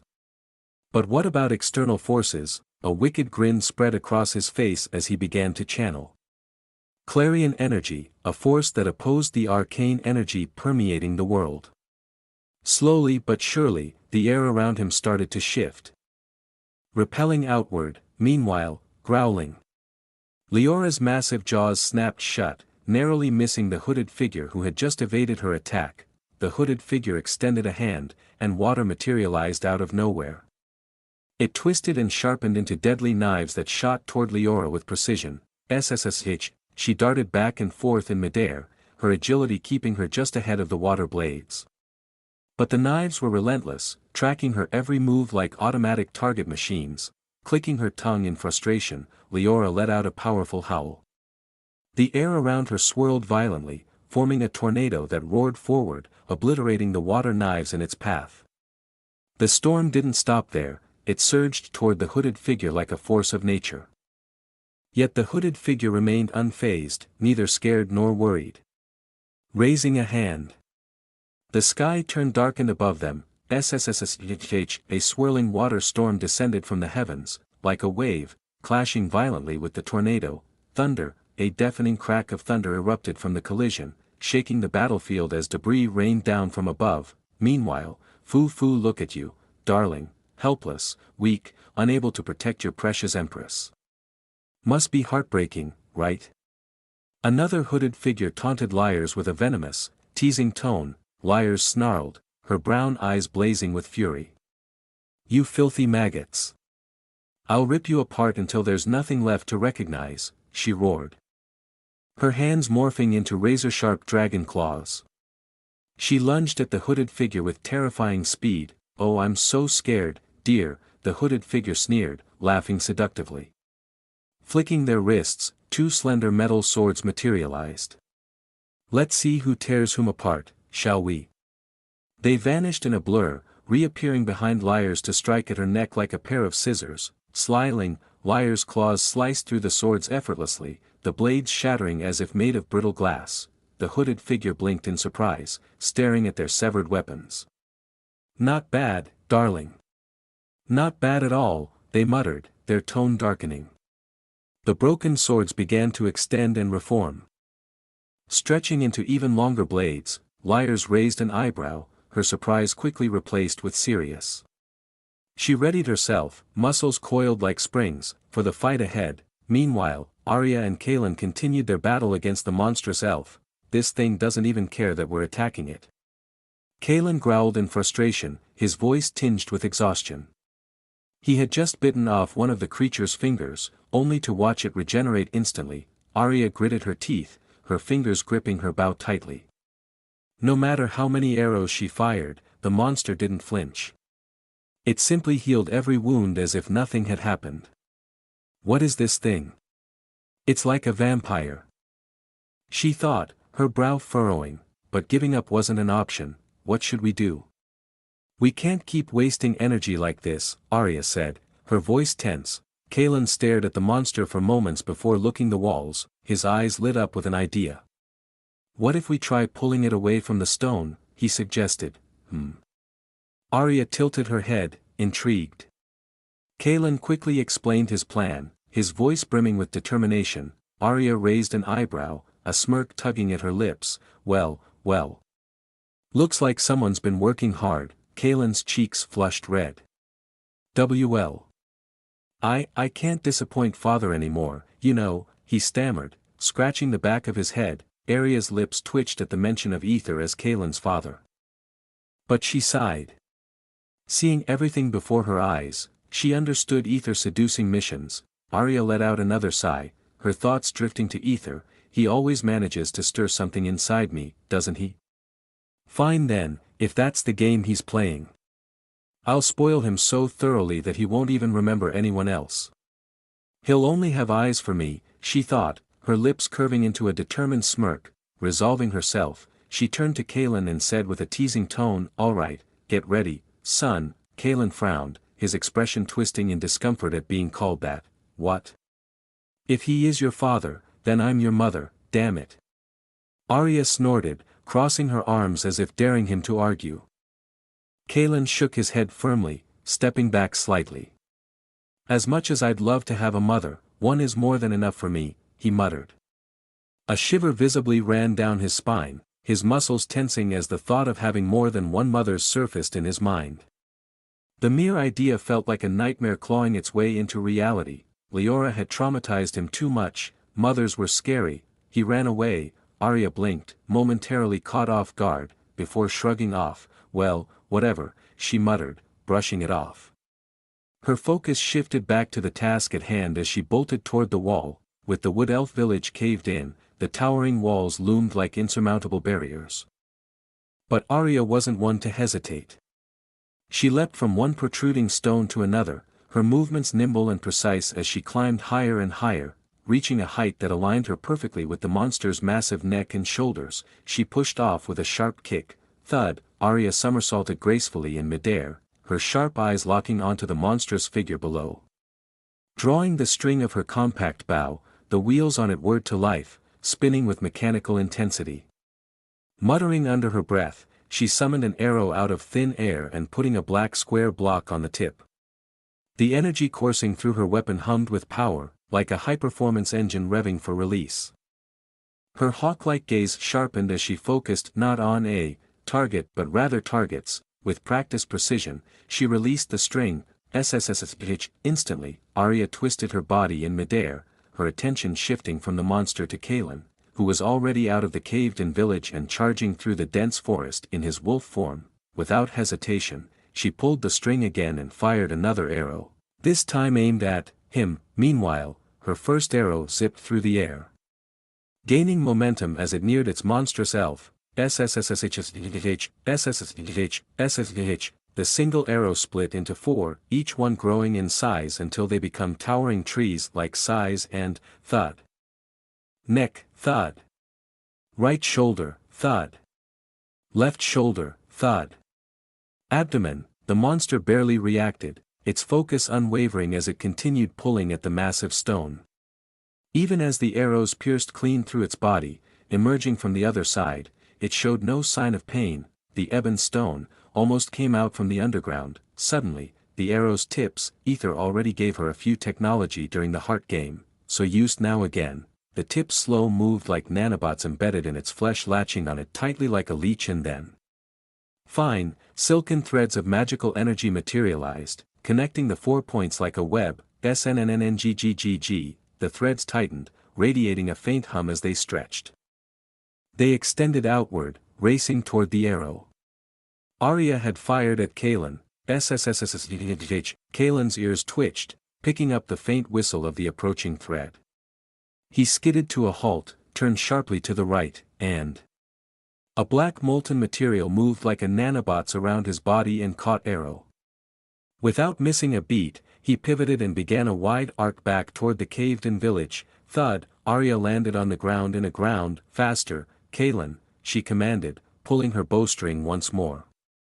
She unleashed a rapid volley of arrows, embedding them in the walls in a precise U-shape. Kaelin growled, his muscles tensing as the thread closed in, now just inches from the arrow. His fur bristled as his body coiled with raw power. Thud. SSSSH. He surged forward like a bolt of lightning, faster than anything the eye could track. Arya's eyebrows shot up in surprise before a wide grin spread across her face. Kaelin, now back at the edge of the caved village, he looked down at the Arya who was ready another arrow. He leapt high into the air and descended into the caved village again. As he in the air, he snarled. Now, the thread finally connected, snapping taut as it linked the monstrous creature to the arrow clenched in Kaelin's black metal nanobots. The tension surged, building to an unbearable degree, like a massive spring coiled to its limit. The force yanked Kaelin backward, his body skidding slightly under the strain, but Arya was already prepared. Thud. Another arrow streaked through the air toward Kaelin. With practiced precision, he released the black metal nanobot along with arrow, letting it fly free just as the new arrow hit the black metal and embedded itself in the wall, locking the thread in place. The structure of the U-shaped arrows Arya had fired earlier now served as the anchor. The thread tensed abruptly, pulling everything into place. Arya's grin widened as she snapped her fingers. Checkmate, she whispered. Boom, boom, boom, boom. Enjoy new stories from my virtual library empire. Each of the U-shaped arrows detonated in sequence, releasing explosions that reverberated through the air. The massive wall trembled, cracks spreading like jagged lightning before the structure finally gave way. Thud. The enormous block of debris surged downward, pulling the tension thread through the forest like an unrelenting chain. Trees creaked and groaned, their trunks splintering as the thread used them as leverage, its momentum unstoppable. The monster's massive form jerked and the thread's force dragged the beast backward. Finally, with a deafening crash, the monster slammed into the wall behind it. Boom! The impact sent a shockwave rippling through the air. Dust and debris erupted in a choking cloud, momentarily obscuring the scene. As the haze began to settle, the monster's colossal frame was revealed, pinned against the rubble. Its furious roars filled the air, each bellow vibrating with anger and frustration. Kaelin and Arya exchanged a glance, their expressions a mix of exhaustion and grim satisfaction. With a collective sigh, they turned to report back to Aether, confident that their mission was accomplished. However, they saw Aether's horrified face as he mumbled, Sandra, Chapter 688 Master cornered Aether, Part 3, a few moments ago, while Arya and Kaelin were doing their utmost to stop the monster.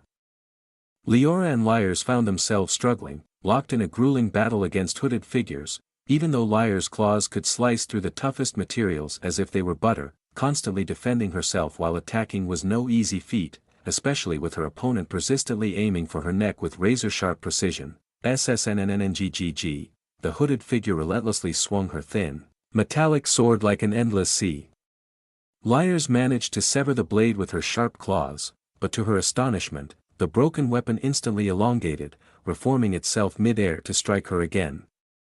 It was a harrowing, exhausting task to fend off the unrelenting assaults while protecting herself from the fatal strikes.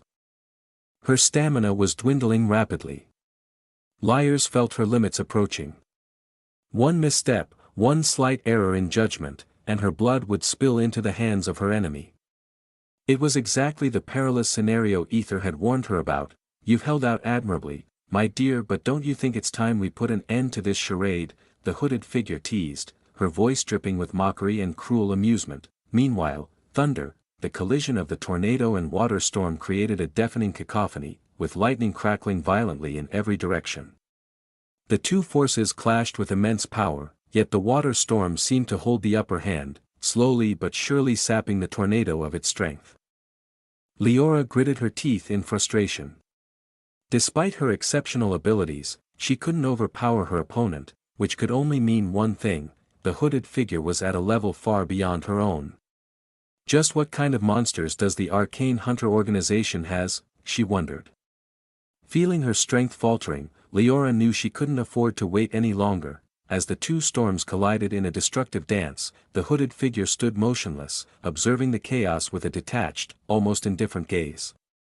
But then, Leora, in her wolf form, exploded out of the tornado like a raging tempest, lunging directly at the hooded figure with feral intensity. The hooded figure staggered back, momentarily caught off guard. She hadn't anticipated such a reckless move.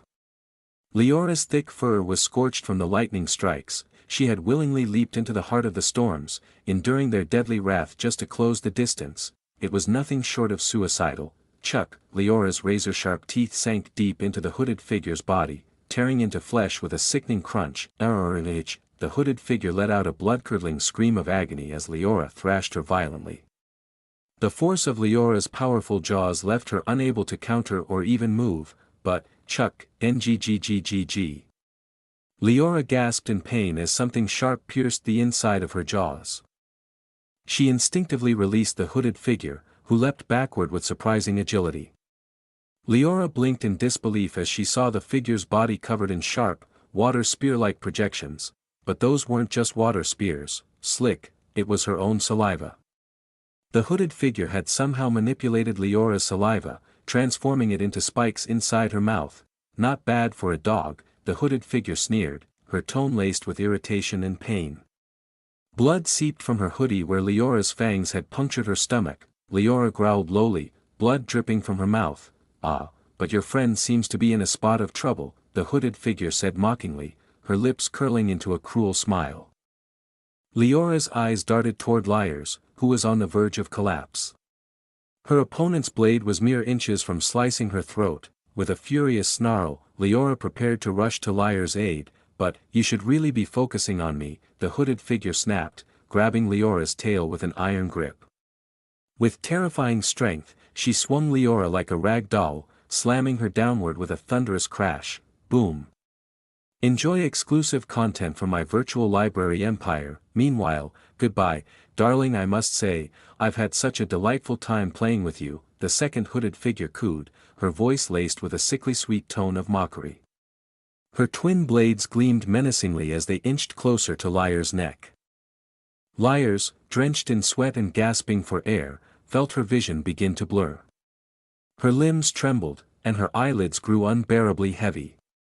She was out of strength, and time, it wasn't that the hooded figure had gotten her blood, it was more like the prolonged battle had finally taken its toll on Liar's body. Despite her best efforts and the healing potion she had taken, the overwhelming fatigue could not be erased. She had been fighting, non-stop, to protect the Empress from the Empire up until now. Of course, her body had reached its breaking point. Her vision grew hazy, her breaths shallow as she mumbled weakly to herself, I couldn't protect the one he loved. I am sorry, sir. Her voice trailed off, the words barely audible under her breath. Chuck, suddenly, the sword cut deep into her flesh, but just as it was about to reach its fatal depth, it abruptly halted. Liars, her eyes unfocused and heavy, could barely make sense of the what's going on before her. It was Aether. Her eyes were slightly widened. He was holding the hooded figure by the neck in a firm front headlock. A simple twist or shift of his grip, and he could snap the figure's neck without a second thought. The hooded figure, her face partially hidden, was completely taken aback, her shock evident. How? She stammered. I paralyzed your body. How are you moving? She could hardly believe it, she had been so certain that his body was beyond movement. And yet here he was, standing tall, and holding her captive. See, coward, the hooded figure growled, struggling against his grip. She twisted and writhed, but Aether's hold on her neck was unyielding. One wrong move, and her neck would snap like a twig. Aether's lips curled into an amused grin. He leaned closer to her ear and whispered softly, coward. That's a lot of words coming from someone who hides their face. Don't you think? As much as he wanted to pull back her hood and reveal her true identity, his hands were locked firmly around her neck. Any movement, even the smallest shift, could give her a slight advantage. Her blades were dangerously close to Liar's neck. Too much to pay for his curiosity. Let her go, and I'll let you live, Aether said, though both he and the hooded figure knew it was an empty words. The hooded figure, still struggling to break free, scoffed. You think you've caught me, darling? Did you forget that I have my friend watching my back? Aether's eyes flicked to the second hooded figure standing a little further away, watching with a cold, calculating stare. The figure began moving slowly towards him, but, one step. Aether's voice turned dangerously low, each word laced with icy menace. One step, and I will fucking snap this bitch's neck. The second hooded figure hesitated for a brief moment, but then vanished in an instant, appearing before Aether with a flash. Its hand, gleaming with a sharp water knife, aimed directly at Aether's head. Without a second of hesitation, Aether tightened his grip on the first hooded figure's neck and, the neck of the first hooded figure break. But in the same fluid motion, the first hooded figure, slicing Liar's neck in one swift motion without hesitation. It was a chain of events that unfolded in an instant. No one hesitated, as if their lives meant nothing in the heat of the moment. SSSSH, thud, ruru, boom. Chapter 689 Master Cornered Aether, Part 4, SSSSH, thud, an arrow suddenly appeared out of nowhere, piercing through the hooded figure's hand, the very hand that was gripping the sword poised to slash Liar's neck. Ruru. Leora roared with a ferocious intensity, stomping the ground with such force that it shook as she snatched Liar's away in a matter of seconds. Boom, another hooded figure, who was about to stab Aether, was unexpectedly punched and sent flying alongside the first hooded figure Aether had been grappling with. Discover stories at my virtual library Empire. Aether and the hooded figure landed hard on the ground, tumbling from the sheer force of the blow. Leora, cradling the unconscious Liar in her strong arms, glanced downward, her eyes widening slightly when she saw Melona. The woman stood there, steady and poised, clutching a wooden bow with an arrow still knocked. Argh. The first hooded figure groaned loudly, taking advantage of Aether loosening his grip. She stealthily wriggled free. Her gaze snapped toward the other hooded figure, the one who had delivered the punch instead of striking a killing blow. You've made a mistake. Again, she hissed with venom, her voice sharp and accusing. Why do I get the distinct feeling you're protecting him? Her tone turned both suspicious and curious. This wasn't the first time. No, it was the second. The hooded figure shrugged, indifferent, but then, TRRR, the sound of crumbling debris echoed through the air as Aether groaned, his voice laced with frustration. "Fuck. This is really hard to control," he muttered under his breath. His movements were slow, deliberate, no, more like unnervingly odd, as though his body were under the influence of some external force. The first hooded figure's frown deepened as she observed him closely. "This doesn't make any sense. You're still paralyzed, I can feel it, but, how in the world are you moving?" Her voice carried a mix of disbelief and unease, the realization hitting on her that Aether was becoming far more dangerous than she had initially anticipated. Aether attempted to wave his hand, though the motion came out awkward and jerky. "Who knows," he replied, a sly smirk spreading across his face. For Aether, the explanation was rather straightforward. The world around him ran on arcane energy, and its opposing force, clarion energy. By channeling clarion energy into his own body, he caused the arcane energy in the surrounding environment to repel. This repulsion created movement. Essentially, he used the energy like a pressure valve, directing it into his joints and muscles, enabling his body to move even under paralysis. It was like something out of a science fiction movie, where astronauts used pressure valves to maneuver in zero gravity.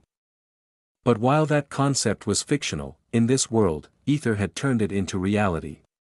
The conflicting energies allowed him to achieve movement, and he found the concept unexpectedly brilliant. His brain, however, it was overloaded, working at full capacity to manage the intricate connections of energy coursing through his body. One intelligence, one magic ability, one intelligence, one magic ability, one intelligence, one magic ability, one intelligence. His intelligence and magic ability attributes climbed rapidly. "You're strange, you know that," the first hooded figure remarked, her voice tinged with both frustration and intrigue. She then added, almost hesitantly, "Just like Victor." Aether's lips curled into a soft, amused smile. "Strange? Nah, I'd say awesome," he quipped, forcing his body to move forward despite the strain, his tone light-hearted as if the situation weren't as dire as it clearly was. Thud, without hesitation, he drove his fist into the first hooded figure's gut, the impact sending her hurtling backward. Then, with fluid precision, he spun around and delivered a powerful kick to the second hooded figure, who had been attempting to sneak up behind him. "Let me slice you up some more," the first hooded figure snarled as she reappeared, her metallic, razor-sharp swords gleaming ominously in her hands. She lunged at Aether, slashing with murderous intent. "Who?" Aether exclaimed, his body bending in an almost unnatural, fluid motion. Whether it was skill or the lack of control, he managed to narrowly dodge the blade aimed at his neck. But before he could regain his footing, the second hooded figure was already behind him, poised to strike with a knife crafted from water itself, water being used as a weapon. "Fascinating," Aether muttered, his voice calm yet tinged with awe as he instinctively twisted away again, his movements still erratic and unpredictable. The two hooded figures exchanged a glance, their expressions filled with mounting frustration. They attacked in unison, their strikes growing faster and more relentless. Aether, meanwhile, continued to dodge every single blow with unnatural precision, but his lack of control left him unable to counter or cast any spells. His focus was entirely consumed by the effort of moving his body. Meanwhile, Leora landed gracefully on the ground, holding Lyres close. She turned her sharp gaze to Melona, who was approaching quickly. "Where are the soldiers?" Leora demanded, her tone clipped with urgency. Melona had been tasked with bringing reinforcements, yet she was alone, not a single soldier was with her. Melona inhaled deeply, her expression pale and stricken with dread. They turned into monsters," she stammered, the words trembling on her lips. Leora's eyes widened in shock as Melona described the horrific scene, how every soldier had transformed into monstrous beings, much like the wood elves, driven mad and savagely attacking one another. They were killing and devouring each other, completely devoid of reason or sanity. "What in the—" Leora whispered, her voice barely audible. "The situation has spiraled out of control," she thought grimly. Handing Lyre to Melona, she spared a glance at her son and Arya, who seemed to be strategizing a plan to handle the massive monster.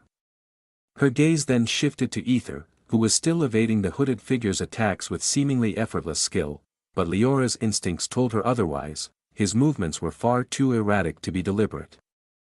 "I need to help him," she murmured, preparing to step forward when, 5, 4, Aether's voice rang out suddenly as he began counting down. The hooded figures faltered slightly, their focus sharpening on him as he twisted mid-air, narrowly dodging a sword aimed at his hand.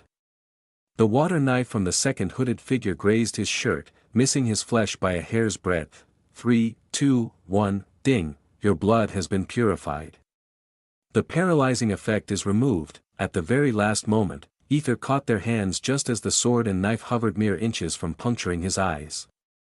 With a wicked grin spreading across his face, he murmured, "Now, it's my turn to play." His ice-blue eyes flickered into a vibrant, mesmerizing purple, and in an instant, purple flames erupted from his hands, scorching the attackers in a violent burst of heat. Both hooded figures flinched in agony, hissing as they instinctively released their weapons and staggered backward, their movements jerky and desperate to avoid further burns.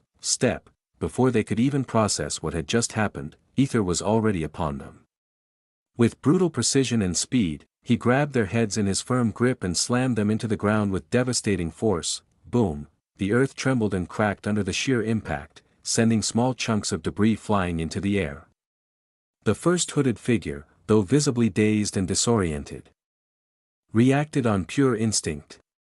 She swung her sword toward Aether's arm, aiming to sever it in one clean strike. But before the blade could connect, a deep black void materialized beneath Aether's fingers, a pulsating sphere of nothingness that devoured her sword in an instant. The void didn't stop there, it began consuming part of her hand as well, the flesh and bone vanishing into oblivion. She shrieked, her voice piercing as she writhed in excruciating pain, blood gushing from the mangled stump where her hand had been moments ago. Aether's sharp eyes didn't miss a single detail. So, she's normal, he thought. Ever since this chaotic battle began, the lack of blood from his opponents had unsettled him deeply.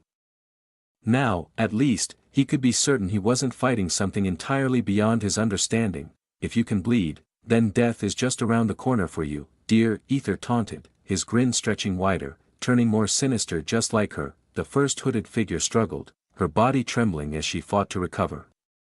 But before she could make her next move, a towering wave of water surged out of nowhere, aiming to engulf Aether in its unrelenting force. "Nice try," Aether muttered under his breath, his tone carrying a trace of annoyance. With a single cold breath, he exhaled, freezing the entire wave into a solid mass of ice. But then, crack, the ice shattered unexpectedly, breaking into countless razor-sharp fragments that shot toward him like deadly arrows. Aether's brow furrowed as he twisted and dodged. This level of control over water, it's rare. Who is it from the Arcane Hunter organization? He pondered the possibility for a fleeting moment, but his thoughts were interrupted as the first hooded figure lunged at him. Her face twisted into a crazed grin which was still hiding under the hood as she latched onto his arm with a grip like iron. "Where do you think you're going?" she rasped. She seemed fully prepared to sacrifice herself if it meant taking Aether down with her. "You crazy bitch." Aether snapped, his voice tinged with disbelief. The razor-sharp shards of ice rained down around them, and yet she clung to him, determined to pin him in place. "Crazy? Maybe, but a bitch." "Oh, not sweet boy," she retorted, her tone mocking and laced with amusement. Suddenly, a shadow loomed over them.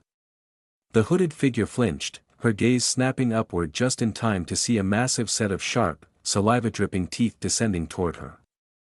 It was Leora, fully transformed into her terrifying wolf form, snarling with unrestrained fury. Aether crouched instantly, ducking low to avoid the chaos about to unfold. "Sure, Chuck." The hooded figure's curse was cut short as Leora's powerful jaws clamped down, biting her in half with a sickening crunch.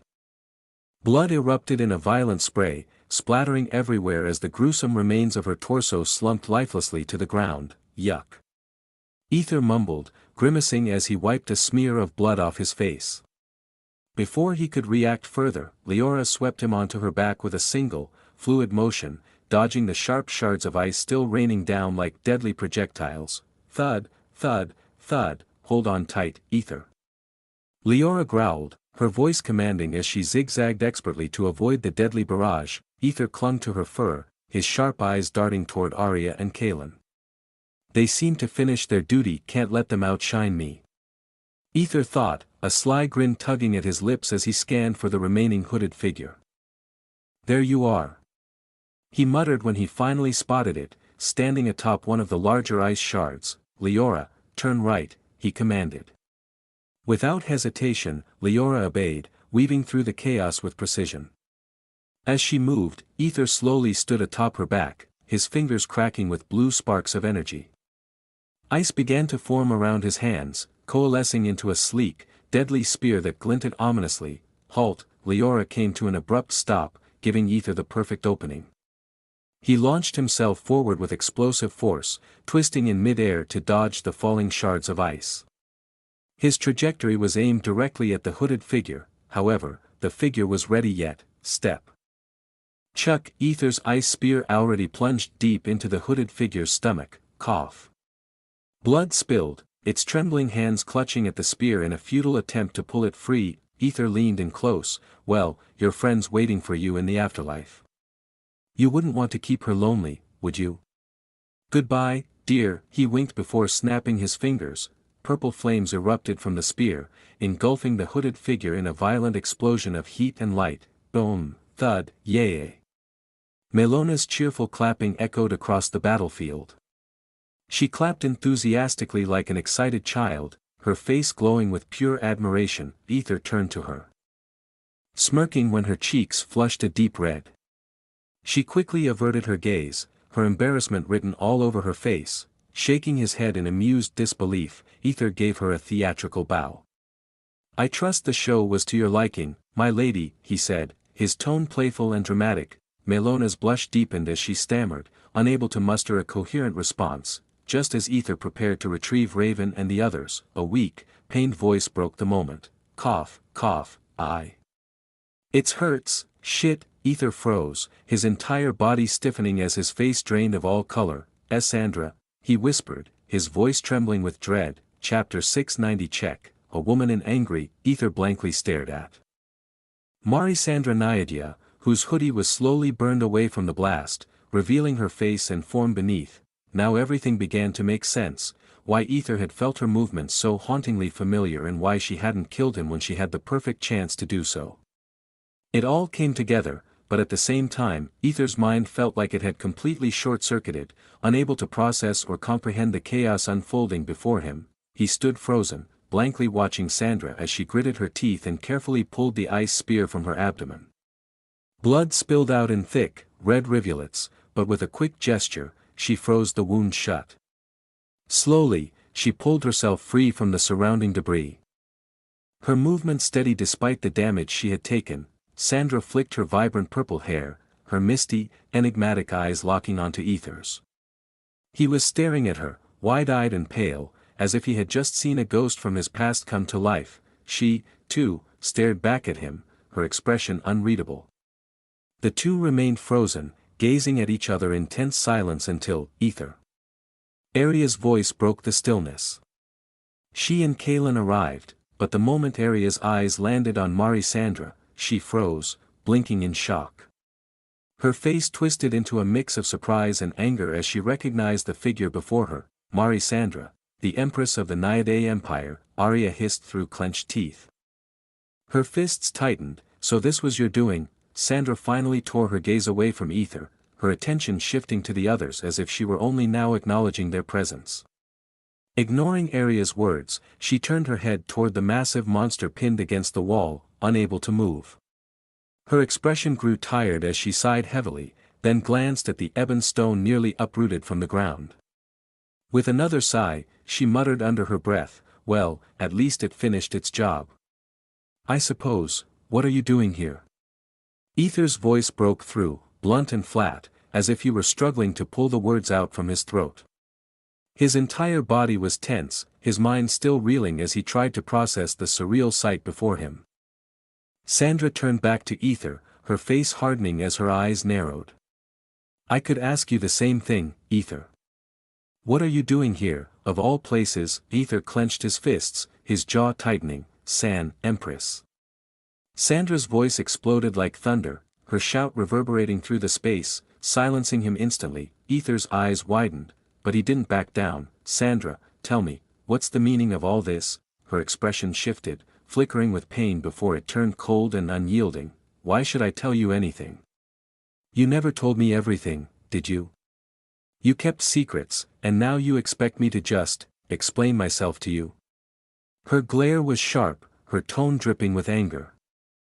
"You're a fucking rotten man." The air around her grew icy, frost forming on the debris as her killing intent surged. Leora stepped forward cautiously, her protective instincts kicking in, but Aether raised his arm, halting her. "Stay back," he ordered, his eyes still locked on Sandra. Leora frowned but took a step back, her gaze flickering between them. After a brief pause, her expression shifted, and she thought inwardly, "I see." As if a hidden truth had clicked into place, Sandra's voice rose, trembling with emotion as she took a step toward Aether. I gave you everything, Aether. Everything. And, what did I get in return?" She moved in a blur, appearing before him in an instant and grabbing him by the neck with a vice-like grip. Her voice cracked with fury and betrayal. "That's what you gave me." Arya and Kaelin immediately moved to intervene, but Leora blocked their path, raising her hand. "Wait. I think, this is his fight," she said firmly. Arya and Kaelin frowned. Meanwhile, Melona stood in stunned silence, and just like her usual quick thinking, she got it.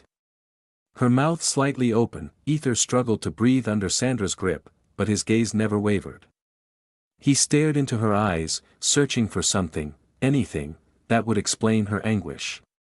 He couldn't feel her emotions directly, but he didn't need to. The pain in her eyes was unmistakable. In that moment he understood. She had learned the truth, and it was tearing her apart. Damn it. To think she was the one. Aether gritted his teeth. He had known this moment might come in the future, but now that it was here, it felt far worse than he had imagined. His voice cracked as he tried to speak. "Sandra. I'm sore." Boom, Sandra slammed him to the ground with a thunderous force, cutting off his words. "Don't you dare say you're sorry," she roared, her voice shaking with rage. "You knew what you did, Aether. And you think a pathetic apology is enough to fix everything? You think it'll undo the damage, you bastard." "Discover exclusive tales on my virtual library empire." Aether coughed slightly before forcing a painful smile to his face. I know what I did, and I don't really have any excuse other than sorry, Sandra. He paused. I. Aether stammered, his words catching in his throat as guilt and regret overwhelmed him. It wasn't like he could hide the truth forever. He had always known it would come out eventually, but this wasn't how he had planned for it to happen at all. Sandra's eyes trembled, her iron composure cracking like fragile glass as a single tear slipped down her cheek. She had loved him, truly, deeply loved him with everything she had. She loved him so much that she had been ready to go to war with her own daughter just to claim him as hers. Yet now, after discovering what had happened in the Pyra Empire, everything had fallen apart. The memories clawed at her, each one a fresh, painful wound that refused to heal. How he had slept with other women behind her back, betraying her trust so effortlessly. Her sanity teetered dangerously on the edge. The moment Raven had spoken of their relationship, Sandra had been ready to kill her on the spot without a second thought. But because of her master's intricate plan, she had been forced to suppress her fury, her grief, and her overwhelming humiliation. Now, standing before him, seeing his face, his cursed, calm face, Sandra's emotions surged uncontrollably, threatening to consume her entirely. He hadn't just betrayed her, he had betrayed her daughter. Celestia, who had ever put their faith and trust in him, he had betrayed everything she had believed in. Her fingers tightened around his neck, trembling with barely restrained rage. It would take so little effort, just a small snap, and he'd be gone forever. And yet, why aren't you struggling, you bastard? Sandra growled, her voice raw with fury, pain, and disbelief. Aether looked at her, his unnatural calmness almost maddening to witness. He wasn't fighting back, wasn't even trying to protect himself. He just stared at her with an expression that was equal parts regret and acceptance, as if he had resigned himself to die at her hands. Aether knew the feeling of betrayal more than anyone. He understood how deeply it cut, how much it twisted the soul, and how it could drive anyone to madness. That's why he didn't oppose her, not because he was afraid of her anger, but because he knew that opposing her would only amplify the hurt, the fear, and the pain she was already feeling. It would make everything worse, and he wasn't sure if he could bear seeing her like this. Aether spoke softly, his tone almost gentle despite the tense situation. Because I am a ba, don't you dare look at me with those eyes.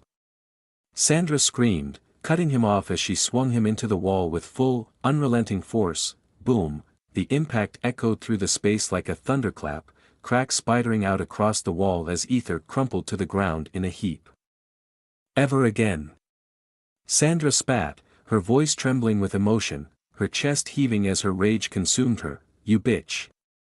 Arya's furious shout cut through the air as she finally lost her composure.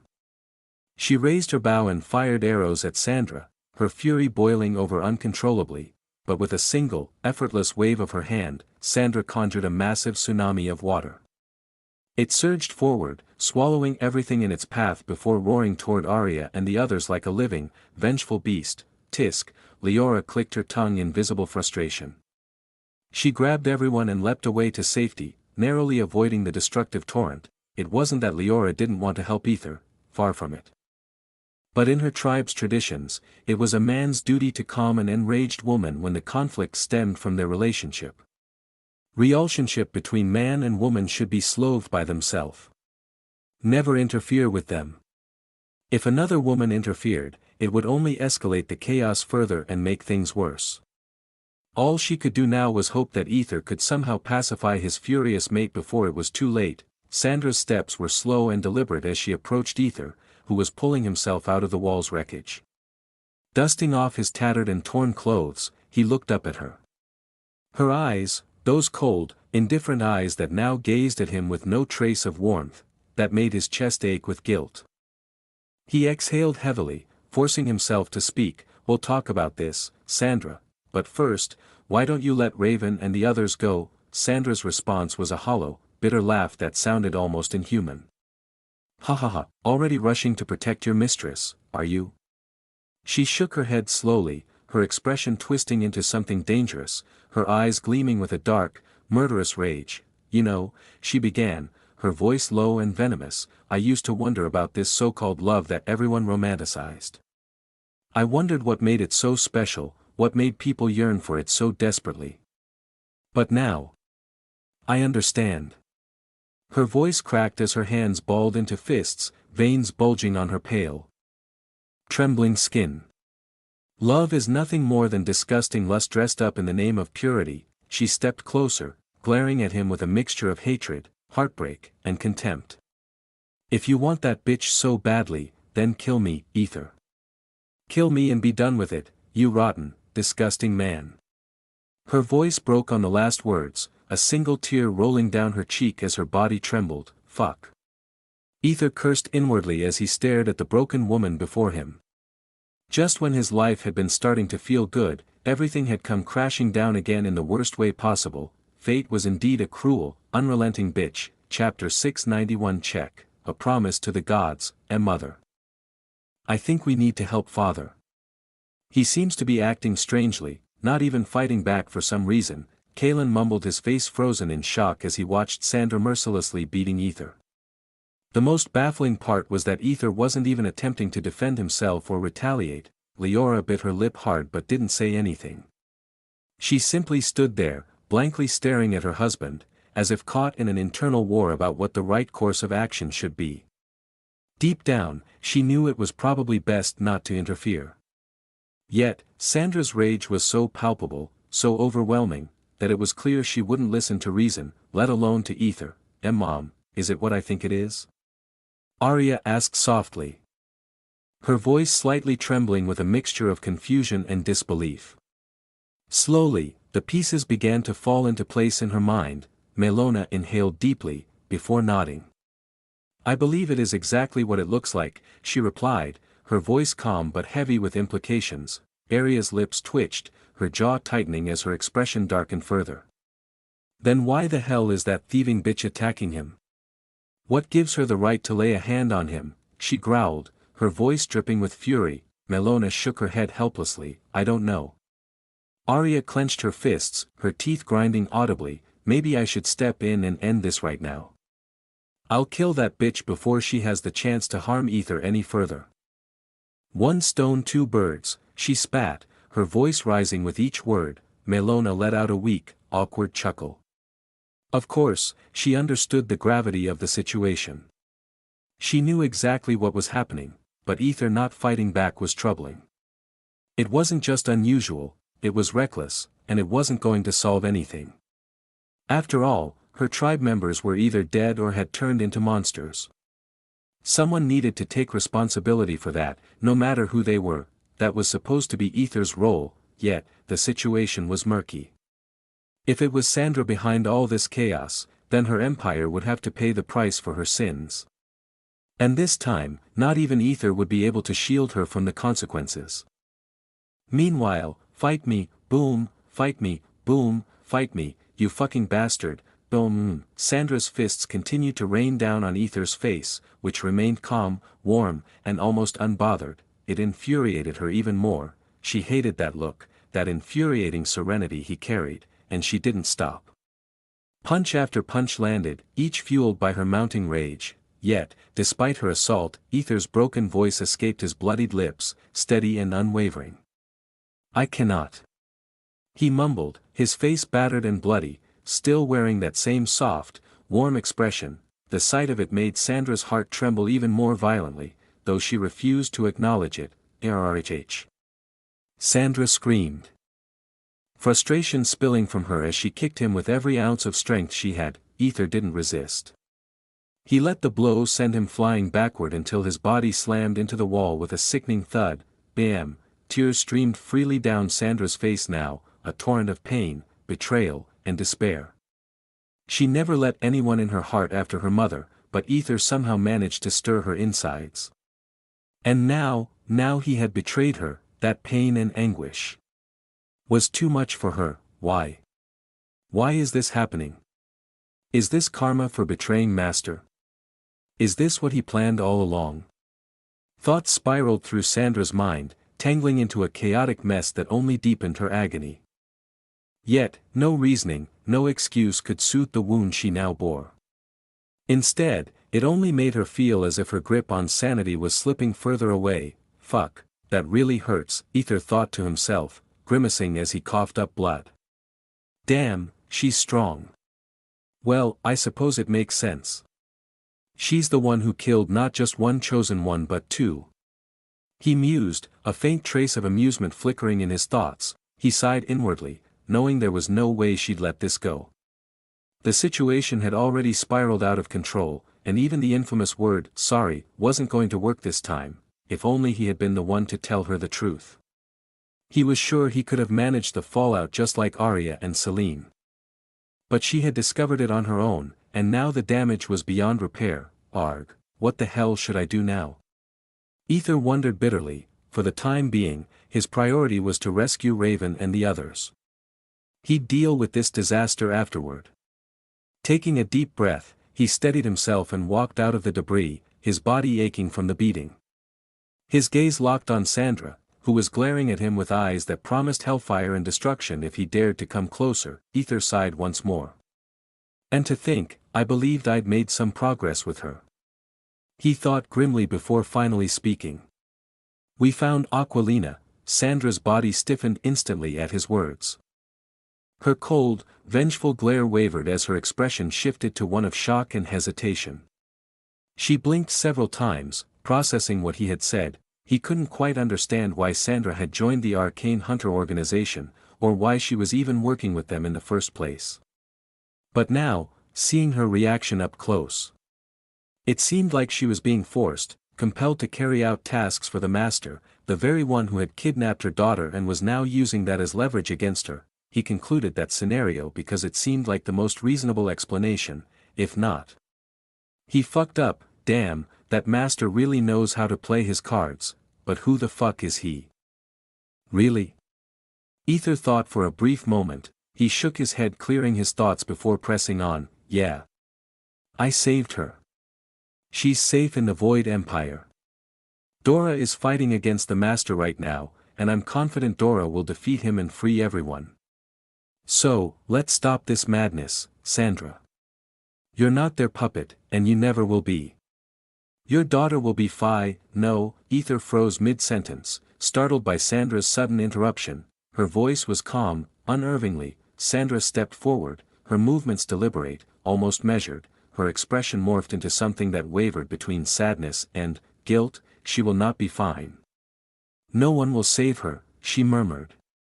Her voice trembling slightly. I don't get it, Sandra, Aether said, his confusion plain as day. I told you, I saved her. She's safe. She's going to be fine, once again. Sandra cut him off sharply. You don't get it. You can't understand it, Aether, she said, her tone heavy with both pain and frustration. As she closed the remaining distance between them, her trembling hands reached for his neck. Before Aether could react, her grip tightened like a steel vice. Her expression shifted, her sadness giving way to fury and disgust. They will take her. That's the promise I made, to get her back. Promise. What promise? To who? Get her back. I don't get it. Aether managed to choke out, his voice strained as her grip constricted his airway with relentless force. Sandra's voice softened, her tone almost haunting. Yes, a promise to the gods. Okay, that's fucking enough of this bullshit. Arya, who had been watching the scene from the sidelines, finally snapped. She couldn't bear to see her husband being manhandled like that any longer. Thud, Sandra caught the arrow that Arya had fired at her with unnerving ease, her reflexes almost supernatural. Turning back toward Arya, a wicked grin spread across her face. Well, look at you. You seem pretty close to Aether. Tell me, are you one of his bitches? Or what? Arya's lips twitched. I am not anyone's bitch, she shot back, her tone laced with fiery indignation and unmistakable authority over him. I'm his wife. Sandra blinked, clearly not expecting that response. She was just joking there, to be honest. Leora and Melona, who had been standing nearby, simultaneously slapped their foreheads in exasperation. Sandra turned her gaze back to Aether, who was slowly pulling himself together and rising from the ground, her expression twisted into something even more unreadable, part annoyance, part disbelief, and part something darker, something almost sinister. I see. The atmosphere shifted violently, the air becoming heavy and suffocating. A wave of pure, murderous bloodlust radiated from Sandra, freezing everyone in place as the intensity of her anger was unleashed. Discover more stories at my virtual library empire. Aether flinched, his instincts screaming at him to tread carefully. Oh, great. Now she's even more pissed, he thought bitterly, silently cursing the situation. But his mind kept circling back to her cryptic words, a promise to the gods. What did that even mean, and why was Sandra so certain that Master would succeed in taking Aquilina? It didn't make any sense. The strongest being in the world was there to protect her. How could Sandra believe otherwise, just as he was about to reach out telepathically to Aquilina for answers? /Aether. The principal, is D dead, / Aquilina's trembling voice echoed in his mind, halting him mid-thought and sending a cold shiver down his spine. Ding, survival rate, 86.8%. Chapter 692 Check, cornering the Master. A few moments ago in the Void Empire, in a forbidden area where no one dared to venture, not even the Empress of this vast empire would set foot in this place, the Void's cradle. We need to leave, and, we need to leave now, Morgana, Leah's aunt, said with a panicked, hurried voice, her face etched with fear and dread as though she were desperate to flee as far away as possible. Leah frowned, her confusion evident. Leave? I don't understand. Why are you so scared? And who is Snape? She asked, utterly baffled by her aunt's sudden and strange behavior. Morgana shook her head firmly, her expression grim. You'll find out soon enough. From your mother, she replied, her tone leaving no room for further questions. Grabbing hold of Leah, she was about to teleport them both away. W8. I can't just leave. I need to help them. Leah protested, her voice rising as her gaze shifted anxiously to Aquilina and Celestia, who were still trapped. However, it doesn't matter, they're as good as dead, Morgana said coldly, her face set in stone, her voice devoid of hope. Leah flinched, her breath hitching in shock. But before she could argue further, Morgana whisked her away without hesitation. Meanwhile, Isadora stood frozen, disbelief and horror etched across her face as her eyes locked onto Master. Experience more tales on my virtual library empire. The Master's gaze briefly flickered to Morgana and Leah as they disappeared into the distance. He chuckled hollowly, shrugging as if their escape was of no consequence. Let them run, it won't change a thing. Haha, he said, his voice dripping with apathy. His attention then shifted, his piercing eyes landing on Aquilina, who stared back at him with a look of sheer terror. Ah, that look. Seems like your mother told you about me, or perhaps, you know me personally, he teased, his tone layered with cryptic amusement. Aquilina flinched, her face turning ghostly pale as dread consumed her. Did he figure out who I am? She wondered frantically, her thoughts a jumbled mess. It seemed impossible, only Aether knew her true identity. Not even her mother had any idea, and Aether would never betray her secret to anyone, so how could Master possibly know? Her mind reeled, unable to make sense of the situation. But then, it cannot be. Isadora exclaimed, her voice trembling as she slapped her forehead in denial. The Master tilted his head slightly, refocusing his attention on Isadora. A sly smile tugged at his lips as he spoke. I know it's hard to believe what you're seeing right now, but, it's truly I will fucking kill you. Isadora screamed, her voice reverberating with raw fury as the ground beneath their feet trembled under her rage. Her eyes burned with hatred as she spat, whoever, or whatever, you are, you shouldn't have taken over his body. You're going to regret this, she growled, her voice a dangerous voice. Though she didn't fully understand what was happening, one thing was crystal clear, the person standing before her wasn't the same one she had once known. The Master shook his head slowly, a faint trace of amusement in his expression. You're not going to believe me. That's fair. That's exactly how a sovereign should react. Honestly, I admire how much you've grown. Boom. Before the Master could finish his sentence, the ground beneath him erupted as Isadora appeared in a blur of motion, slamming him into the earth with unrelenting force.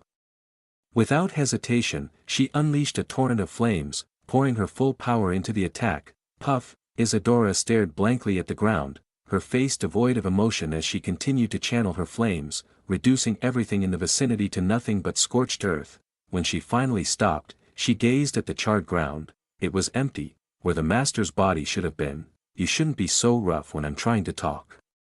The Master's voice echoed mockingly. Isadora's head snapped to the side, her eyes widening as she saw him emerging unscathed from the ground. Isadora's teeth clenched in frustration, her fists trembling with rage. I don't know what kind of dark magic you're using to control him like a puppet, but mark my words. I'll find you, no matter who or what you are, and you'll pay for this, she snarled. Not again. Can't you at least hear me out before attacking? The Master groaned, feigning exasperation.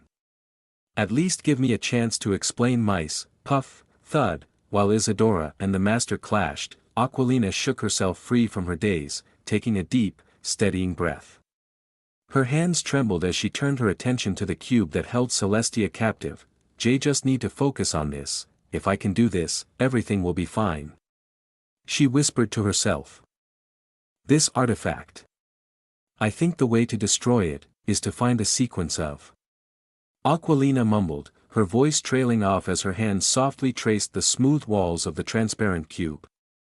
She searched meticulously for a small button, her fingers gliding across the corners. Her focus was unshaken until suddenly, click, a clicking sound echoed through the air. One side of the cube instantly turned pitch black, not translucent or shadowed, but pure, impenetrable black. Aquilina exhaled sharply. Yup, this definitely belongs to our empire, but how in the hell did they get their hands on it? she wondered, a mix of anger and disbelief coursing through her mind. Without wasting time, she continued to feel along the cube's surface, determined to locate the remaining buttons to unlock it. Meanwhile, you are not him. Isadora screamed, her voice filled with wrath as she delivered a savage kick to the master's gut. The blow sent him staggering, but she didn't relent. In a blur, she clapped her hands against his head with such force it nearly shattered his skull, and yet, and not bad, the master grunted, his tone laced with an infuriating arrogance. I haven't felt pain like this in a long time, to be honest. Isadora's lips twitched violently, her fury mounting. Even if he's using that man's body, it's still a dead one. There's no way he could wield that man's prime power.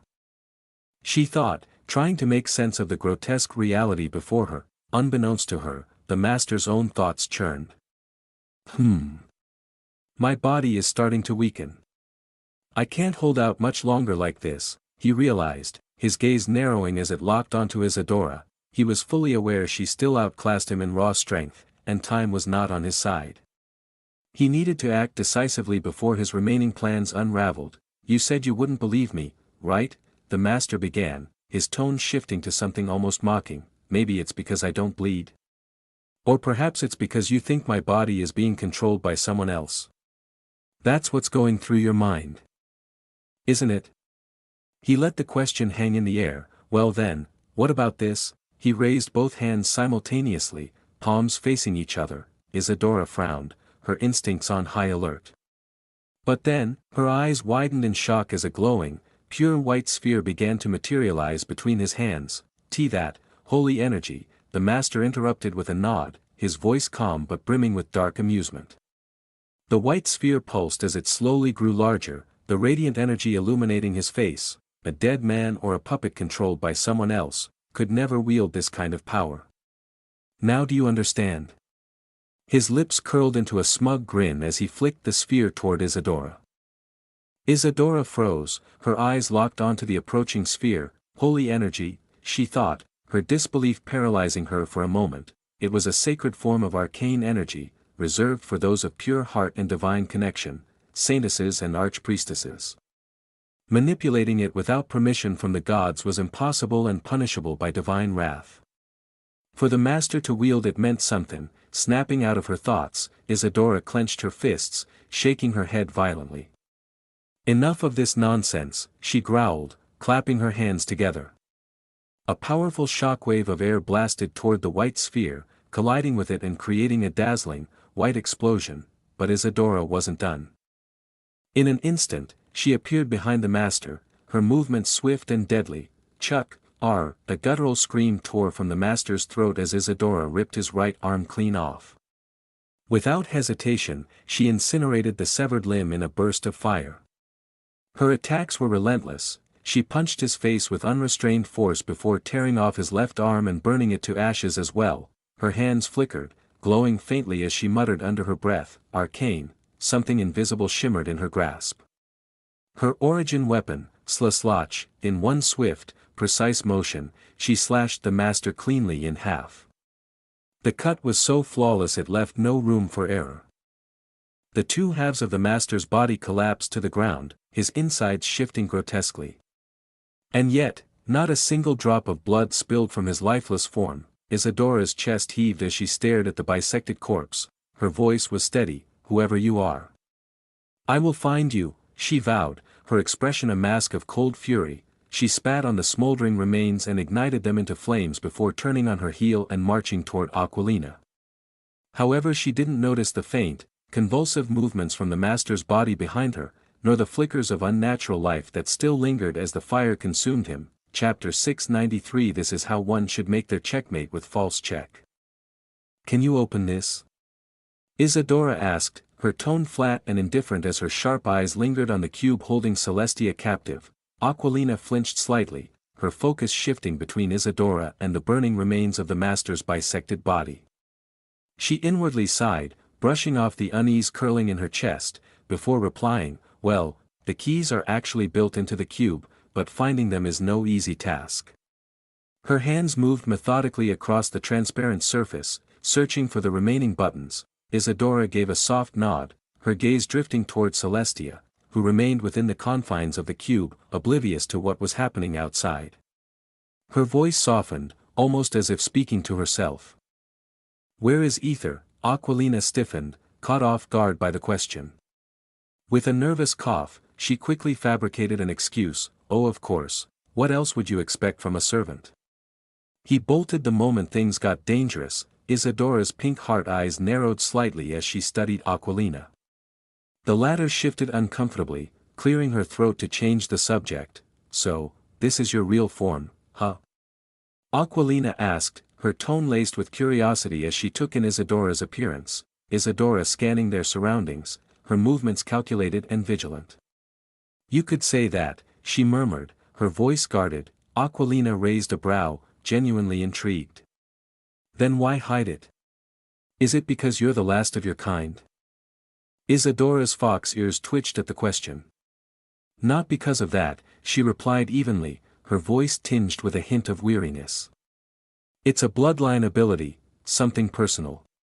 Her tone turned sharp as she added, "Anyway, did you figure it out yet, or should I break it?" "Wait." Aquilina hissed, her tone firm. "It's not that simple. If you try to break it, the cube might shrink, or worse, self-destruct. Trust me, it's not worth the risk." Isadora's lips curled into a small, annoyed smirk, but she relented, crossing her arms as she glanced toward Jack's lifeless form riddled with swords. Her gaze then shifted to Victor, Aether's clone, who stood silently, staring blankly at the master's burning corpse. Click, thud, finally. Aquilina exclaimed, her face lighting up as she found the final button. The cube shifted, its transparent walls turning black before collapsing, each side falling away. Celestia stepped out, her expression a mix of exhaustion and relief. She immediately turned to Aquilina. "Are you all right, princess? I was worried sick when you vanished all of a sudden." Aquilina hugged Celestia tightly, her face softening into a happy smile. "Don't worry, everything's fine." Her words cut off abruptly by "grrrllll." Celestia flinched and turned toward the source of the sound, her eyes widening in shock. Standing there was a mechanical fox, its jaws gleaming with two sharp rainbow-colored arcane crystal fangs. "TSK, still want to play, huh?" Isadora muttered with an amused grin. She tilted her head slightly as the fox flinched, its posture betraying a flicker of fear. The movement didn't escape Isadora's notice. So it can feel fear, unlike the previous ones. Interesting, she mused silently. She glanced at Aquilina and Celestia. "You two can leave. I'll deal with this thing and catch up later." Aquilina and Celestia exchanged glances, nodding before preparing to leave.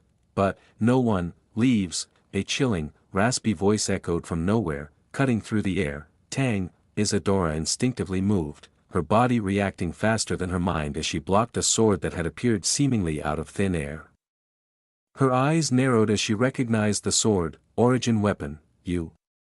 She whispered in utter shock as she saw in the master, whole again and covered in the same hoodie. It was as if the fire hadn't even touched him. How is he even alive?" Aquilina stammered, her voice trembling with a mixture of disbelief and terror. The master chuckled darkly, tilting his head as if amused by their reactions. "Alive? Oh, you poor child," he began, his tone dripping with mockery. "To understand that, you'll have to die first." Before they could react, the man adjusted his grip on his sword and lunged toward Aquilina, aiming to pierce her heart. "Aquilina, move!" Isadora yelled, shoving her aside just in time.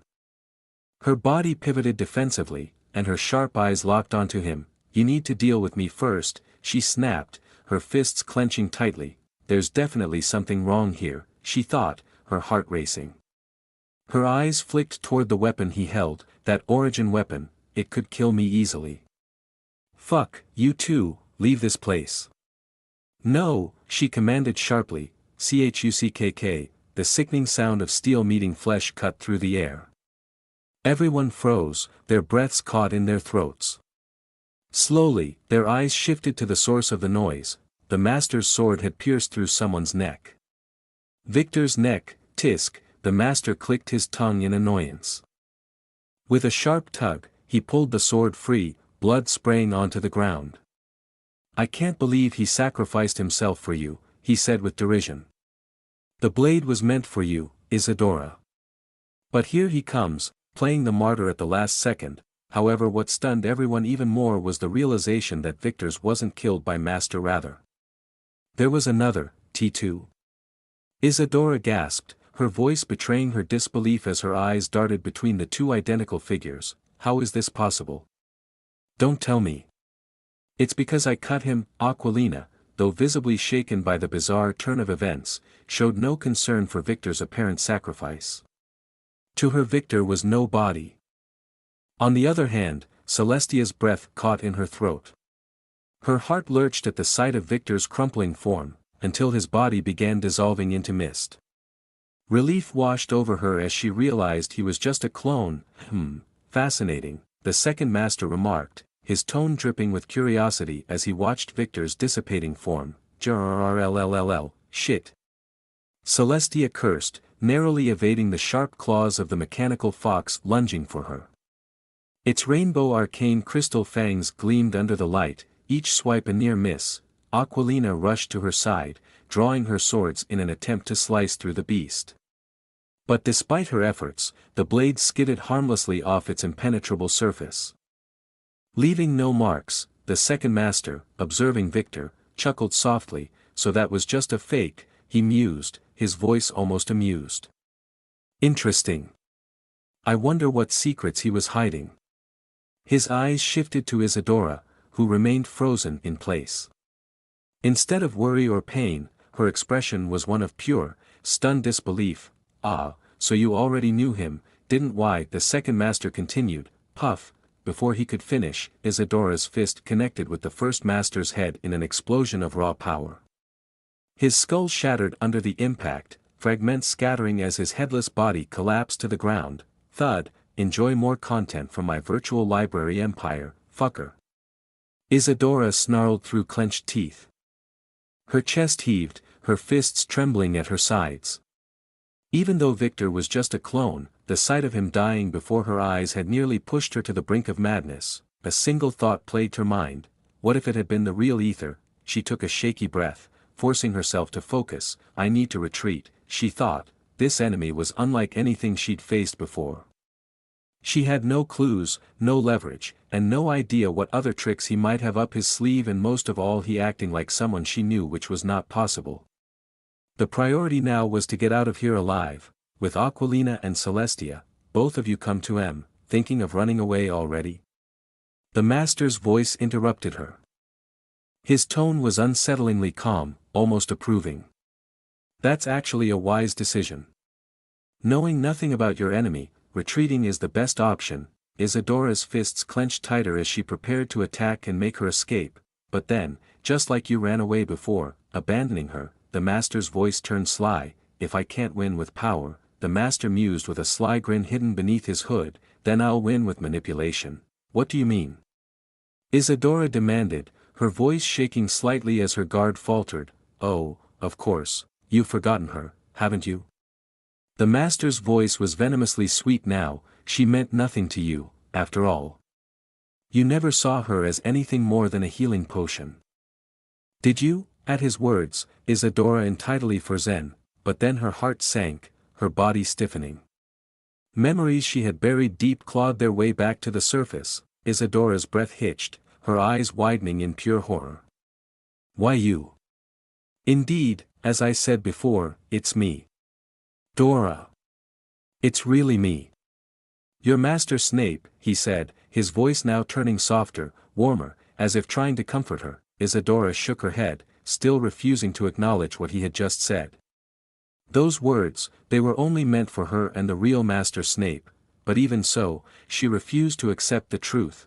"Because, you are not him, because I fucking killed Master Snape." Her voice echoed like a dreadful roar, reverberating through the empty area. Her eyes shook, and her body trembled violently, the way he had hoped it would. Yes indeed, and also," he said with a sly grin, "Eleanor. Trial. Abandoned. Isadora's heart skipped a beat, her heart pupils dilating in pure shock. Her body shook uncontrollably, fear creeping over her like a cold shroud. Master Snape grinned even wider as he watched her face twist in terror. He could see her guard slowly lowering, her emotions slipping into imbalance. You still haven't gotten rid of the fear and guilt. Ah, thank you, dear, he thought to himself, his grin widening as he whispered, and that's, who was Master Snape. Celestia's eyes widened as she heard Isadora's voice tremble, and Master Snape. You mean the previous sovereign is, alive? Before anyone could respond, chuck, thud, Isadora's head rolled from her shoulders, blood spraying from her neck in a horrific burst. The headless corpse slumped to the ground, lifeless. Behind, the headless master, who she had just punched with full force, stood holding a sword, its blade glistening with Isadora's blood. Checkmate, the master's voice echoed in the deathly silence. Celestia and Aquilina blankly watched the sense with horror. Chapter 694 Your death is inevitable, Marisandra Naidia, /Aether. T. The principal, is D dead? / Those words echoed in Aether's mind, their weight refusing to sink in. He blinked, trying to process the impossible as Sandra's fist collided with his face, sending a sharp jolt through him. Yet, her strike barely registered, his thoughts reeled, looping back to Aquilina's trembling voice and the words she'd spoken. Dead, what was she talking about? Isadora Pinkheart, the strongest entity he had ever known, dead? It was absurd, impossible, and yet, her head was cut off. Sob Aether. As she died protecting us. Sob / Aether barely comprehended her words. Instead, fragments of memories flashed before his eyes, his master's radiant smile, her unyielding presence. The way she would playfully trash him, only to push him harder than anyone else ever could. It was unthinkable that she could be gone. He refused to accept it. Nah. She wouldn't die, Aether mumbled, his voice hollow. For the first time, his hand shot up, catching Sandra's incoming fist midair. Sandra blinked, startled. What's this? Finally fighting back. Don't want to look unmanly in front of your little harem, she taunted, her voice dripping with sarcasm. But her words faltered the moment she saw his eyes. Her sharp tongue was replaced by a cold silence when she saw his eyes. They were pitch black, void of any pupils or any trace of humanity. With a wicked grin curling his lips. The sight sent an unexplainable shiver down her spine. She instinctively backed away, putting 2 meters between them. She didn't die. Of course not. There's no way. Haha. Aether chuckled softly, his voice carrying a manic edge. After all, she's the strongest entity alive. I mean, come on now. No way, right? No fucking way. Aether's voice grew louder, manic, as he rambled into the air, his laugh hollow and unnatural. Aether. Aria's voice quivered, her steps faltering. The others stood frozen, their faces pale as they took in Aether's bizarre behavior. Aria frowned, her mind racing with thoughts. Something was wrong, something was very wrong with him, his pitch-black eyes. She had seen them somewhere before, but where? She couldn't remember, and that unfamiliar sight made her chest tighten. She didn't like it, not one bit. Sandra, who had been glaring, now furrowed her brows. Have you finally gone insane? She asked coldly, her voice echoing across the tense battlefield. Aether flinched at her words, turning his soulless black eyes toward her. His voice dropped into a sinister growl. You. I hate you, Sandra snorted, her tone unyielding. That's mutual, she retorted without hesitation, her eyes narrowing into an icy stare. Aether took a deliberate step forward. The ground under his foot groaned as if crushed by an invisible force. The air around him shifted. Growing heavy with malice, Sandra's sharp senses caught it, the arcane energy around him. It wasn't just flowing anymore, it was screaming. Agonizing, tormented screams, her breath hitched. This was familiar, she had seen this before, on Kai's engagement day. That was the day Aether had shown what he truly was. That's not Aether, Sandra thought, her teeth clenching. And judging by the growing tension, the others felt the same. Arya and Melona instinctively stepped back, their legs shaky as fear gripped them. Leora frowned deeply. Unlike the others, she didn't step away. Instead, she watched him carefully. She could feel it, this wasn't just a change. He was stronger. Far stronger than before, and something wrong with him. Kaelin cowered behind his mother, beads of sweat dripping down his face. Fuck. Fuck. She pissed off father. He's angry. Really fucking angry, he screamed internally, his body trembling with both fear and confusion. Yet, he didn't know the real reason for this. Aether walked forward, his movements odd, jerky. His fingers twitched unnaturally in the air as if they had a mind of their own. Why? He muttered with uncanny sound, why is everyone acting like this? What did I even do wrong? It's not my fault, right? It's not like I'm the one to blame here, right? His voice cracked, his words spilling out like an unfiltered torrent of emotion. I mean, come on now. What am I supposed to do? I'm doing my best. I'm trying my damn hardest to keep everyone alive, and yet they doubt me, question me, hurt me. His voice rose with every word, his anguish morphing into rage. The sky above darkened, ominous clouds swirling overhead. His body slowly turned black, darker than the night. It was as though something monstrous was clawing its way to the surface, possessing him. Arya's hands trembled as she raised her bow. Whatever that thing was, it wasn't Aether. She refused to believe it was her beloved. Leora's multicolor eyes narrowed, her ears twitching as her tail stiffened. The Aether before her was powerful, far too powerful, but he wasn't the man she loved. Aether's voice softened, trembling with an almost childlike confusion. I chose this path so I wouldn't have to worry, I gave up everything for it, so why is everyone against me? Why me? Aether's voice thundered as he appeared before Sandra in a blink, so fast that even her trained eyes couldn't keep up. His body slowly turned black, like he was burned to crisp and leaking a deep mist that seeped into the earth. The ground beneath him decayed instantly, the grass and stone crumbling into dust as though they lost something. Sandra's face twisted into a frown, her sharp eyes glaring at him. Who are you? She asked. Me. Aether tilted his head, raising his hand, or what was left of it. His arm was no longer flesh, but an abyssal mass leaking dark mist. He brought his fingers to her cheek, suddenly. Arg. Sandra winced, a sharp pain shooting through her as his fingers touched her skin. Her cheek turned black, crisp, as though something was being sucked out of her body. Aether chuckled lowly, he. What's wrong? Hesitating, are we?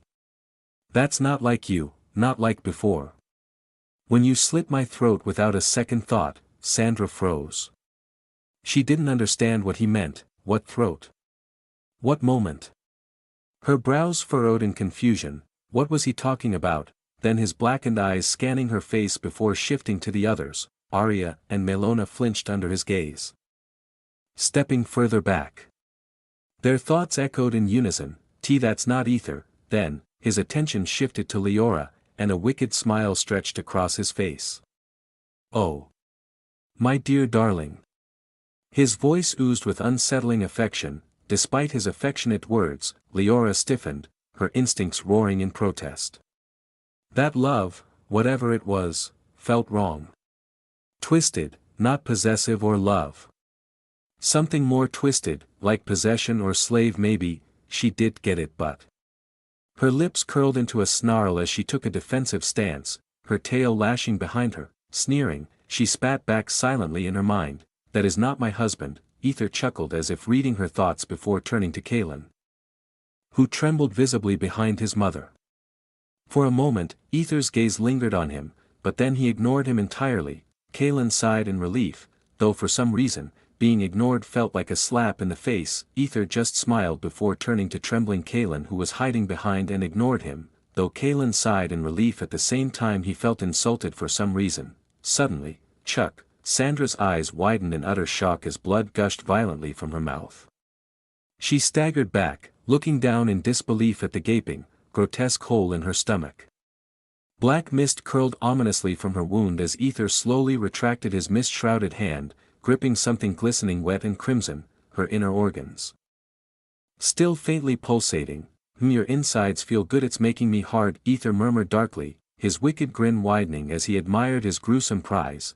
Then, with an almost playful brutality, he grabbed Sandra's head and slammed it forcefully into the ground.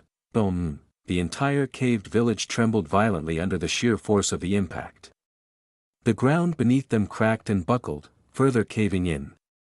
A shockwave tore through the air, blasting those standing nearby like ragdolls, scattering them into the chaos. Mom!" Arya screamed, her voice filled with desperation. She leaped forward without hesitation, catching her mother midair, cradling her as they skidded along the fractured ground. Finally coming to a halting stop, "Are you all right?" Arya's voice trembled with worry. But Melona wasn't looking at her daughter or even registering the excruciating pain. Her wide eyes were locked on Aether. "No, the thing that holding Aether, what is that?" Melona whispered, her voice barely audible, her gaze fixed on the figure looming behind Aether. A deep, black feminine silhouette clung unnervingly to his neck, its massive, unnerving grin glowing stark white against the impenetrable darkness. Arya froze in place, her heart skipping a beat as she followed her mother's gaze. Her breath hitched sharply. The figure. She had seen it before. Once, she had dismissed it as a mere illusion. A trick of her terrified mind, but now, there was no denying its existence. It was real, terrifyingly real. Leora stiffened as well, her sharp eyes narrowing at the shadowy figure. Unlike Kaelin, who could see nothing beyond Aether's shifting, blackened form, she could see it all too clearly. Sandra's hazy eyes fluttered open, her mind a storm of dizziness, agony, and confusion, her mind spinning from the blow, blinked repeatedly. She tried to focus on Aether, but the pressure in her mind was overwhelming. It took her a while to process everything before finally speaking, her voice trembling. Then, her blurred vision settled. It's you, again." Sandra mumbled in disbelief as she saw the black feminine figure glaring at her. Its grin only widened, seeming to take pleasure in her fear. "Your death is inevitable, Marisandra Nyadea," it whispered, its voice echoing in Sandra's mind like a haunting truth. As Sandra shuddered, Aether's grin mirrored the figure's, his body fully turning pitch black. The black feminine figure that had been hovering near his shoulder flickered and then seemed to merge with Aether, its ghostly form fully joining with his like it was possessing him, merging as though it were a part of his very being. And then Aether's face disappeared entirely, replaced by a terrifying same enormous, glowing white grin that seemed to mock everything around him. Aether, or whatever he had become, raised his hand and hee, boom, his fist slammed into Sandra with horrifying force. Boom, hee, again, boom, hee, again, boom, hee, again, boom, hee. Read exclusive content at my virtual library Empire. Again, boom, hee, again. The ground quaked violently with every devastating impact. Blood splattered in grotesque arcs, painting the ground and walls in crimson streaks as Sandra's body crumpled under the relentless assault. Arya. "We should stop him," Melona stammered, her voice barely above a whisper. Her pale face betrayed her overwhelming terror as she watched the relentless beating. The Aether she knew was gone, replaced entirely by something monstrous and utterly unrecognizable. Arya snapped out of her frozen stupor, her hands trembling as she knocked an arrow with shaking fingers. "Why yeah. You stay here. I'll talk to him," she stammered. She glanced nervously at Leora, who nodded silently, her expression grim. Together, the two began to approach cautiously, their movements slow and deliberate. But then, a bone-chilling roar echoed violently through the caved village. They all froze in place, except for Aether, who continued pummeling Sandra without pause or hesitation. Arya and the others turned toward the source of the sound. On the ledge above the caved village stood a monstrous figure, a grotesque elf, its twisted form glaring down at them with feral intensity. But it wasn't just one. One by one, more monster elves began to emerge, surrounding the village. "Shit, they've come here," Melona muttered under her breath, her face draining of color. Those were her people, the soldiers who had been turned into horrific monsters, and because of the commotion, They had finally arrived, the commotion had drawn them in, and now they surrounded the village, cutting off any chance of escape or survival. This. Fuck. Leora growled in frustration as the caved village was completely surrounded by the monstrous, corrupted elves. The situation had just become even more hopeless. Chapter 695. Come back to us, Aether. SSSH. Thud. An arrow struck the monster elf's head with precision, and it crumbled to the ground, disintegrating into sand. Yet, the monsters continued to surge forward, relentlessly, as if their numbers were truly endless. Take that. Arya shouted as she swung her bow, smashing it against the monster's head. She quickly turned toward Leora, who was skillfully tearing through the seemingly endless swarm of monsters. Leora, we need to regroup, or these monsters will overrun us in no time. Leora glanced at her son, who was valiantly battling the monsters alongside them, but he was struggling with sheer number. With a sharp nod, she acknowledged Arya's words and leapt back to her side, her movements swift and purposeful. With Melona unable to fight and Lyres lying unconscious, the trio formed a defensive formation, standing their ground as they faced the onslaught of monsters. Melona's heart pounded wildly in her chest. The sheer number of monster elves closing in on them sent shivers down her spine. Meant that most of her people had already fallen victim to this horrifying virus, or whatever sinister force was behind it. We can't possibly kill them all. Kalen muttered, his expression dark and serious. If Aether were to see this, he'd probably call this a zombie apocalypse or something. What about father? His eyes searched for Aether, or rather, the being Aether had become. He spotted the pitch-black figure in the distance, locked in a brutal fight with Melisandre. Blood sprayed around them as Aether's blows landed with devastating force, the ground beneath them cracking from the sheer intensity of the battle. Strangely, no monsters dared to approach them. It was as if an invisible barrier surrounded Aether, forcing the monsters to avoid him. Yet Kalen knew there was no actual barrier, it was something else entirely. Kalen's brows furrowed as he relayed his observation to the others. They all stole a glance at Aether before refocusing on the fight at hand. I think, they can sense fear, Leora murmured, her sharp eyes fixed on the black figure. Even she felt a primal fear clawing at her chest as she spoke. They must know that thing is dangerous, deadly even. Her gaze shifted to Melona. Melona, you're the only one who can pull him out of this. You have to try, What are you talking about? Melona asked, confusion and dread mixing in her voice. Melona swallowed hard, but then seeing Aether, she nodded furiously. Get ready. Leora barked as she grabbed Melona with one hand, her grip firm. Explore more stories with my virtual library empire, W8. What are you, Kayaya, with the strength of a warrior? Leora hurled Melona forward like a volleyball, her focus immediately returning to the battle. Thud, ouch. Melona groaned as she hit the ground hard, her body aching from the impact. She quickly looked around, but to her astonishment, none of the monsters were paying her any attention. They continued to circle the perimeter, avoiding the path she was now on. Why aren't they coming for me? She wondered, glancing back at her daughter and the others with a mix of worry and desperation. But her thoughts were interrupted by a sudden, sinister sound. Maybe they should come here, she thought as she looked at her daughter and others with a worried glance. But then, hee. Boom, startled, Melona's gaze snapped toward the black figure that had once been Aether. She gulped nervously, her legs trembling slightly as she forced herself to take a hesitant step toward him. Her movement caught the attention of one of the monsters. It growled low and menacingly before stepping onto the forbidden path that none of the other monsters dared to enter. The hollow growl sent a shiver down Melona's spine. She glanced back, her eyes widening in terror as she saw the monster baring its teeth in a twisted grin before charging toward her. Shit, she cursed under her breath and broke into a desperate run toward Aether. Tisk, it's on to Alona. Arya.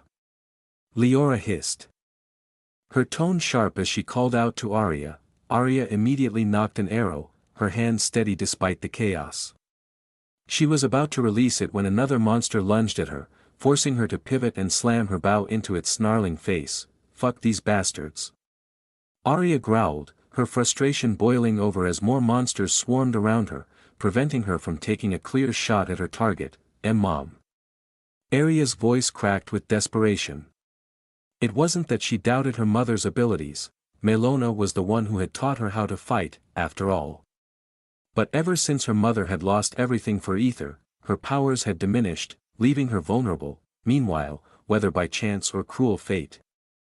The caved-in village could no longer bear the weight of the swarming monsters. The ground beneath them groaned before collapsing further. Thud, Melona stumbled and fell hard to the ground. Sensing an opportunity, the monster leapt at her, its sharp mouth gleaming. Seeing the beast descending upon her, Melona screamed with all the strength she had left. Aether, survival rate, 86.7%. Suddenly, the pitch-black figure froze mid-strike, its blood-soaked fist halting in midair. The entire battlefield seemed to pause, as if time itself had ground to a halt, holding its breath. No. It wasn't like time froze or something fantastical like that. Rather, the monsters turned eerily silent, their bodies trembling as if seized by an invisible fear. The monster that had leapt towards Melona suddenly collapsed midair, crashing into the ground.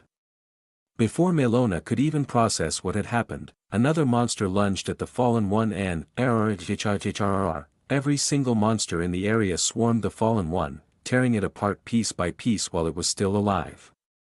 The air was filled with the wretched sound of its agonized screams. Arya and the others blinked, their faces blank with shock and confusion, unable to comprehend the surreal scene unfolding before them. Then, boom, the black figure resumed its punch, driving its fist forward without hesitation. Meanwhile, the rest of the monsters snapped back into their frenzied state, resuming their brutal assault on Arya and her group. What the heck just happened? Kaelin asked, his voice trembling with both confusion and terror, his face pale. Well, to be honest, we'd really like to know that too, Arya mumbled, forcing a wry smile as her eyes darted around nervously. Leora, however, frowned deeply. Even though they've lost their consciousness, they're still moving and reacting, which means... Her sharp gaze landed squarely on the black figure. Those monsters recognize it as something above them? A superior being, whatever the case was.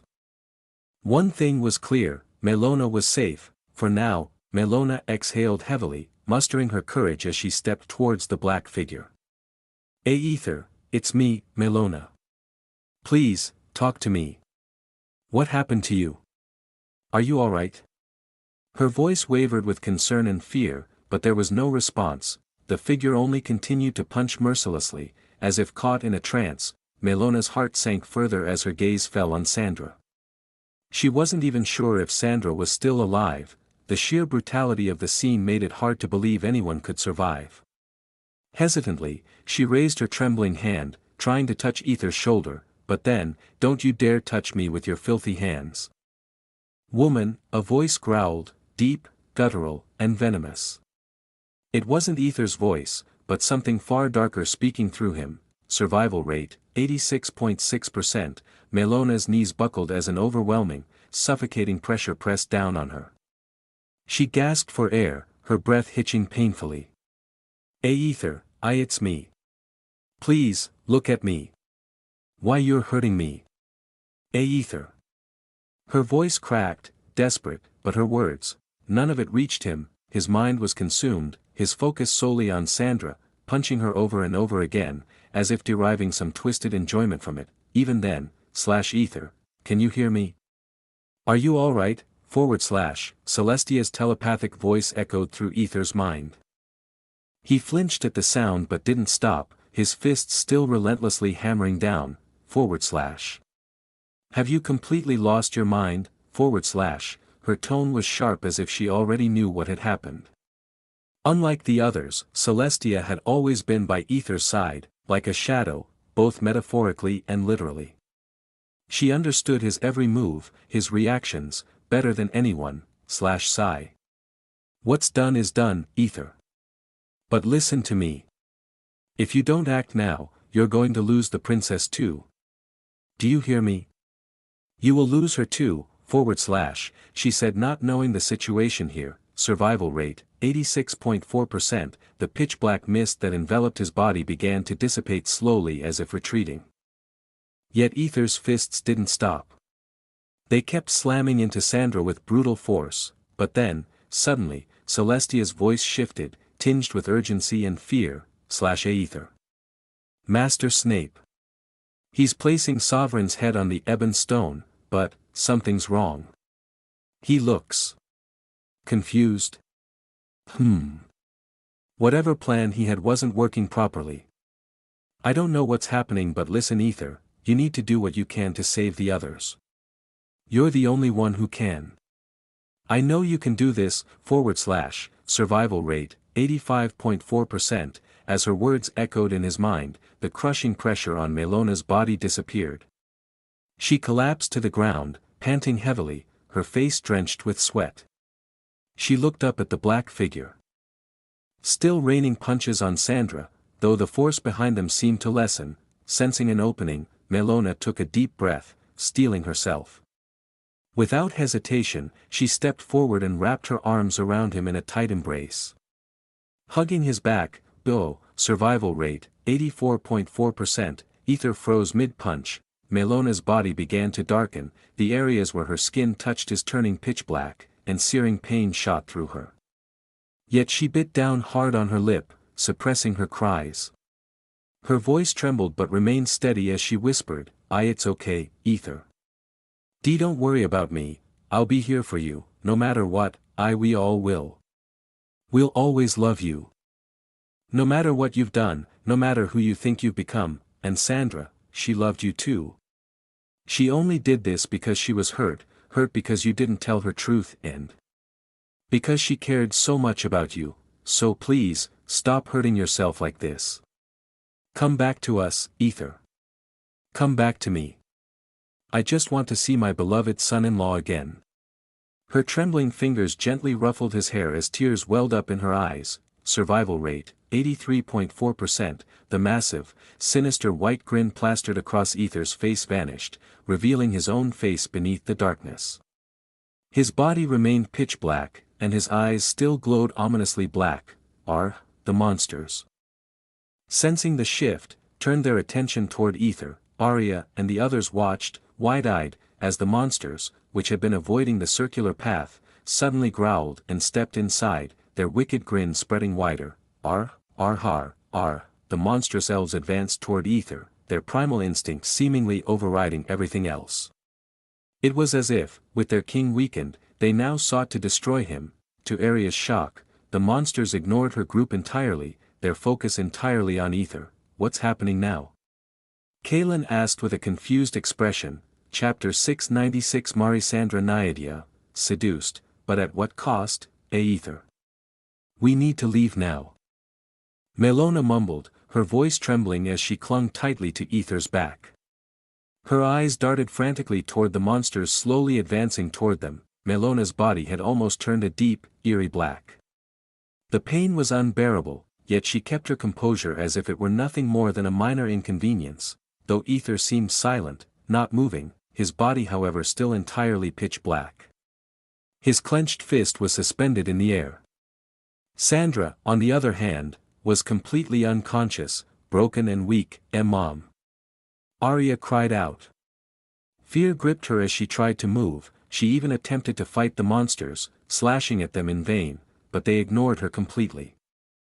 Their focus was locked solely on Aether as if drawn to him by some unseen force. Wake up, Aether. Please. Melona shouted, her voice growing more frantic as she shook his shoulder, trying to snap him out of whatever trance he was in. Her hands trembled as they turned black, but she pushed against him a few more times. We need to leave, now. Aether's lips parted slightly, and he muttered something under his breath. There's still someone who wanted to save me. What? Melona froze, her brow furrowing in confusion. She couldn't catch what he had said. Before she could press him further, Aether suddenly moved. With a quick, almost effortless motion, he swung his hand horizontally through the air. SSSSSVH, a wave rippled outwards, cutting through the air like the surface of disturbed water. The monsters' bodies began to wither and decay at an impossible speed. Their skin crumbled, their bones turned brittle, and within moments, they disintegrated into fine dust. It was as though time itself disappeared. The monsters didn't even have time to scream. Arya and the others stood frozen, their eyes wide with disbelief. The wave surged toward them as well, and Kaelin screamed in panic, "Oh no! No! I'm going to die. Wait. I'm fine." He blinked rapidly, looking down at his body, which was unharmed. Relief washed over him as he realized he was still intact. "What the hell?" The others exchanged bewildered glances. Miraculously, they too were untouched.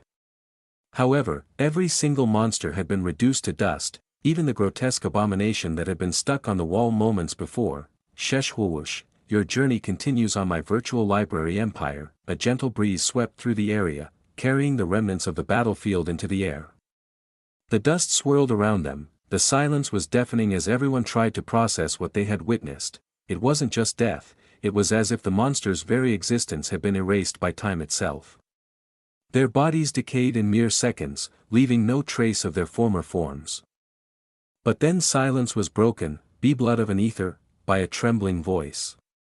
Everyone flinched, their attention snapping toward the source, the first hooded figure. Yes, the same hooded figure Leora had viciously attacked, tearing her apart in half. And yet, there she stood, whole and unscathed as if nothing had happened. The sight sent shockwaves through the group. This figure hadn't died. The hooded figure's voice trembled as she spoke, her tone filled with disbelief. "Time. Aether blood. Why, you're the holder. Among us? This is really happening. I can't believe someone like you exists among us. This is. Fuck." Her tone shifted rapidly, transforming into unbridled excitement. Her eyes glinted with something sinister, her grin widening under the hood. "This changes everything. Foo fucking everything," she cackled, her hand jerking upward.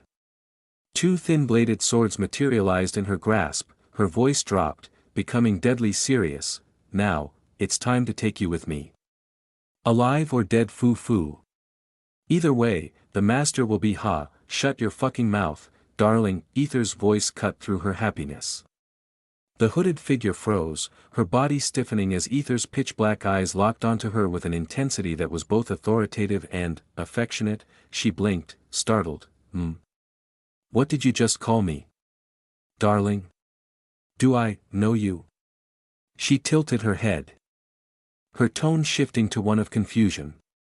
"Have we met before? Did I toy with you somewhere?" "No, that's not possible. A one-night stand, maybe." Unlikely. Strange." She trailed off, her thoughts wandering. Aether, still staring at her, muttered quietly, "She's still the same as ever." Before he could finish, a soft, trembling hand reached up and touched his cheek, drawing his attention. He turned to see Sandra. Her face was broken and bloodied, with crimson streaks trickling down her mouth. She was far from the regal, breathtaking empress she had once been, and yet, she smiled. It was a soft, gentle smile that held no malice. Only warmth. Aether's expression darkened as he stared at her. Why didn't you fight me back? I know you could have. You have the power to kill me, again. So why? Why are you holding back? Are you pitying me, again?" Sandra didn't reply. Her once luminous, misty eyes Aether had once loved, were now clouded with blood. She could barely see him, her vision blurred. Still, her lips curled into that same faint smile, staring at her smile. You did this on purpose, didn't you?" "That's not like you, woman." Aether frowned. "What are you trying to achieve? Are you trying to kill yourself?" Sandra opened her mouth to speak, but no words came. Only blood spilled from her lips, her voice silenced by the overwhelming damage she had sustained. "However, love me?" Aether pointed to himself, his expression twisted into a deep frown as he tried to process her words. He studied her lips carefully, as if realizing what she had just said. Sandra slowly shook her head, her movements weak yet deliberate. Aether's frown deepened before his eyes widened in realization. Love, him, he murmured. Sandra smiled warmly, her expression tender despite the pain she was enduring. Ba-dump. Aether blinked again, his hand instinctively reaching up to his chest. He could feel it, a skipped heartbeat, a sudden, jarring sensation that made him freeze, crack, as his fingers pressed against his chest. His pitch-black body began to crack. He blinked, staring down at himself in disbelief. I see.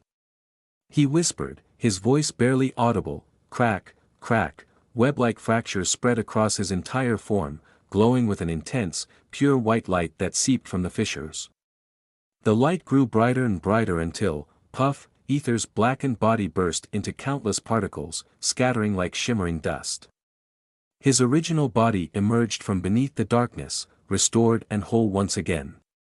He stumbled slightly, shaking his head as if waking from a long, disorienting dream. Sandra, though her vision was blurred and failing, could still make out a haunting sight. Hovering near Aether, she saw it, a pitch-black feminine figure materialized on his right shoulder.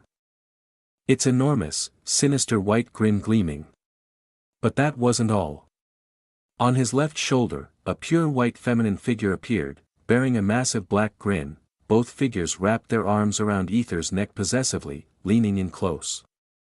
They clung to him as if claiming ownership, their voices overlapping as they whispered in perfect unison, "Your death is inevitable, your death is inevitable." Sandra could only manage a faint smile, focusing all her energy on Aether. Aether blinked, his vision sharpening as his eyes finally landed on Sandra.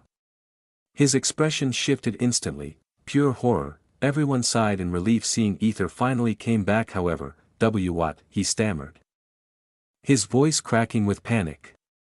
But before he could even form a coherent question, Sandra's trembling, bloodied hand reached up to touch his cheek. I am sorry, she mumbled, her voice strained and weak. Her words finally came through, each one weighed down with regret. I shouldn't have said that. Cough. Blood gushed from her mouth, staining her lips and chin. I never hated you, Aether. Aether tried to speak, his voice laced with desperation, but Sandra continued, her voice trembling as she forced the words out. I always loved you. Ding, 5000 AP, you have completely seduced Marisandra Naidia, and that was it. No rewards. No hidden missions. Nothing more, but Aether didn't care. His eyes were wide, his voice frantic. Why, you just need to stay there. Stay with me, Sandra interrupted. I knew you would save her. Her eyes began to glaze over, the light within them fading as her life slowly ebbed away. And no, don't, Aether stammered, his words breaking apart as panic overtook him. He grabbed a healing potion from the storage and frantically poured it over her wounds, focusing on the gaping injury in her stomach. But nothing happened, the potion didn't work, it wasn't healing her. What the fuck have I done? He screamed inwardly, his mind a storm of anguish and regret. His eyes turned teary as if verge of crying. Sandra's voice, though weaker now, carried a surprising calmness. Don't cry. I will be fine, she whispered, her lips curved into the faintest of smiles. I'll watch over you. Aether's anguish erupted in a shout, his voice raw and filled with anger. Why are you doing this to me? Why? Why are you leaving me? The first hooded figure, finally snapped out of her thoughts, blinked in surprise. Then, with a sly grin, she muttered, "Oops, I got lost in my thoughts. Now, shall we finish this?" Her tone was chillingly casual. Arya and the others immediately shifted into battle stances, weapons at the ready, but Aether wasn't paying attention to any of them. His focus remained solely on Sandra as he cradled her face in his hands. His voice cracked as he asked, "Why you did this on purpose? Why? Why didn't you tell me everything? What the fuck is going on?" I could have. Sandra silenced him with another faint smile. "This is a promise. I needed to pay back," she murmured, her eyelids growing heavier. Her breathing became labored, and her strength waned rapidly. I don't get it," Aether stammered, tears freely falling down his face. He couldn't hold back, and the droplets landed on her bloodied cheeks. Sandra's fading eyes glimmered faintly as she felt his tears. Her smile grew just a little brighter, as if his emotions brought her comfort in her final moments. As if, even in this moment, she was happy Aether cared for her, as if she had been waiting for this, for him to shed tears for her loneliness all this time. "Are Raven, the others, are in the underground chamber, safely," she whispered, her voice fading. Aether bit his trembling lips so hard he tasted blood. His mind raced frantically, searching for a solution, a way to reverse the inevitable rebirth. Aether mumbled, Chapter 697. The timing truly couldn't be worse anymore. The rebirth skill. A great and unique skill he had acquired from seducing Talia Crimsonclaw. This skill possessed an incredible ability far better than any skills he had. To bring back those who had died. Good wasn't it, but it came with stringent conditions. The rebirth skill could only be used once in a lifetime and never on the user themselves. The target had to be deceased, and their soul had to willingly agree to return. If the soul had already moved beyond the cycle of samsara, been completely annihilated, or become bonded to another being, the skill would fail and could not be activated. These were the conditions that needed to be fulfilled. To use the skill on anyone, Sandra might have fit the requirements, but there was still one glaring truth: he could only use it once. What about Dora? Aether thought anxiously. She had died as well, and the skill could only be used one fucking time. Log was just playing its card perfectly, so this is what she meant. She warned me that I'd be forced to choose. I really have to choose. Aether's heart felt like it was being squeezed in pain. He had to make an impossible decision, one that would save one life while letting another slip away forever. This was too much for his heart to bear. Why is this happening to me? Aether's voice cracked as he mumbled to himself, his expression twisted with pain while his gaze remained fixed on Sandra's face. Her eyes were slowly losing their vibrant essence of life. Sandra, despite her nearing end, turned her fading gaze toward Aether. And maybe this isn't so bad. She thought weakly, her mind oddly calm amidst the storm of pain. Dying in his arms didn't seem as terrible as she had once imagined. Gathering every ounce of energy left in her, she whispered, Can you kiss me? I've never felt it before." Hearing her fragile request, Aether forced a faint, sorrowful smile. Her words, spoken with such vulnerability, pierced through his chest. Watching her frail form, struggling to even speak. He couldn't bear to see her like this. Every healing potion he tried had failed, her body continued to weaken, and it was painfully clear, she didn't have much time left, and yet, he couldn't let her go. What had she promised the gods? Why had she been so determined to die from the very beginning? It made no sense to him. Just what did you promise? Aether asked, his voice trembling as he reached out to wipe the blood from her eyes, his hand unsteady. Sandra didn't reply. Instead, she struggled to purse her lips as if pleading silently, asking for one final kiss, one last tender moment before the end. Aether let out a shaky, bitter laugh. Slowly, he lowered his head, closing the distance between them, and softly pressed his lips against her blood-stained ones. Sandra murmured, her voice barely audible. That felt weird. Aether's lips trembled as he pulled back, his hands shaking. He nodded softly, his eyes locked on her as the torment in his heart reached its peak. Choose, the word echoed mercilessly in his mind. He had to let one of them go. He had to save one and abandon the other, a choice he never imagined he would have to make so soon.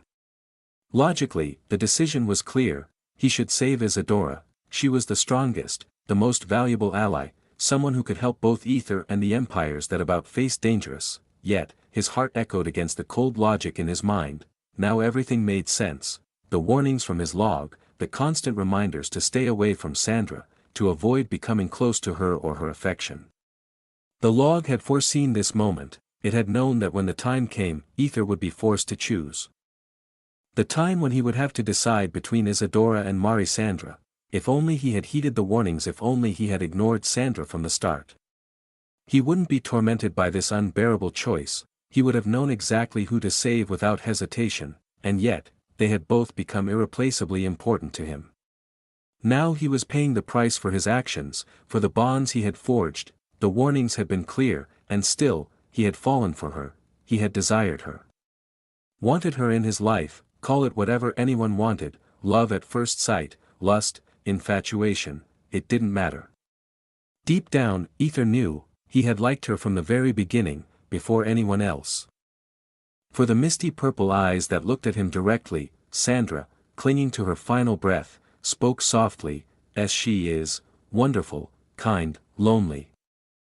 Please, don't hurt her. Aether nodded silently, understanding who she meant without needing to ask, you are truly a wonderful mother. Aether murmured, his voice barely above a whisper. Sandra's lips curled into a faint smile as she added, promise me, Aether, you will, protect, my, mother. Her voice faltered, and before she could finish, Aether's eyes widened in pure shock. He couldn't believe what she just said. Meanwhile, you are not going to take him, Arya said firmly, her gaze piercing as she glared at the first hooded figure. Oh, dear, did you really think you could stop me?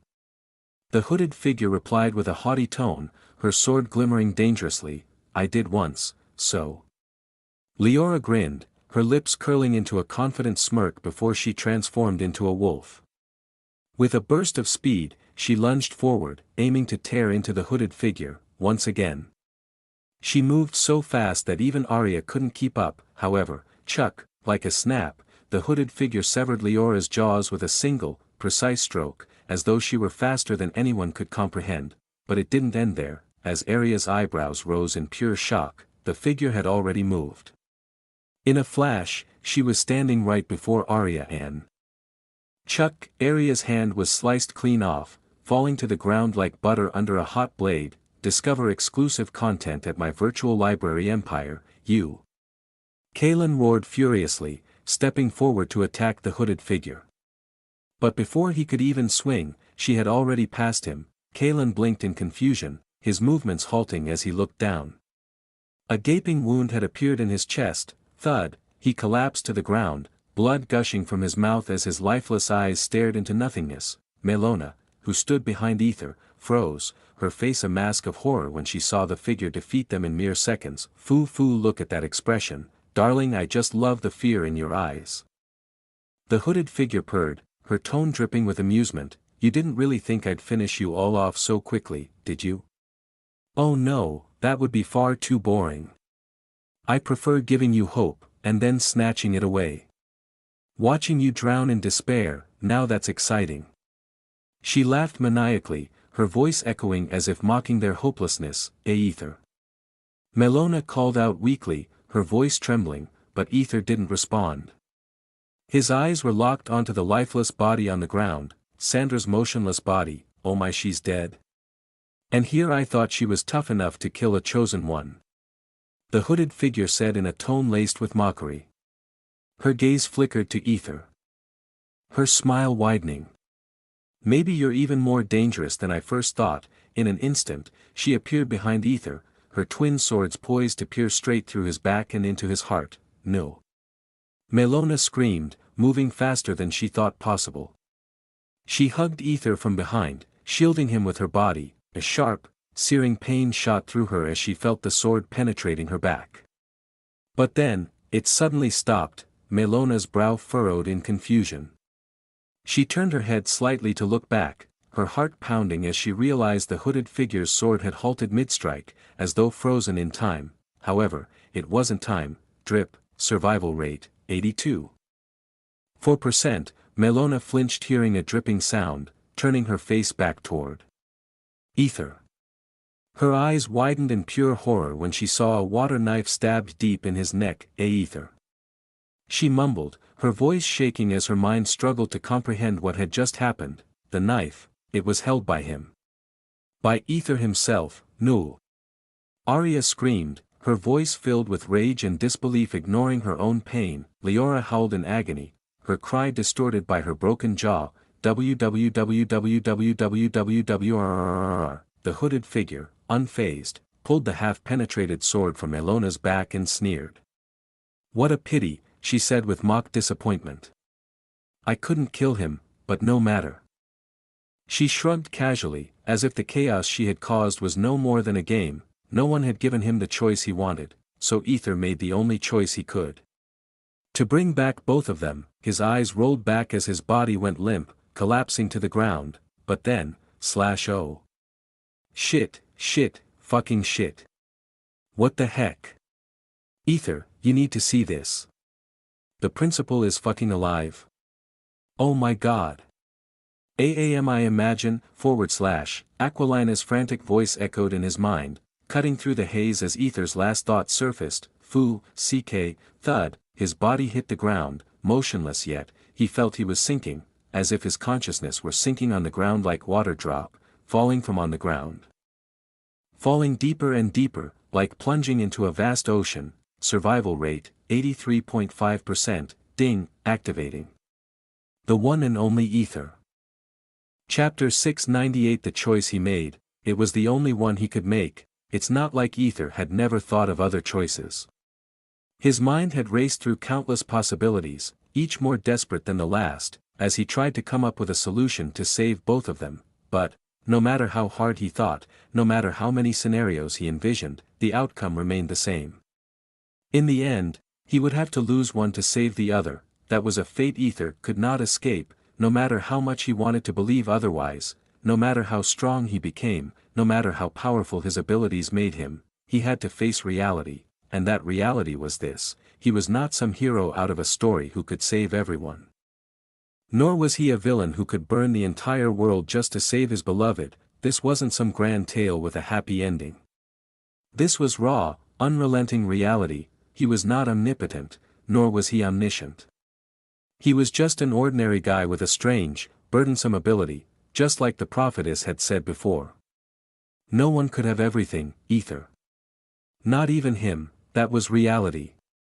Really, that was why, he thought again, deeply this time, yes, he finally let himself consider the one thing he had been avoiding, his bloodline ability, an ability to turn back time. To return to a point where nothing had gone wrong. Or, at least, that's how he hoped it worked. It was his final, desperate hope, a third choice, the only choice, his hope, but even that hope felt like staring into an abyss of horror. To be honest, Aether had never wanted to use his bloodline ability, not once, not since he learned about it. To others, his power seemed miraculous, godlike even. Everyone thought he could do anything, change anything, rewrite reality to his whims. They saw it as a gift. But for him, it was nothing less than a curse, because who was Aether? A simple man who wanted to live, yes. No matter what life threw at him, no matter how hard or painful it became, Aether had always held on to one thing, a relentless will to survive. He was the kind of man who wanted nothing more than to keep breathing, to keep moving forward. And yet, his ability demanded his breath. How cruelly ironic, wasn't it? Even in his first life, when everything seemed so hopeless and broken, he had wanted to live. He had fought to survive, no matter what was done to him. People had crushed him, broken him, abandoned him, cornered him, made him suffer in ways he didn't think possible. Even when the entire world seemed to conspire against him, there hadn't been a single moment where he thought of giving up. He wanted to live, even when he was stabbed by organ traffickers, even when he lay there bleeding out, dying. He still clung to that burning desire to survive. And yet, the cruel twist of his ability was that it only activated when he died. That's so fucked up, how darkly amusing. The world. The fate had chosen him for this. You had asked a man who desperately clung to life to accept death. Even though he would return, a death was still a fucking death. Aether was so scared of it, yet, when he saw Sandra die right before his eyes, something inside him shattered. His gaze fell on her hand clutching the water knife, now slick with her blood. He knew what he had to do. He knew the exact steps he needed to take, and yet, when he tried to do it, he couldn't. This was different from before, when a monster had killed him. He didn't feel much, but this time, it was in his hands. Fate was asking him, a man whose will to live had never wavered, to take his own life. What a cruel, bitchy twist of fate, wasn't it? His hands trembled as his entire body and mind rebelled against the idea. Every fiber of his being screamed at him not to do it, and yet, his heart knew, it knew, this was his choice to make. not a choice that fate had forced upon him, but a choice born out of his love, his desperation, his hope. He wanted both of them alive. He wanted to see Sandra's haughty expression again. He wanted to hear Dora's amused laugh and breaking his body just for him to learn more. He longed to see their faces light up with life once more. The only way to make that happen was to take his own life. Will turned against himself, and, he knew, deep down, he couldn't let the hooded figure kill him. That person, whoever they were, seemed to know too much about his bloodline.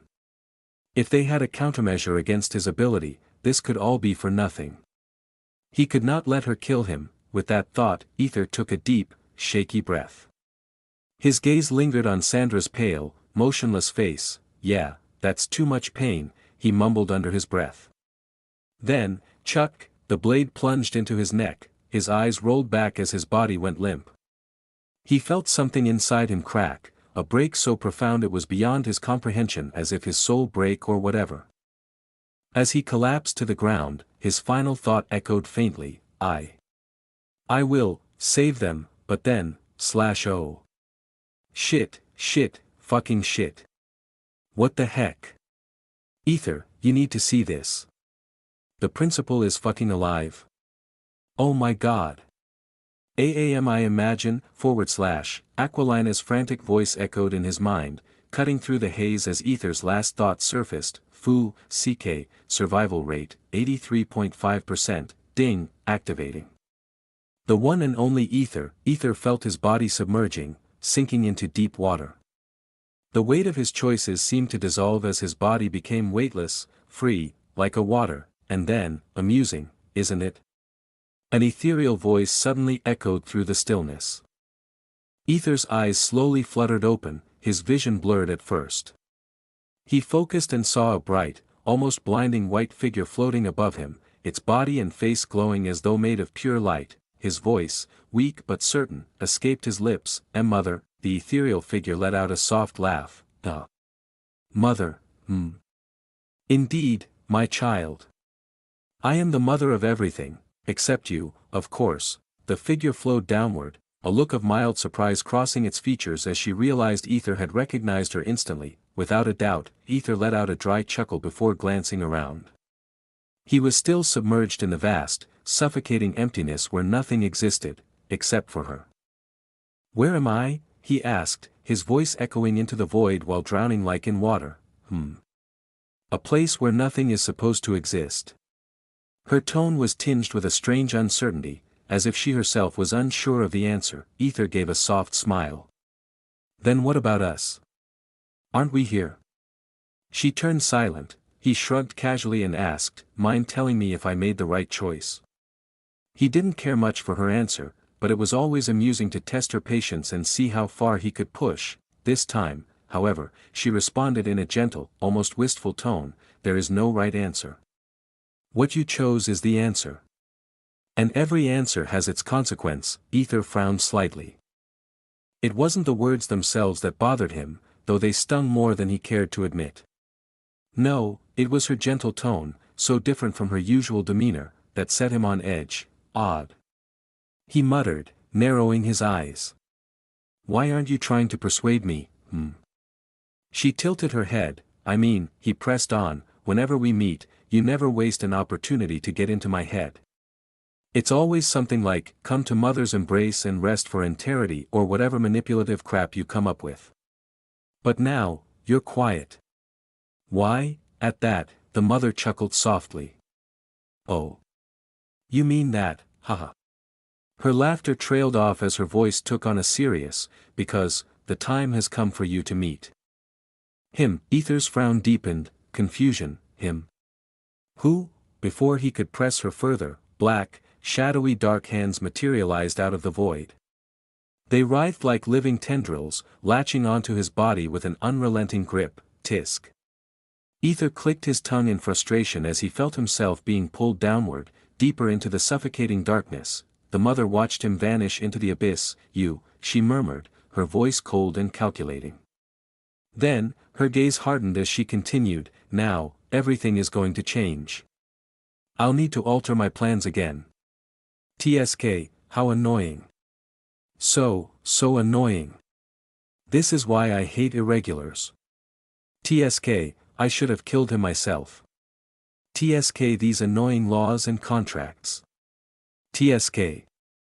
Tisk, with those final words, she disappeared into the pitch-black void, leaving the space empty once more. Just then, clang, clang, the metallic sound echoed through the nothingness. Meanwhile, ding, iteration number 30, ding, a strong will to live detected, ding, error, unable to access the will of the soul, ding, detected, a strong will to live, ding, no will, ding, rescanning, rescanning, rescanning, rescanning, ding. Warning, conflict detected within the soul, ding, warning, access to ether is unavailable, ding, critical warning, continuation of the current reality is impossible, ding.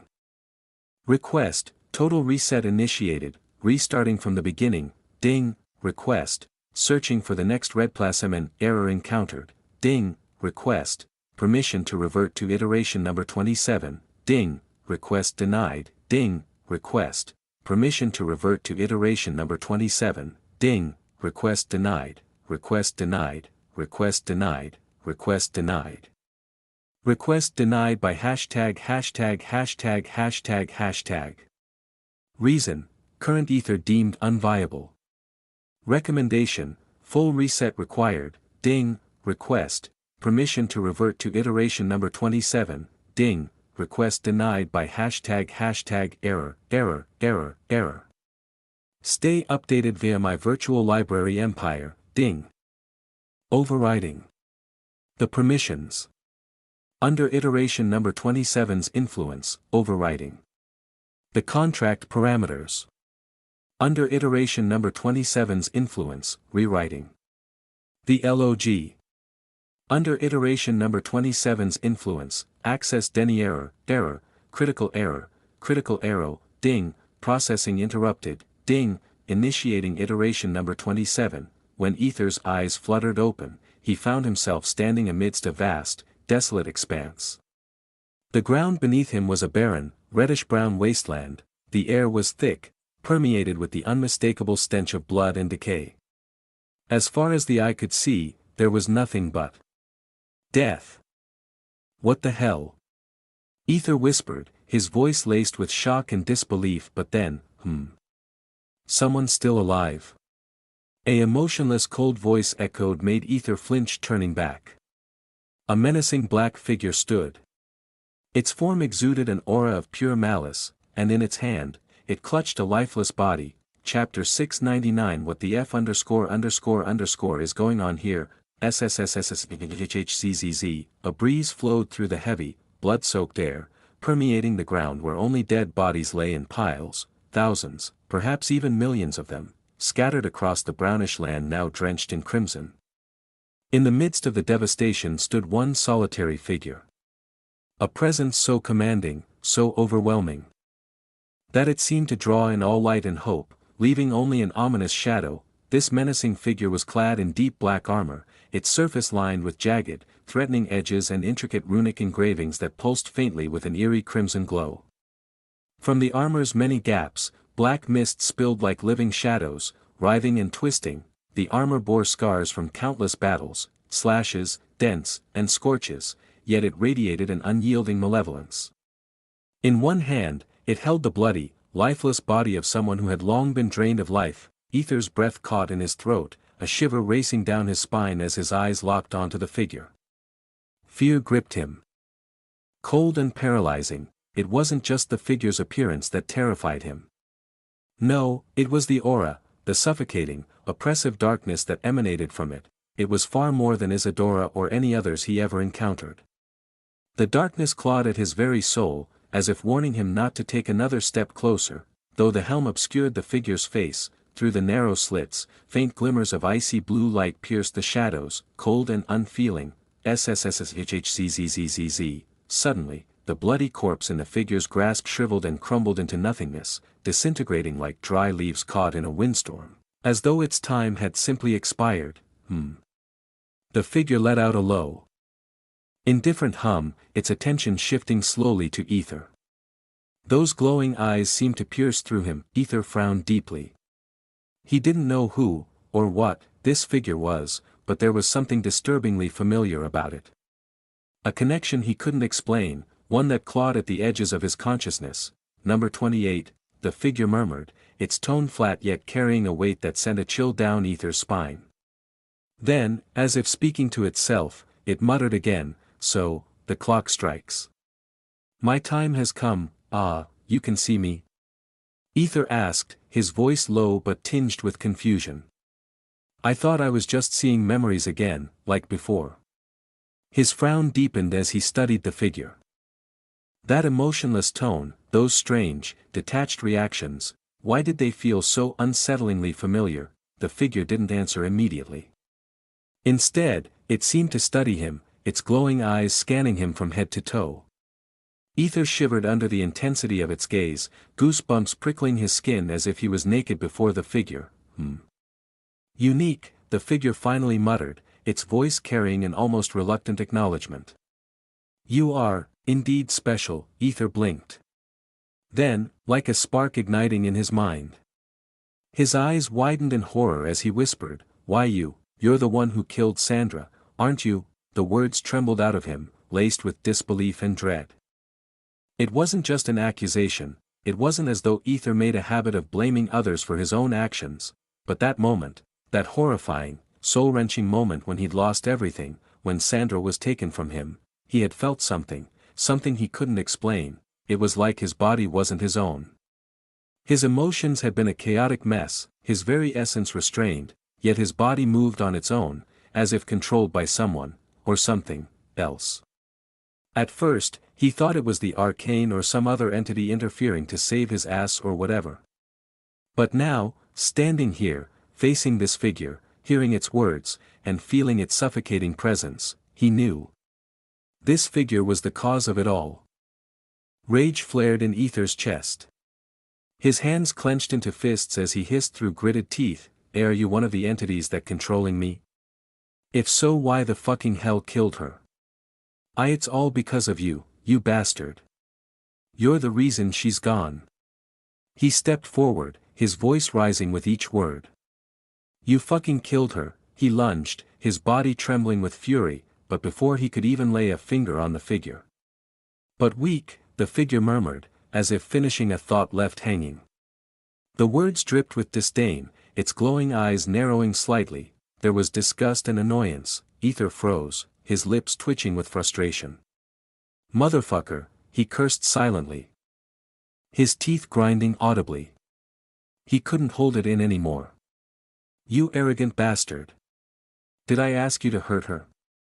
You fucking monster, you. Before he could finish his outburst or strike, the figure waved an armored hand dismissively, so annoying, it muttered, almost lazily, it said, come, in order. Suddenly, Aether felt a surge of energy ripple through his body, a wave so overwhelming it made his muscles tense involuntarily. Yet, despite the oppressive force weighing on him, he gritted his teeth and swung his fist, aiming to punch the fucker's body at least once. Just as his fist was about to connect with the cold, unyielding armor, thud, a deep black hand shot out with terrifying precision. Catching his leg in an iron grip, but it didn't stop there. More hands, dark and unnatural, materialized out of thin air, twisting and curling like shadows with form, pinning his arms, shoulders, and torso. Within moments, his entire body was immobilized, held tightly in their unrelenting grasp. What the F? Aether began, but his words were abruptly cut short. The hands yanked him backward with insane force, pulling him mercilessly toward a swirling black portal that had appeared behind him as if summoned by the void itself. Fuakuak, he screamed, his voice echoing in the emptiness as his body was hurled through the portal with dizzying speed. The figure stood motionless. Its glowing, ice-blue eyes following the portal as it closed and disappeared into nothingness, as though it were merely an inconvenience. Slowly, it turned its gaze to the battlefield, taking in the sea of corpses scattered across the blood-soaked earth. Sigh. I don't have much time, it muttered, its tone cold and detached. Reaching down, it grasped a long black spear embedded in a nearby corpse. The black spear's surface writhed with glowing symbols, pulsating faintly as if alive with some kind of dangerous energy. The moment the figure pulled the spear free, the lifeless body disintegrated into fine dust, scattering on the tainted wind like ash. The figure twirled the spear effortlessly. Its movements deliberate and precise. Before securing the weapon on its back and called, "Leora," a deafening howl shattered through the sky. WWWOLLLLLLLLL. The figure stomped the ground with a force so immense that the earth beneath cracked and trembled. Then, with an explosive burst of energy, it soared into the sky like a black comet. Another shadowy figure shot toward it at blinding speed, the two merging seamlessly in mid-air before vanishing together into the darkened horizon. Underscore underscore underscore underscore underscore underscore underscore underscore underscore underscore underscore underscore underscore underscore underscore underscore underscore. Meanwhile, Weaat Thihi. Fuak. Aether's voice broke into a stammering mess as he hurtled through a tunnel of swirling light. The speed was incomprehensible, making the lines of light streak past him like endless, elongated stars in a distorted galaxy. Log. What the hell is going on here? He shouted desperately, struggling in vain to gain control of his body. Every limb felt weightless, moving entirely on its own, helpless against the crushing speed of his chaotic flight. Ding, initiating iteration number 1, what? Aether blinked in confusion, then, thud, he landed hard on an invisible surface. Groaning, he slowly pushed himself to his feet, wincing as he rubbed his aching limbs. The swirling tunnel of light faded, replaced by a new scene that unfolded before him. Look, what we have here. You've given birth to a healthy boy. Darling, a handsome man in his 30s said with a happy smile as he held an infant in his arms. He looks just like you. A gorgeous woman, even though she had just given birth, still radiated beauty. There was no hint of exhaustion as she tenderly touched the baby's cheek. Aether stood frozen, his mind blank and unable to process the vision playing out before him. This was his first life. He recognized it immediately, the memory clear as day, or so he thought. Find your next read on my virtual library empire. Until, what's happening? Baby. The woman's voice suddenly broke the serene moment, rising in panic as she noticed her child's body growing cold and unresponsive in her arms. Doctor, the man bellowed, his joyful tone replaced by sheer terror and desperation.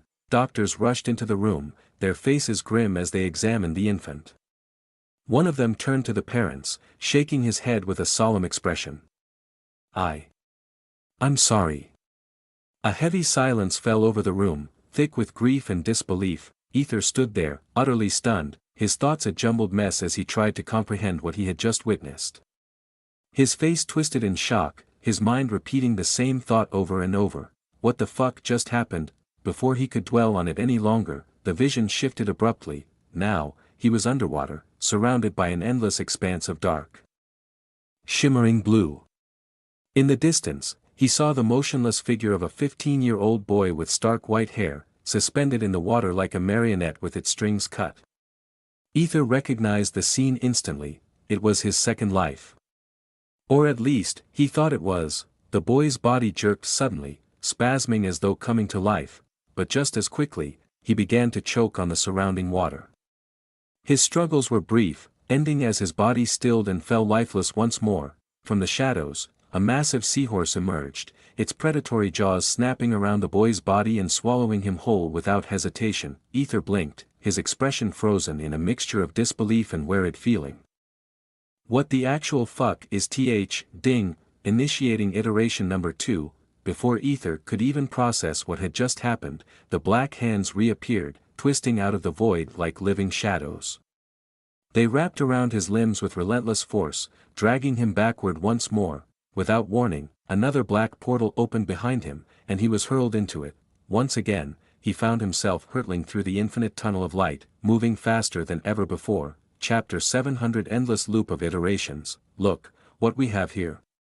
You've given birth to a healthy boy, darling, a handsome man in his 30s said with a happy smile as he held an infant in his arms. He looks just like you. A gorgeous woman, even though she had just given birth, still radiated beauty. There was no hint of exhaustion as she tenderly touched the baby's cheek. Aether stood frozen, staring blankly at the surreal vision unfolding before his eyes. It was his first life, the life he had lived long ago. He was seeing it all again, and again, or at least, that's what he thought until, the baby, exactly 1 year later, choked on a spoon while being fed and, fucking died. Aether remained silent, his expression blank, as the vision abruptly shifted.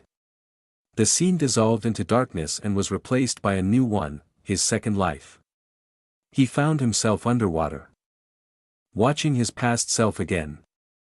It was happening again, and again, or so he believed until, a 15-year-old boy with striking white hair, drowning, suddenly flinched as his eyes shot open. Panic took over his trembling body as he clawed at the water, his hands flailing desperately in an attempt to escape from whatever force was holding him down. And then, he couldn't. His body grew still, and he died, and the seahorse devoured his lifeless body. Ding, initiating iteration number 3, as expected, black, shadowy hands emerged and dragged Aether into a deep, swirling black portal. He felt himself being hurtled forward at an incomprehensible speed, the darkness enveloping him completely. Unlike before, when the chaos left him disoriented and clueless, this time he was calm. He took a deep breath and asked, "So, what's going on here exactly? What are these iterations? Log?" His tone was sharp yet controlled, as if piecing together a puzzle. Aether had no prior understanding of the iteration. This was his first encounter with those strange words, iterations and their associated numbers. Ding, those are your iterations, your lives. Each time you died, you reset the timeline and started fresh. Aether raised an eyebrow, skepticism mixed with intrigue. "You mean, they're mine?" he asked, pointing to himself for emphasis. "Yes," Aether blinked in disbelief. Even though he had witnessed his own deaths, this was different. "I mean, I remember my last death. I remember reverting back to an earlier time and all that, but this? This is new to me, it feels disconnected," he thought. After a moment of silence, he spoke again. "So, let me get this straight. We're revisiting memories I somehow forgot. Why now? And why didn't I know about this before? If I've died 27 times, shouldn't I have been aware of my abilities and my past lives by now?" His words carried lots of questions. Negative. "You are not revisiting your memories. This is an order from iteration number 27, who specifically wanted you to witness the others, the other iterations. As for your final question.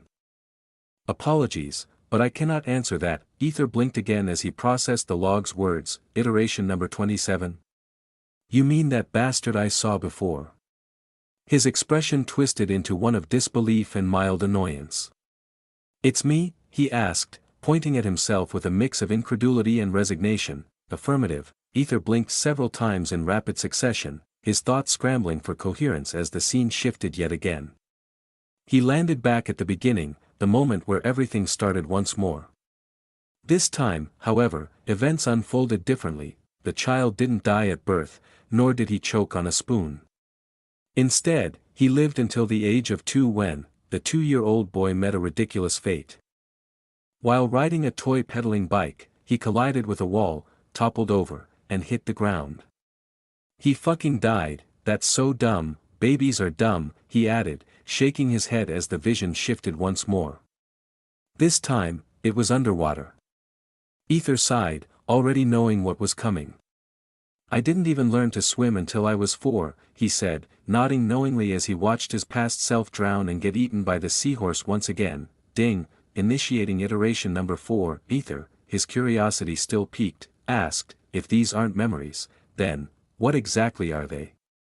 "I'm sure I've never seen anything like this before." "You cannot see memories, Aether." What do you mean by that?" "You are now, just slipping through time. Just like before." Aether's eyes widened in pure shock, his voice trembling with disbelief. "You mean? I'm literally traveling back in time just to see all this pointless shit?" "Negative. You are not traveling back. You are merely slipping through." Yeah, those are basically the same thing anyway," Aether interrupted sharply, frowning as irritation began to creep into his tone. "Then when I visited Aether's memories, those two were, affirmative. You slipped through time and witnessed Aether's life unfold. You never visited anyone's memories. Hearing that, Aether opened his mouth but no words came out. He stood there in silence, momentarily stunned, while the next scene unfolded before him. A baby was born, only to die 3 years later in an even more absurdly lame manner, but Aether's mind was too preoccupied to fully absorb the ridiculousness of the situation. Come to think of it, didn't the mother goddess say that because of my soul's willingness, I caught someone's curiosity? They decided to send my soul to Earth, and then I returned when the slave contract was made. However, looking at this closely, there's a clear and undeniable pattern. It's not like the slave contract came into play after I lived 27 years on Earth. So, someone must actually be picking me every single year. His eyes widened in sudden realization, as if pieces of the puzzle were finally falling into place. Ding, indeed. The slave contract is your soul returning point. However, due to your bloodline and with ######S help, when you die in these 5 worlds, you reset the entire reality and start from the very beginning, Earth. There, you are reborn, starting completely from zero, to refine the process and ultimately pick the perfect one. Hearing that, Aether slightly parted his lips in stunned disbelief. Perfect one? So, it's like, when I died as an infant and was reborn here but died again, you reset the whole thing. And instead of killing me instantly like before, you guys gave me a year to grow and killed. And if I died again here, you reset it, giving me yet another year before killing me. You're basically testing me over and over, right? Ding, indeed, the fuck is indeed. That's so messed up. Aether shouted furiously, his voice echoing with rage and disbelief. Who in their right mind would come up with something this deranged and insane? Ding, initiating iteration number 5, this time, the baby seemed to develop an unusual knack for swimming early on. He worked tirelessly, as if some instinctive part of him knew something terrible was going to happen, and yet he drowned during training and died. Fuck. Aether bellowed, slamming his face into his palm with a loud groan. His frustration was palpable as he stood there, watching the vision shift yet again.